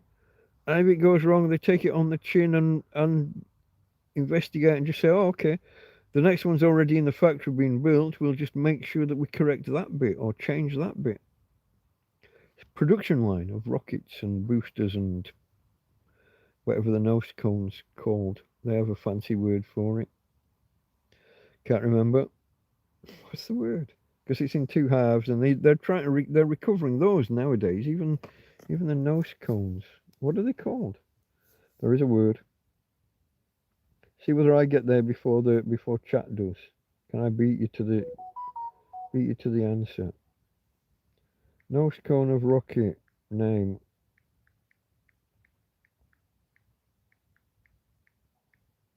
They have a fancy word.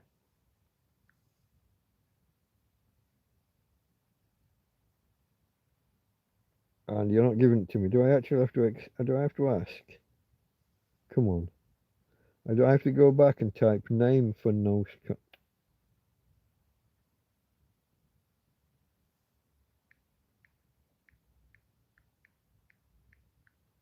Name for I'm not typing the. You can infer the.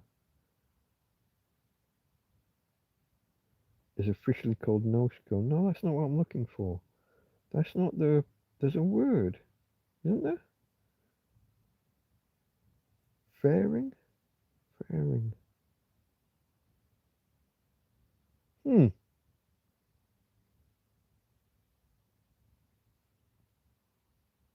Am I an idiot?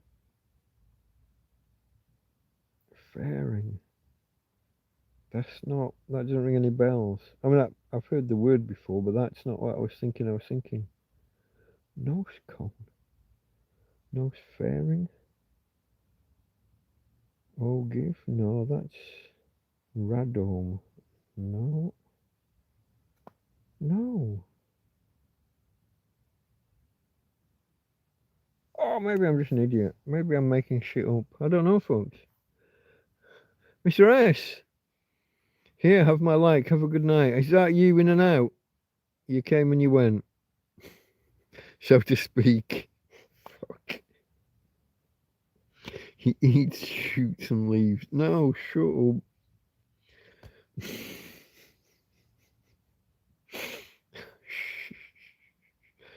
Are you still there, Mr. S? Or have you gone? Oh, do you know? Fuck, look at that. I'm 5 hours in almost. Do you know what I've just done? I've just discovered that I wasn't set to live chat. Fuck, I'm an idiot.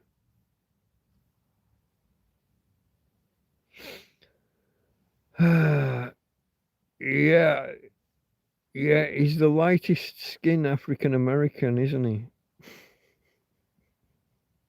That's kind of the joke, isn't it? Makes me sound far right again. Not far right, just very right.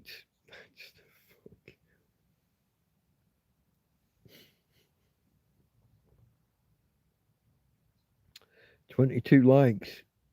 We're beating the average, folks. We're doing okay.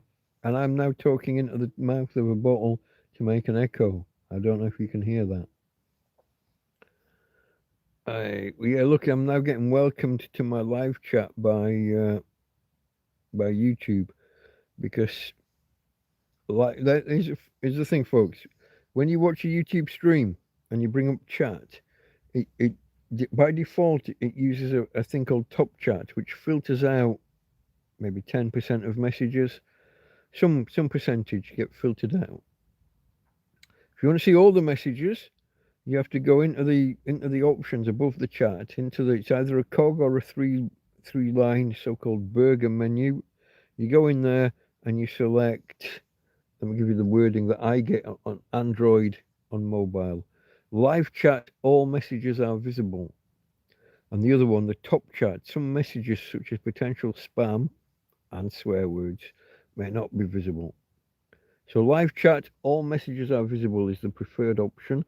And I'm 4.5, nearly 5 hours into my own stream and just discovered that I didn't do it from the start. What a plonker. Probably means I should scroll back through the chat to see any messages that I did miss. You need to do an 8-hour stream. I don't know what I would talk about. I've run out of topics already and we're only 5 hours in. I've got this, what's that triangle bit called from your neck to your shoulder? Are those the deltoids? Here we go. I don't like not knowing. I don't like not knowing. Even when I look stuff up and forget, I'll go back and look again. I'm sure there was a different word for the fucking nose cone of the rocket though, but I'll let that go for now because apparently I'm wrong. Doesn't happen often. 1973. No, 1979 was the last time. I thought Labour were going to win the election. Jim Callaghan let me down. And Dennis Healy. What am I searching for? Triangular muscle, neck, shoulder.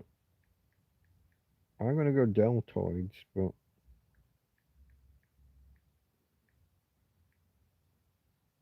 triangular muscle over the shoulder. Deltoid, look at that. It's almost like I know shit. Look at that. It's fucking getting me though. This reaching for chat, and I got to find a different way. I've got to find a way, folks. Oh, I am in bed. I've got to find a way of being able to sit up and having it in front of me, other than holding it, because that's very unstable and will give you seasickness if you're viewing. Deltoid. Oh, fuck. Yeah, no, if I plan on trying to do, I want to do a longer stream on the 17th of February. So in 2 weeks tomorrow, isn't it? Tomorrow being Tuesday. Is that right? It's now Monday here, isn't it? No, go away. It is Monday. It is, definitely. Oh, I got in big. I'm trying to scroll. What a dick. Can you see this? I'm trying to scroll. Oh, no, not that. That. I was trying to scroll to get the little name of the day of the week in the top, in the status bar thing at the top, when it was already 2 foot high in front of me on the screen. Monday. So the 3rd, Tuesday, 2 weeks tomorrow will be, so 2 weeks on Tuesday will be my 10-year anniversary of being in Spain. So I thought I'd do a longer stream while I wait for Plod to come and get me. And I don't know whether I could do 24 hours. I physically don't know how. Could I keep everything powered for 24 hours? Maybe I could aim for a 12-hour stream. I want to do something to mark the occasion. 10 hours might be appropriate because 10 hours, 10 years. You see? Maybe that makes sense without over exerting me or over pushing me. I got enough difficulties with having a carry dog, and if you hear a few moments ago when she wanted water and I had to physically push her to the bottom of the bed, carry her off the bottom of the bed, pick her back up onto the bed, move her back up this end of the bed. A lot of things are very physical. I think maybe 10 hours to mark 10 years. That might be the plan. Oh, folks, where are we? We're coming up on 5 hours. Maybe we'll end on the 5-hour mark, folks. I don't know. Unless you've got anything super critical that you want me to do or say. If you've got topics, I don't know. I'm on 83% on the phone. I can unplug that again. I can, for my own benefit, folks. I don't know whether this will work. Let's see. I'm not trying to do things and be cozy. I'm trying to do things without being in pain with my shoulder. As we were just discussing the deltoid on the right arm. Right shoulder. Whatever. Down, down, up. Okay. There, maybe? That's too bright on the left, too dark on the right. What can I do? Could I do that? Maybe I can do that. I don't know, folks. What say? Oh, and I'm waving my hands in front of the... Eh? Oh dear, it's raining. I need paella. Paella. If you hear an L in the middle of there, then you're listening to an amateur. Paella. What have you done, Mike? Nothing. I didn't cause it to rain where you are. In South Africa. Aren't you headed back to the Netherlands soon? Or has that happened already? No, I think you said earlier that you're still there.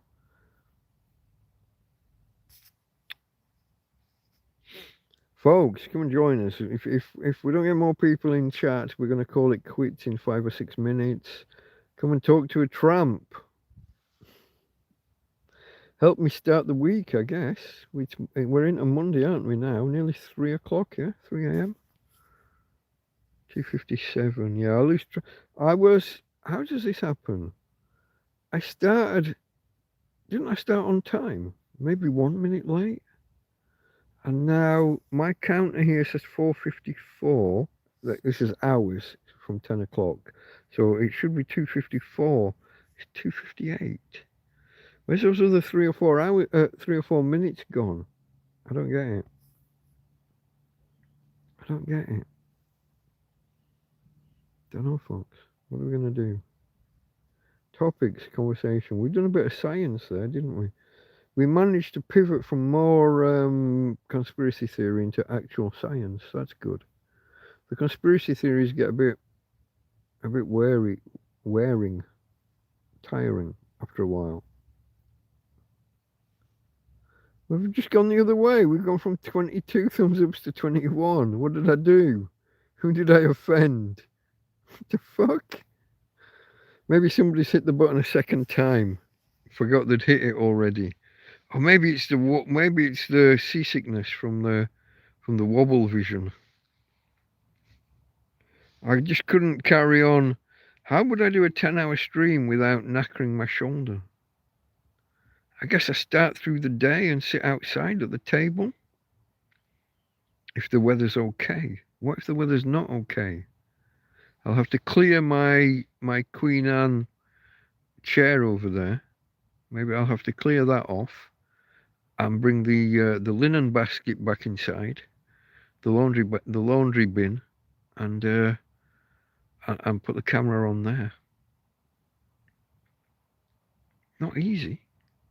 And what about dog walks in between?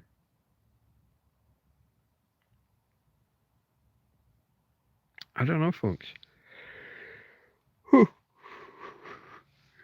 Not easy to walk the dog and carry the camera, as I found. That was yesterday when I tried that, wasn't it?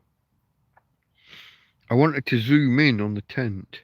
And I wanted to do it on the screen there and then. I couldn't. I had to do it in post-production. Post, have you heard me? Fucking film director here. Do it in post.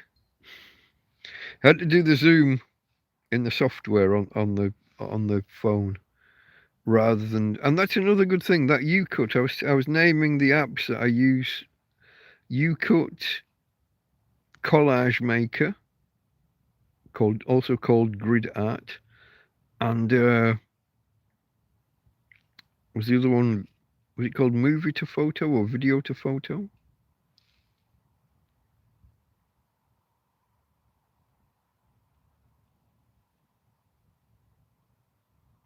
I got something either in here or just outside here, moving.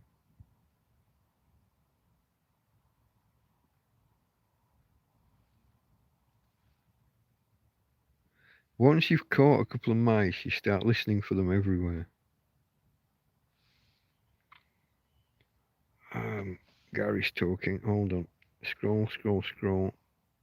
We'll be back in Holland 26th of Feb. So you'll still be there when I do my my 10-hour live stream. Okie dokie. Okay, folks. I think we're going to call it quits in 2 minutes or so. Out of this place. South Africa has become a banana republic. I know what you're trying to say. Skirting a little bit with an ism, but I know where you're going.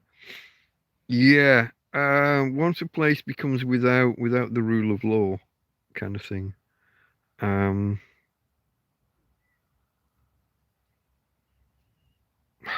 I could say stuff about farmers, but I'd be looking like I was talking about colour. I got a reputation enough already. Elon was a weird man growing up. Wait, Mike, look. Where you going? Elon was a weird man growing up. Isn't he autistic? Hence the whole fucking Zeke Kyle.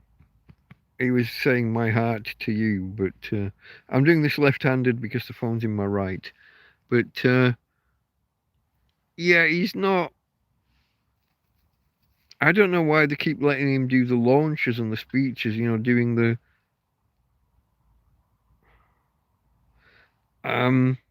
he's not a good person to person. He's not a great speaker, and he doesn't pick up on signals when something's boring. When he goes off on a tangent and it's really boring, he doesn't detect the audience's lack, a bit like me maybe, doesn't detect the audience's lack of focus. That sounds like autism, doesn't it? There's a couple of other things it could be. Sociopathy and what have you, but well, that leads us into Epstein territory, but let's not. Well, let's not do that tonight. We'll do that another day. I think we're going to call it we're going to call it quits there. I don't know if you're still there, Gary, but I think you're the only one there and talking. Did Tom? I don't think Tom said goodbye. He's just gone quiet on us. He's maybe nipped out for a cigarette or whatever. Whoa, whoa, whoa, Tina. Whoa. Tina's kicking me in her sleep while I'm trying to hold the phone up. We are going to call it quits there, folks. I think she's asleep.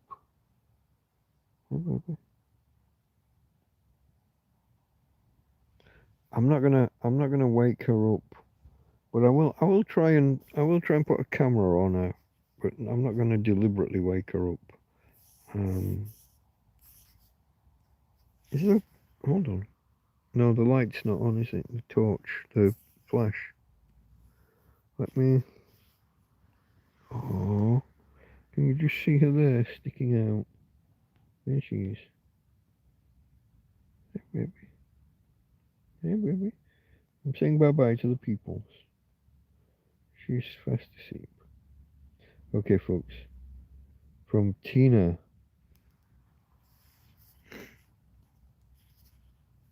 And from me, Delta Mike. Out. I haven't pressed the buttons yet, though. If you're just joining and you want to watch back, if you wait half an hour, YouTube should have done its post-processing and everything should be available for those of you that either joined late or just got here. But I think I'm done now at 5 hours and 1 minute, 2 minutes now. Okay. So why does your count keep bouncing around? I don't know. It's suddenly up to 25. It was on 22, went down to 21, now 25. I don't know. Does that mean there's lots of people here and you want me to carry on? I'm not sure. I don't think so, folks. I think from Tina and from me, it wasn't 20. Okay. It says 25 here now. For the thumbs up, 9 for the people here. But I think we're out, folks. Yeah. Okay. Catch you later, guys. Delta Mike, out.